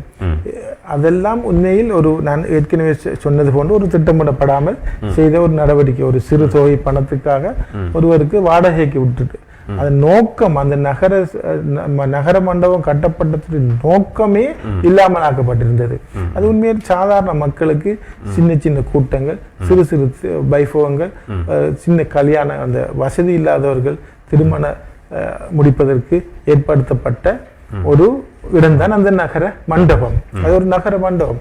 அது இப்போது இருக்கின்றதை விட அது 2 அல்லது 3 மாடிகளாக அதை ஆக்கி அதை பெரிதுபடுத்தி அழகாக அதை வைத்து சிறு சிறு நிகழ்வுகளை நடத்துவதற்கு அது உண்மையை கொடுத்திருக்க வேண்டும். அது கல்முனை மாநகர சபைக்கு உட்பட்ட ஒரு விஷயமாக இருப்பதால் நாங்கள் நேரடியாக அதில் தலையிட முடியாது. ஆனால் எங்களுக்கு அதிகாரம் வரும் என்றால் நாங்கள் அதை செய்யலாம், செய்வதற்கு நாங்கள் முயற்சிக்கலாம். இப்போது அது எங்களுக்கு அதில் கை வைப்பதற்கு நான் அதில் விரும்பவில்லை இப்போது. அதுபோல் கல்முனை கலைரோமா மீண்டும் கேட்டிருக்கின்ற கரையோர மாவட்டம் என்னும் கோரிக்கை எமது சமூகத்துக்கு அதே போன்று தமிழ் பேசும் மக்களுக்கு அது பெரும் தேவையாக உள்ளது. இது சம்பந்தமாக உங்களிடம் கருத்து, அதே போல் உங்களிடம் உள்ள திட்டங்கள் எவ்வாறு உள்ளது என்று கேட்டிருக்கிறார். கரையோர மாவட்டம் என்ற விடயத்தை கரையோர மாவட்டத்தை கேட்கின்றவர்களுக்கிட்டே நான் திரும்ப கேட்க வேண்டும், ஏன் அதை கேட்கின்றீர்கள் என்று. ஏனென்றால் எங்களுடைய சமூகத்துக்குள் கட்சி ஆரம்பிக்கப்பட்டு நாங்கள் முதலாவதாக நாங்கள் கேட்ட விடயம் இணைந்த வடகிழக்கு மாகாணத்தில் ஒரு தனி அலகு, இணைந்த வடகிழக்கு மாகாணத்தில் எங்களுக்கு ஒரு தனி அலகு தரப்பட வேண்டும். ஏற்கனவே நீங்கள் உரிமை சம்பந்தமாகவும் கேட்டீர்கள், அந்த உரிமையும் இதற்குள் வரும். அவை இணைந்த வடகிழக்கு மாகாணத்தில் ஒரு தனி அலகை கேட்டோம். இந்த தனி அலகு நாங்கள் ஒரு 3-4 தேர்தல் காலங்களில் கேட்டிருப்போம். பின்னர் அந்த தனி அலகு கைவிடப்பட்டு அதன் பின்னர் தென்கிழக்கு அலகு என்று எங்களால் கேட்கப்பட்டது. கேட்கப்படுவது அல்ல, இது கதைகள் தான். ஒரு மேடையில் ஏறினால் அரசியல் மேடையில் இதைத்தான் கதைப்பது. சாத்தியமற்ற விடயம் என்று தெரியும். ஆனால் மக்களை உணர்ச்சி வசப்படுத்துவதற்கு கதைக்கின்ற கதை தான் அது. இணைந்த வடகிழக்கு மாகாணத்தில் தனி அலகு அது விடப்பட்டு பின்னர் கேட்கப்பட்டது இந்த தென்கிழக்கு அலகு. தென்கிழக்கு அலகும் ஒரு 4-5 தேர்தல் காலங்களுக்கு நன்றாக பயன்படுத்தப்பட்டது. எங்களுக்கு தென்கிழக்கு அலகு வரும் வரும் வரும் என்று. அதுவும் அவ்வாறே கைவிடப்பட்டு கடைசியாக தான் இந்த கரையோர மாவட்டம் என்பது கேட்கப்படுகின்றது. இந்த கரையோர மாவட்டத்தை பற்றி இந்த டிவி நிகழ்ச்சியில் நான் வெளிப்படையாக சில விஷயங்களை குறிப்பிட விரும்பவில்லை. என்றால் அதில் எங்களுக்குள்ள பாதகங்கள் நிறைய இருக்கின்றன. 1-2 சாதகங்களும் இருக்கும், இல்லை என்று நான் சொல்லவில்லை, பாதகங்கள் இருக்கின்றன. இந்த கரையோர மாவட்டத்தை நாங்கள் கைவிட வேண்டும் என்றால் எங்களுக்கு தெரியும், நாங்கள் கரையோர மாவட்டத்தை எடுத்தால் நாங்கள் எங்களுடைய பிரதேசம் கூடுதலாக நம்பி இருக்கின்றது மீன்பிடித்துறையையும் விவசாயத்துறையையும். விவசாயத்துறைக்கு எங்களுக்கு தண்ணீர் வருவது மேல் இடங்களிலிருந்து, குறிப்பாக பெரும்பான்மையில் அவர்களிடமிருந்து எங்களுக்கு தண்ணீர் வர வேண்டும். இப்போது நாங்கள் அந்த வேளாண்மை செய்வதற்கு இப்போது எங்களுக்கு தண்ணீர் குறைய தருகின்றார்கள். காரணம், நெற்செய்கை செய்யப்படாத இடங்களுக்கெல்லாம் தற்போது சிங்கள பிரதேசங்களுக்கு தண்ணீர் கொடுத்து விட்டு மீதமாக வருகின்ற தண்ணீர் தான் எங்களுக்கு தருகின்றார்கள். நாங்கள் கரையோர மாவட்டமும் கேட்டு அதை தனியை பிரித்து எடுப்போம் என்றால் தண்ணி தராவிட்டாலும் எங்களுக்கு நாங்கள் என்ன செய்வது என்பதெல்லாம் யோசிக்க வேண்டும். அது அது அது ஒரு புறம் இருக்க, இன்னும் சில உள்ளார்ந்த சில விஷயங்கள் அதற்குள் இருக்கின்றன. அந்த விடயங்கள் எல்லாம் வெளிப்படையாக நாங்கள் பேச முடியாது, ரகசியமாக பேச வேண்டும். அவ்வாறு நாங்கள் இந்த பிரச்சனைகள் எல்லாம் வைத்துக்கொண்டு கரையோர மாவட்டத்தை கேட்பதை விடுத்து நாங்கள் அம்பாறை மாவட்டத்தில் இருக்கின்ற அந்த கச்சேரிக்கு மேலதிகமான ஒரு ஜிஐயை ஒரு நல்ல ஒரு ஜிஐயை முஸ்லிம் சார்பாக போடுவதே சிறந்த ஒரு நடவடிக்கையாக இருக்கும் என நான் நினைக்கின்றேன். அது சாத்தியப்படுமா? ஏன் சாத்தியப்பட்டது தானே. மேலதிகமான ஒருவர் போடப்பட்டார், திரும்ப அவர் இல்லாமக்கப்பட்டார். இப்போது ஒன்று இருக்கின்றது. ஆனால் அது அதிகாரத்தை கூடுதலாக கிட்டத்தட்ட அங்கு இருக்கின்ற ஒரு ஜிஏ அரசாங்க அதிபருக்கு கொடுக்கின்ற அதே அதிகாரத்தை கொடுக்க வைத்து அங்கு கொடுக்கப்பட்டால் ஒரு முஸ்லிமால் இந்த முஸ்லிம் பிரதேசங்களை கவனிக்கக்கூடிய மாதிரி கொண்டு வந்தால் நன்றாக இருக்கும் யோசிக்க. உங்களால் முயற்சி எடுக்க முடியுமா? என்கிட்ட இப்போ இருக்கின்ற அதிகாரத்துக்கு அது செய்ய முடியாது. அதிகாரம் கூடினால் செய்யலாம். அதுபோல நகரமாண்ட வீதி அவர் கேட்டுக்கொண்டிருக்கிறார். நான் நினைக்கின்ற இந்த நிகழ்ச்சி முடிவடைந்ததும் நீங்கள் ஆரம்பத்தில் இந்த நிகழ்ச்சியை பார்த்தால் புரியும். நகரமாண்ட வீதிக்கு என்ன நடந்தது, என்ன நடந்து கொண்டிருக்கிறது, அதனுடைய முன்னெடுப்புகள் எவ்வாறு சென்று கொண்டிருக்கிறது என்பதை பற்றி நீங்கள் தெரிந்து கொள்ளலாம். மீண்டும் அது தொடர்பாக இந்த கரையோர மாவட்டம் தொடர்பாக கரையோர மாவட்டத்தின் முக்கியத்துவம் எமது தமிழ் பேசும் மக்களுக்கு மிகவும் முக்கியம் அல்லவா என்று சொல்லியிருக்கின்றார். இல்லை, தமிழ் பேசும் மக்களுக்கு முக்கியமானதல்லவா என்று நீங்கள் கேட்பது எதை வைத்து கேட்கின்றார் என்று எனக்கு விளங்கவில்லை. ஆனால் என்னை பொறுத்தவரையில் கரையோர மாவட்டத்தால் நாங்கள் பாதிக்கப்பட போவது அதிகம். ஏனென்றால் அது கரையோர மாவட்டம் ஒன்று பெற்றால் அது பெற்றதிலிருந்து 10 வருஷங்களுக்கு பிறகு என்ன நடக்கும் என்பது இப்போது நாங்கள் யோசிக்க வேண்டும். நாங்கள் அதை யோசிக்க தெரியாவிட்டால் நாங்கள் கரையோர மாவட்டம் கேட்பதை நிறுத்திவிட வேண்டும். நான் என்னை பொறுத்தவரையில் 10 வருஷத்துக்கு பிறகு நான் யோசிச்சு சொல்றேன், இப்ப அந்த கரையோர மாவட்டம் கேட்பதை கைவிட வேண்டும். ஆனால் அம்பாறைக்கு இருக்கின்ற அரசாங்க அதிபருக்கு நிகரான ஒரு அரசாங்க முஸ்லிம் அதிபரை போட்டு எங்களுடைய மக்களுடைய பிரச்சனைகளை பார்ப்பதற்கு ஒருவரை நியமித்தால் அதுவே போதுமானதாக இருக்கும். அதுபோல இந்த கல்முனை மாநகரத்துக்கு உட்பட்ட பகுதிகளில் இன்னும் ஒரு சில வீதிகள் புனரமைக்கப்படாமல் இருக்கிறது. இந்த வீதிகளும் உங்களது நிதி ஒதுக்கீடுகள் புனரமைக்கப்படுமா? நான் ஏற்கனவே சொன்னேன், இன்னும் 2 வருட காலம் நான் இப்போது இருக்கின்ற இந்த நிலையில் இருந்தால் எல்லா விதிகளையும் புனரமைத்து தரலாம். நீங்கள் கல்முனை மாநகரத்துக்கு ஒரு அதிகாரம் உங்களுக்கு கிடைத்தால் இந்த கல்முனை மாநகரத்தை எவ்வாறு அழகுபடுத்துவீர்கள்? இதே கேள்வி நீங்க ஏற்கனவே கேட்டீர்கள். முற்றுமுழுதாக கேட்கின்றேன். அதாவது இந்த ஒரு பெரிய ஒரு எங்களுக்கு ஒரு ஒர்க் பிளான் அப்படி இருக்க வேண்டும். இந்த கல்முனை மாநகரத்தை எவ்வாறு நாங்கள் அழகுபடுத்த வேண்டும். அழகுபடுத்துவது மட்டுமல்ல, எங்களுடைய கல்வித்துறையில் நாங்கள் எங்களுடைய பிள்ளைகளை முன்னேற்றினால் மட்டுமே மற்ற விஷயங்கள் எல்லாம் ஒழுங்காக நடக்கும். கல்வி எமது பிரதேசத்தை பொறுத்தவரையில், எங்களுடைய பிரதேசத்தை பொறுத்தவரையில் கல்வியில் நாங்கள் முன்னேறிய வீதம் காணாது என்று நான் நினைக்கின்றேன். ஏனென்றால் ஒரு வியாபாரத்தை அல்லது ஒரு வர்த்தக நிலையத்தை திட்டமிட்டு மற்றவர்கள் தாக்கலாம். திட்டமிட்டு அந்த வியாபாரத்தை வியாபாரம் இல்லாமல் செய்யலாம். ஆனால் ஒரு பிள்ளை படிக்கும் போது அந்த பிள்ளை யூனிவர்சிட்டிக்கு போய் அந்த பிள்ளை பட்டதாரியாகவோ ஒரு வைத்தியராகவோ ஒரு என்ஜினியராகவோ அல்லது ஒரு கணக்காளர் ஒரு சட்டத்தனையாக வெளியாகி வரும்போது அந்த பிள்ளைக்குரிய தொழிலை அரசாங்கம் கொடுத்தே ஆக வேண்டும். அதை தடுக்க முடியாது. ஆகவே நாங்கள் அந்த கல்வித்துறையில் முன்னேறுவது என்பது ஒரு முக்கியமான விஷயம். அதில் அரசாங்கம் எப்படியும் எங்களுக்கு எந்த சாக்கு போக்கும் சொல்ல முடியாது. அவர்கள் தந்தை ஆக வேண்டும். ஆனால் வியாபாரம் அவ்வாறு அல்ல. திட்டமிட்டு, உங்களுக்கு தெரியும், அழகாக திட்டமிட்டு. இடையிலே சார் ஒரு அழைப்பும் இருக்கிறது, இணைத்து விட்டு நாங்கள் தொடர்பாக பேசலாம். ஹலோ, அஸ்ஸலாமு அலைக்கும். ஹலோ அஸ்ஸலாமு அலைக்கும். வலைக்கம் ஸ்லாம். யார் எங்கிறது கேட்குறீங்க? நான் கொரியாவில் இருந்து அக்பர் அலி பேசுறேன். சொல்லுங்கள் அக்பர் அலி. சிரேஷ்ட சட்டத்தரணி ரசாக் லோயரோட 2 கேள்விகள் கேட்கலாம் சொல்லி, ஒரு கேள்வியும் 2 கேள்விகள் கேட்கலாம் சொல்லி தான் நான் பேசினேன். சொல்லுங்கள். அதாவது அந்த தேர்தல் நெருங்குற காலத்துல பொதுவா நம்ம இந்த கரையோர மாவட்டத்துல இந்த கட்சிகளுக்கு இடையில பல கட்சிகள் சேர்ந்து நிறைய அபிவிருத்திகள் செய்வாங்க. அந்த வகையில அந்த சகல அபிவிருத்திகளையும் உள்வாங்கி அந்த ஊரை அபிவிருத்தி அடைய வைக்கணும் என்று சொல்ற சிந்தனை வந்துட்டு அதிகமாக இப்ப உதாரணமா நம்ம அம்பாறை மாவட்டத்துல படிச்ச ஊருன்னு சொல்லி ஒரு குட்டி யாழ்ப்பாணம் என்று சொல்ற மருதமுனையில அந்த விஷயத்தை எல்லாரும் ஒத்து செய்வாங்க. ஆனா இந்த சம்பாந்துறை கல்முனை போன்ற ஊர்ல இந்த அரசியல் போட்டிகள் காரணமாக ஊருக்கு வருகின்ற அபிவிருத்திகளை தடுக்கின்ற வேலைகளை கட்சி ரீதியாக முன்னெடுத்து கொண்டு வராங்க.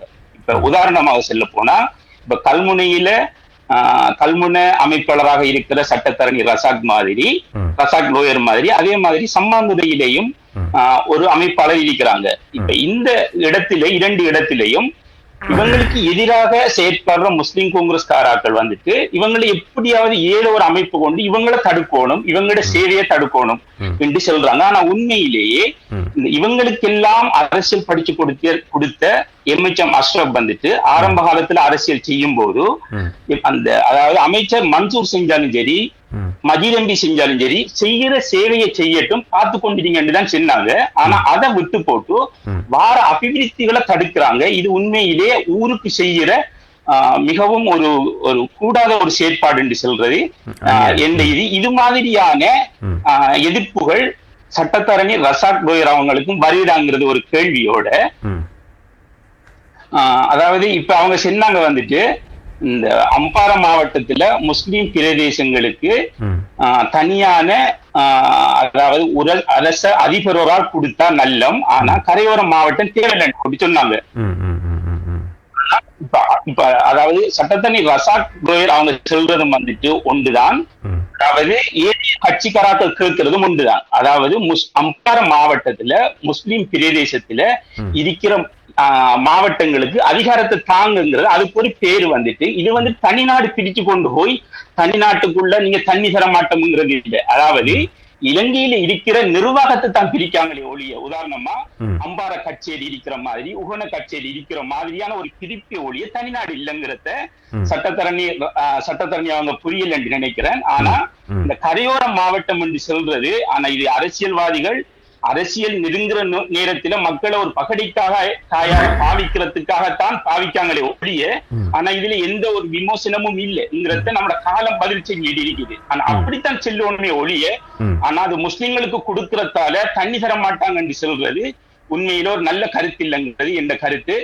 நான் கேட்டதுக்கு சட்டத்தரணி ரசாக் அவங்க அவருக்கும், அதாவது சம்மாந்துறையில இருக்கிற அமைப்பாளருக்கு எதிர்ப்பு வார மாதிரி சட்டத்தரணி ரசாக் அவங்களுக்கு எதிர்ப்பு வருகிறாங்கிறதா இந்த கேள்வி. இலங்கையில் நீங்கள் எந்த இடம்?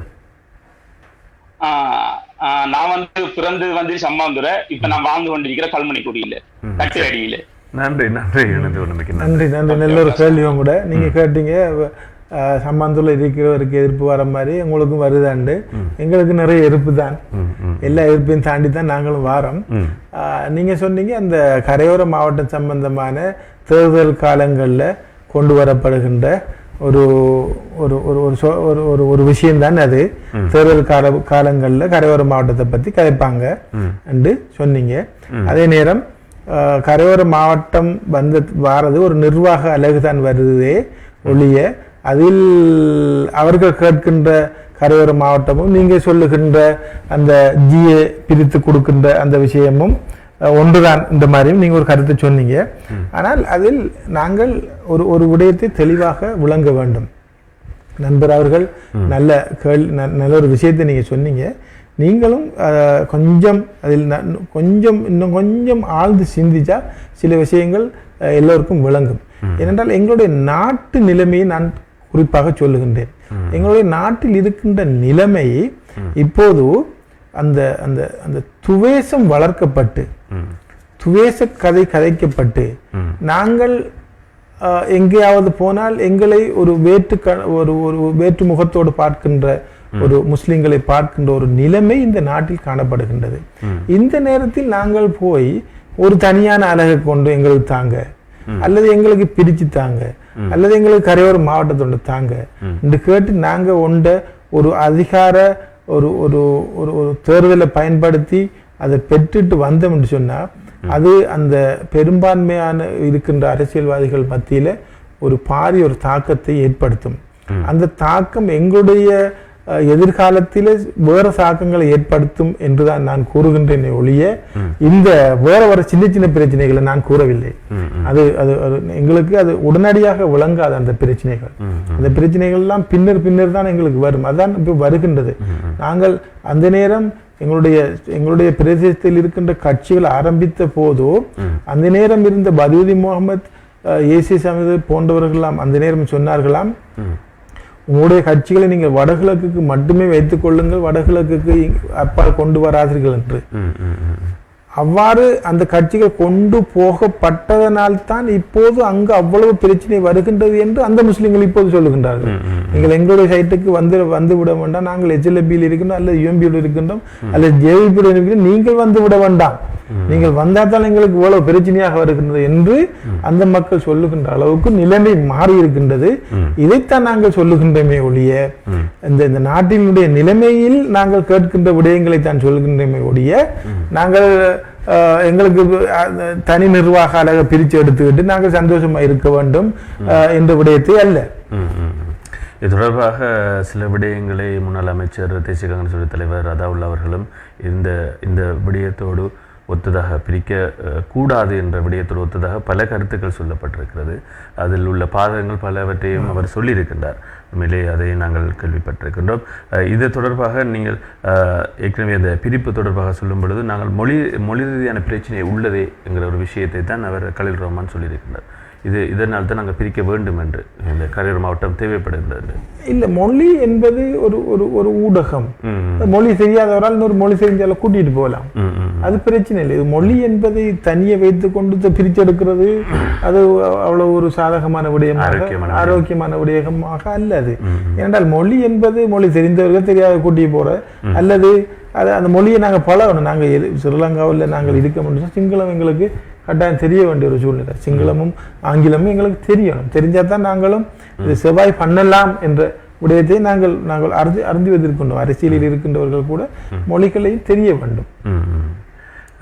உசேன் விதானே என்ற ஒரு ஐடியிலிருந்து வந்திருக்கிறது. தடுப்புகள் ஒரே கட்சியில் ஊடாகத்தான் வருகின்றதோ அவ்வாறானால் உங்கள் கட்சி பிற கட்சியோடு சேர்ந்துதான் செல்லுமா? தடுப்புகள் அதாவது தடுக்கப்படுகின்ற விடயங்கள் ஒரு இருக்கின்ற கட்சியோடு சேர்ந்து தான் வருகின்றதா? அப்படின்னு சொன்னால் ஏன் இந்த கட்சியோடு இருக்கணும் அப்படின்னு கேட்குறா? இல்லை இப்போ இது இப்போ தடுக்கிற விஷயங்கள் எல்லாம் கீழ்மட்டத்தில் நடக்கிறது. தடுக்கிறது அல்லது எத்தனிக்கிறது தடுக்க முற்படுகின்ற விடயங்கள் எல்லாம் கீழ்மட்டத்தில் நடக்கிறது. மேல் மட்டத்தில் இருக்கின்றவர்கள்லாம் சந்தோஷமாக தான் இருப்பாங்க. அரசியல்வாதிகள் இருந்தால் அந்த நேரம் ஒருத்தருக்கு ஒருத்தர் ஏசுவார், வருவார், போவார், எல்லாம் செய்வார். ஆனால் ரெண்டு பேர் ஒன்றா சாப்பிடுவார், காய்ச்சி தான் சாப்பிடுவாங்க.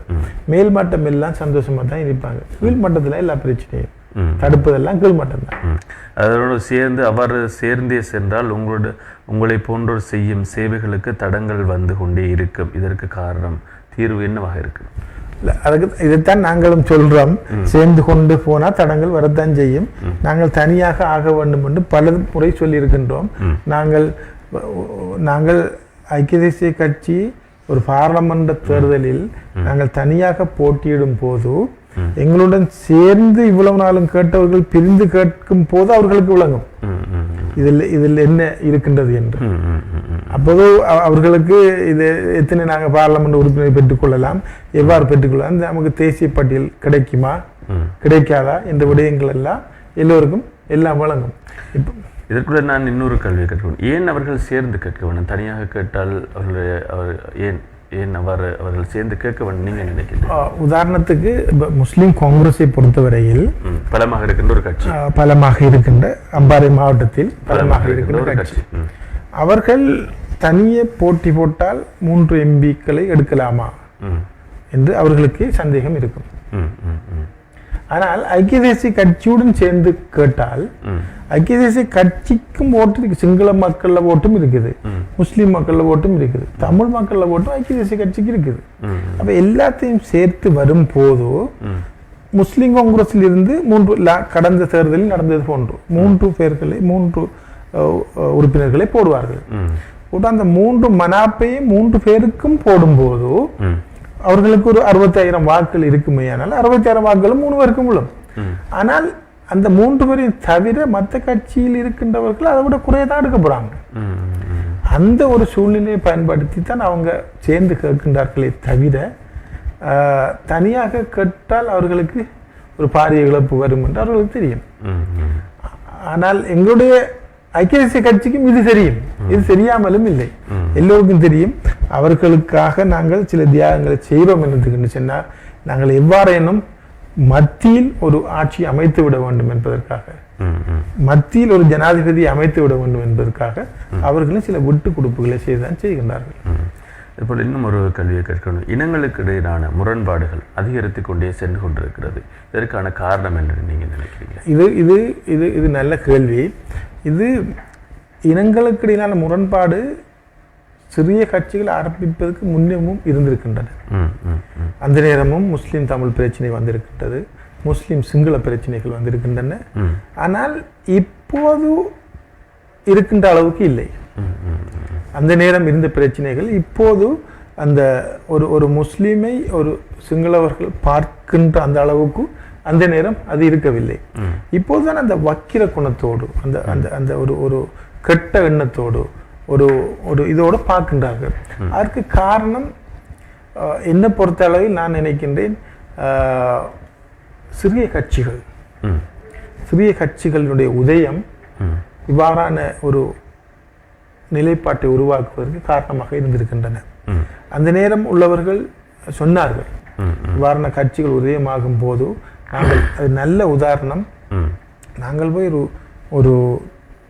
ஒரு சிங்கள பிரதேசத்தில் இருக்கின்ற ஒரு சிறிய முஸ்லிம் ஒரு கிராமத்துக்கு போய் நாங்கள் ஒரு முஸ்லிம் கட்சியில் ஒரு உறுப்பினரை ஒரு அபட்சகரை அங்கே போட்டு அங்கு தேர்தல் கேட்கும் போது அந்த முஸ்லிம் மக்கள் என்ன செய்வார்கள், முஸ்லிம் ஒரு ஆள் கேட்கின்றார் என்பதற்காக வாக்கை போடுவார்கள்.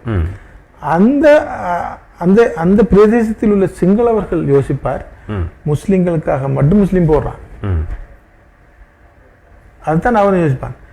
மாவனல்லையில் கேகோல் டிஸ்ட்ரிக்ட்ல இருக்கிற கபீர் ஹாசிம் அவர்கள் போன முறை எடுத்த மொத்த மனாப்பே 1,12,000 13,000. ஆனால் கேகோல் டிஸ்ட்ரிக்ட்ல இருக்கின்ற மொத்த முஸ்லிம் வாக்குகள் 35,000 தான். ஆகவே கிட்டத்தட்ட 70-75,000 சிங்கள வாக்குகளால் அந்த ஒரு முஸ்லிம் அங்கு வாரார். அந்த வாய்ப்பெல்லாம் தடுபடுவதற்கு இந்த சிறிய கட்சிகள் உதயமாகி வடகிழக்குக்கு அப்பால் தேர்தல் கேட்கின்ற அந்த சூழ்நிலை உருவாக்குகின்றது. எனவே அந்த வடகிழக்குக்கு அப்பால் இந்த கட்சிகள் போனதனால் அங்கு உள்ள முஸ்லிம்களை பார்த்து வாக்களித்ததன் காரணமாக சிங்களவர்கள் அவர்களை எதிரிகளாக பார்த்தார்கள். என்றால் சில பிரதேசங்களில் சிங்களவர்கள் முஸ்லிம்களுக்கு வாக்களிப்பது போன்று முஸ்லிம்கள் சிங்களவர்களும் வாக்களிக்கிறார்கள். அது இப்பவும் இருக்கின்றது. முஸ்லிம்கள் சிங்களவர்களும் வாக்களிக்கிறார்கள். ஆனால் எங்கட முஸ்லிம் மக்கள் போய் அங்க போய் இல்ல நீங்க முஸ்லிமுக்கு மட்டும் வாக்களிக்க என்று சொல்லும் போது அங்க ஒரு பிரிவினை வருகின்றது. அவர்கள் பிரிவினைவாதிகளாக பார்க்கின்றார்கள். அவ்வாறு பார்த்து வந்துதான் இந்த பிரச்சனை இந்த அளவுக்கு முத்தி இருக்கின்றது. எனவே நாங்கள் சொல்கின்றோம், பெருங்கட்சிகளோடு தேசிய கட்சிகளோடு நாங்கள் இணைந்திருக்க வேண்டும். சிறிய கட்சிகளை வைத்துக்கொண்டு நாங்கள் தொடர்ந்து இந்த பிரச்சனைகளுக்கு முகம் கொடுத்திருக்க முடியாது. நாங்கள் தேசிய கட்சிகளோடு இணைந்து தேசிய தலைவர்களுடன் நாங்கள் ஒரு நட்புறவை பேணி வருவதன் மூலம் இந்த பிரச்சனைகளை தனித்து கொண்டு வரலாம். பிரச்சனைகள் இல்லாமல் பிரச்சனைகளை முற்றாக முடிக்க முடியாது, ஆனால் குறைத்து கொண்டு வரலாம். குறைத்து கொண்டு வந்து ஒரு காலத்தில் முடியும். நாங்கள் ஒரு இனவாதத்தை பேசாமல் இருக்கும் போது அவர்கள் பேசுகின்றார்கள், நாங்கள் அதை சரியாக சொல்லவில்லை. அவர்களும் நிறைய பேர் இனவாதத்தை எங்களுக்கு எதிராக பேசுகின்றார்கள். ஆனால் அவர்கள் பேசுகின்றார்கள் என்பதற்காக நாங்களும் போய் பேசினால் அங்க என்ன நடக்கும்? பிரச்சனை தான் வரும். ஆகவே நாங்கள் இந்த ஜம்மியத்துல் உலமா கூட இந்த பிரச்சனைகள் எல்லாம் எங்களை அமைதியாக இருக்க சொல்வது இதற்காகத்தான். நீங்கள் அமைதியாக இருங்கள் என்று சொல்வதெல்லாம் இதற்காகத்தான். ஏன்னா நாங்களும் கதைக்கு போனா அங்க பிரச்சனை தான் கூடும். கூடி ஒரு கட்டத்துல நாங்கள் இலங்கையில் வாழ முடியாத நிலைமைகளை தான் உருவாக்கும். எனவே மியான்மரில் நடந்தது போன்று இங்கு நடந்துவிடக் கூடாது என்பதற்காக நிறைய தலைவர்கள், நிறைய மத தலைமைகள் எல்லாம் எங்களை கட்டுப்படுத்துகின்றன. ஆகவே இந்த விஷயங்களெல்லாம் நாங்கள் மிக ஆழமாக சிந்திக்க வேண்டிய ஒரு காலகட்டம் இது.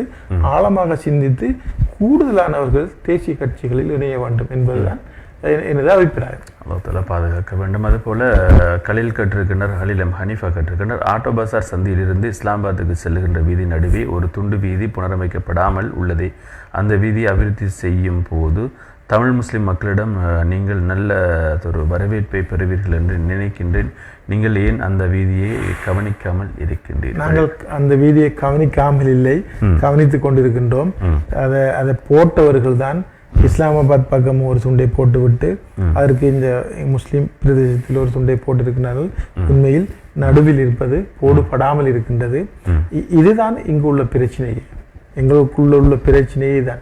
நாங்கள் இரண்டு சமூகமும் ஒற்றுமையாக இருக்க வேண்டும் என்று சொன்னால் நாங்கள் அதிகாரம் உள்ளவர்கள் இரண்டு சமூகத்துக்கும் பொதுவான ஒரு வேலையை செய்ய வேண்டும். அந்த வேலையை நாங்கள் எடுத்திருக்கோம், நாங்கள் அதை செய்வோம். மிகாண்மையில் நாங்கள் அவர்களுக்கு, தமிழர்களுக்கு, நாங்கள் அந்த தமிழ் மக்களுக்கு நாங்கள் வாக்குறுதி அளித்திருக்கின்றோம், அது அந்த வீதியை செய்து தருவதாக. அதை நாங்கள் மிகாண்மையில் நாங்கள் செய்வதற்கு செய்து முடிப்போம்.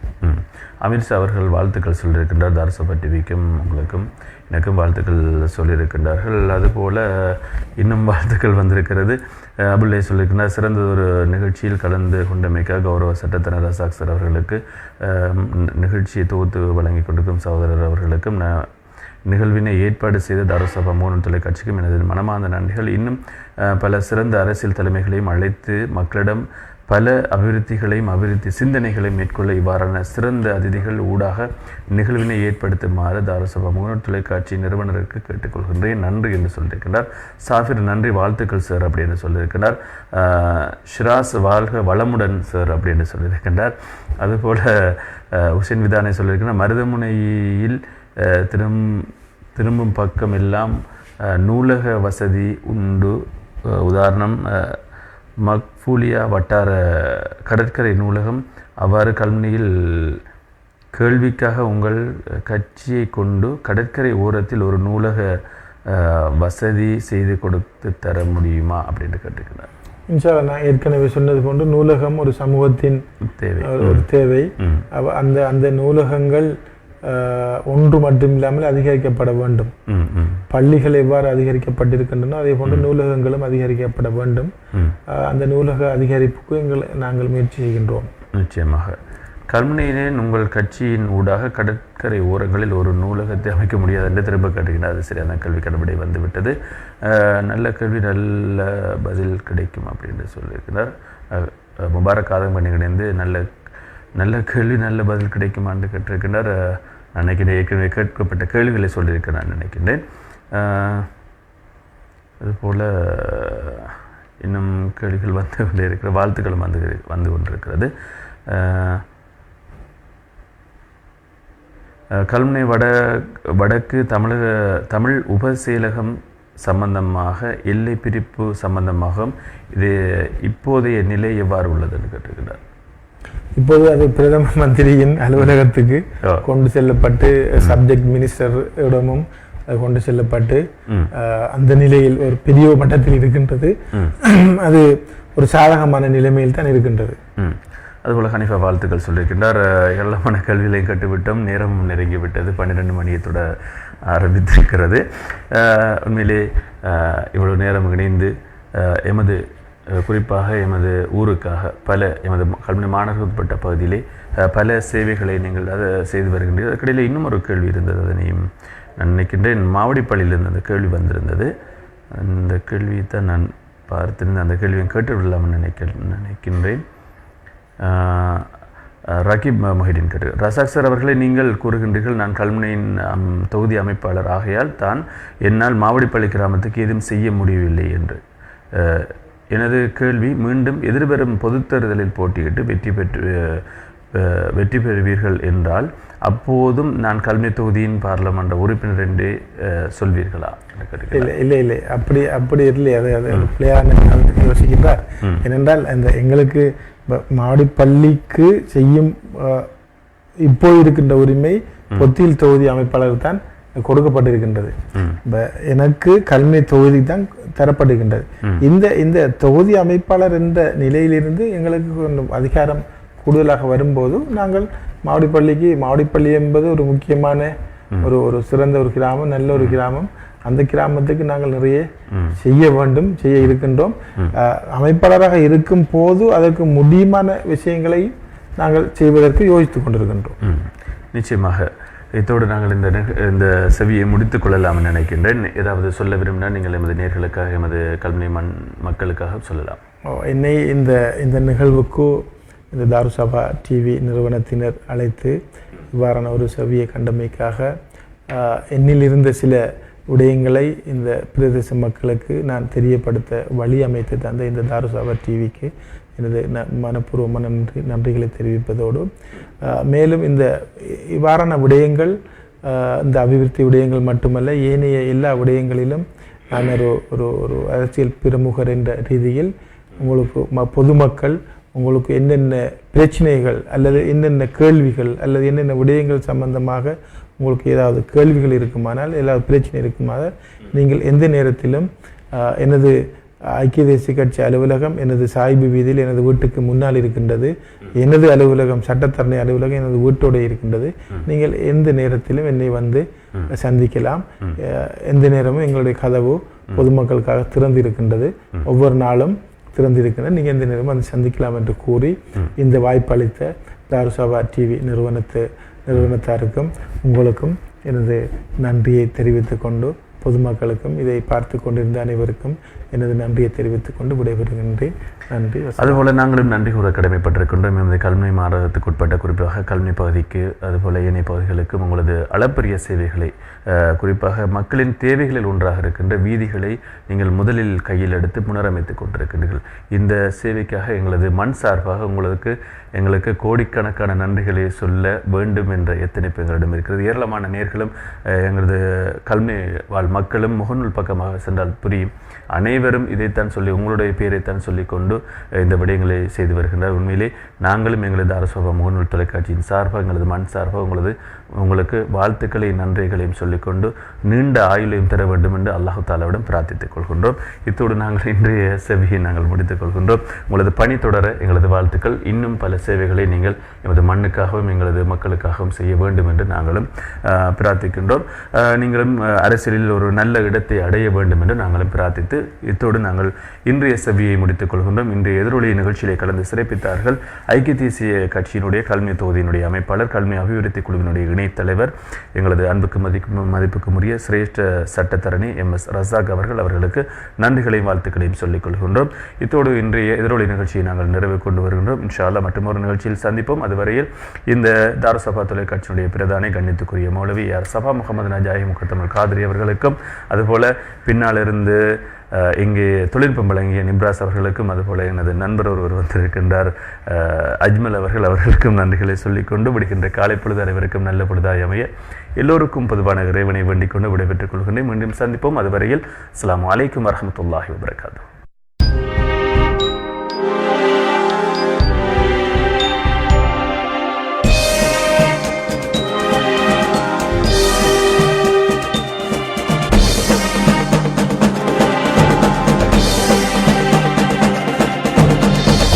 எதிரொலி சமகால அரசியல் நிகழ்வுகளை அலசி ஆராயும் நிகழ்ச்சி எதிரொலி.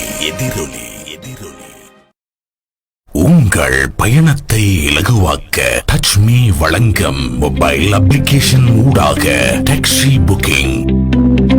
குறைந்த கட்டணம், பாதுகாப்பான பயணம், விரைவான சேவை, ப்ரோமோ கோட் விலை கழிவுகள், வசதியான வாகன தெரிவு, டுக் டுக், பட்ஜெட், மினி கார், வீண் மற்றும் பட்டா,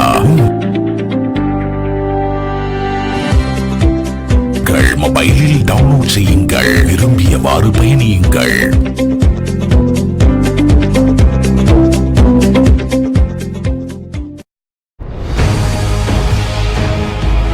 கல்முனையில் மெட்ரோபாலிட்டன் காலேஜ் ஒரு நாகரிகமான கல்விச் சூழலை கல்முனையில் விதைக்கின்றது நம் தேசத்தின் கல்வியகம் மெட்ரோபாலிட்டன் காலேஜ். சர்வதேச நாடுகளின் தரமிகு பல்கலைக்கழகங்களோடு கைகோர்த்து உன்னதமான சேவையை வழங்குகின்றது மெட்ரோபாலிட்டன் காலேஜ்.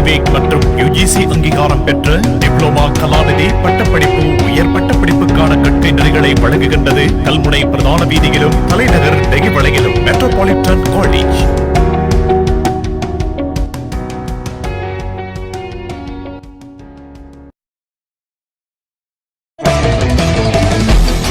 மின்சார கட்டணத்தால் அவதிப்படுபவரா நீங்கள்? கவலையை விடுங்கள். மிக குறைந்த கட்டணத்தில் சோலார் பவர் சிஸ்டம் ஒன்றை கொள்வனவு செய்திடுங்கள். 25 வருட உத்தரவாதம், அதிநவீன தொழில்நுட்பம், திருப்திகரமான சேவைகள். 3 அல்லது 5 வருடங்களில் உங்கள் முதலீட்டினை திருப்பி பெற்றுக் கொள்ளும் வாய்ப்பு இலங்கை மின்வெளி மற்றும் மீள் புத்தாக்க சக்தி அமைச்சினால் அங்கீகரிக்கப்பட்டது. கொள்வனவிற்கு நாடுங்கள். நெட்வெஸ்ட் கம்ப்யூட்டர் சிஸ்டம், இலக்கம் 127, பிரதான வீதி, கல்முனை. தொடர்புகளுக்கு 077858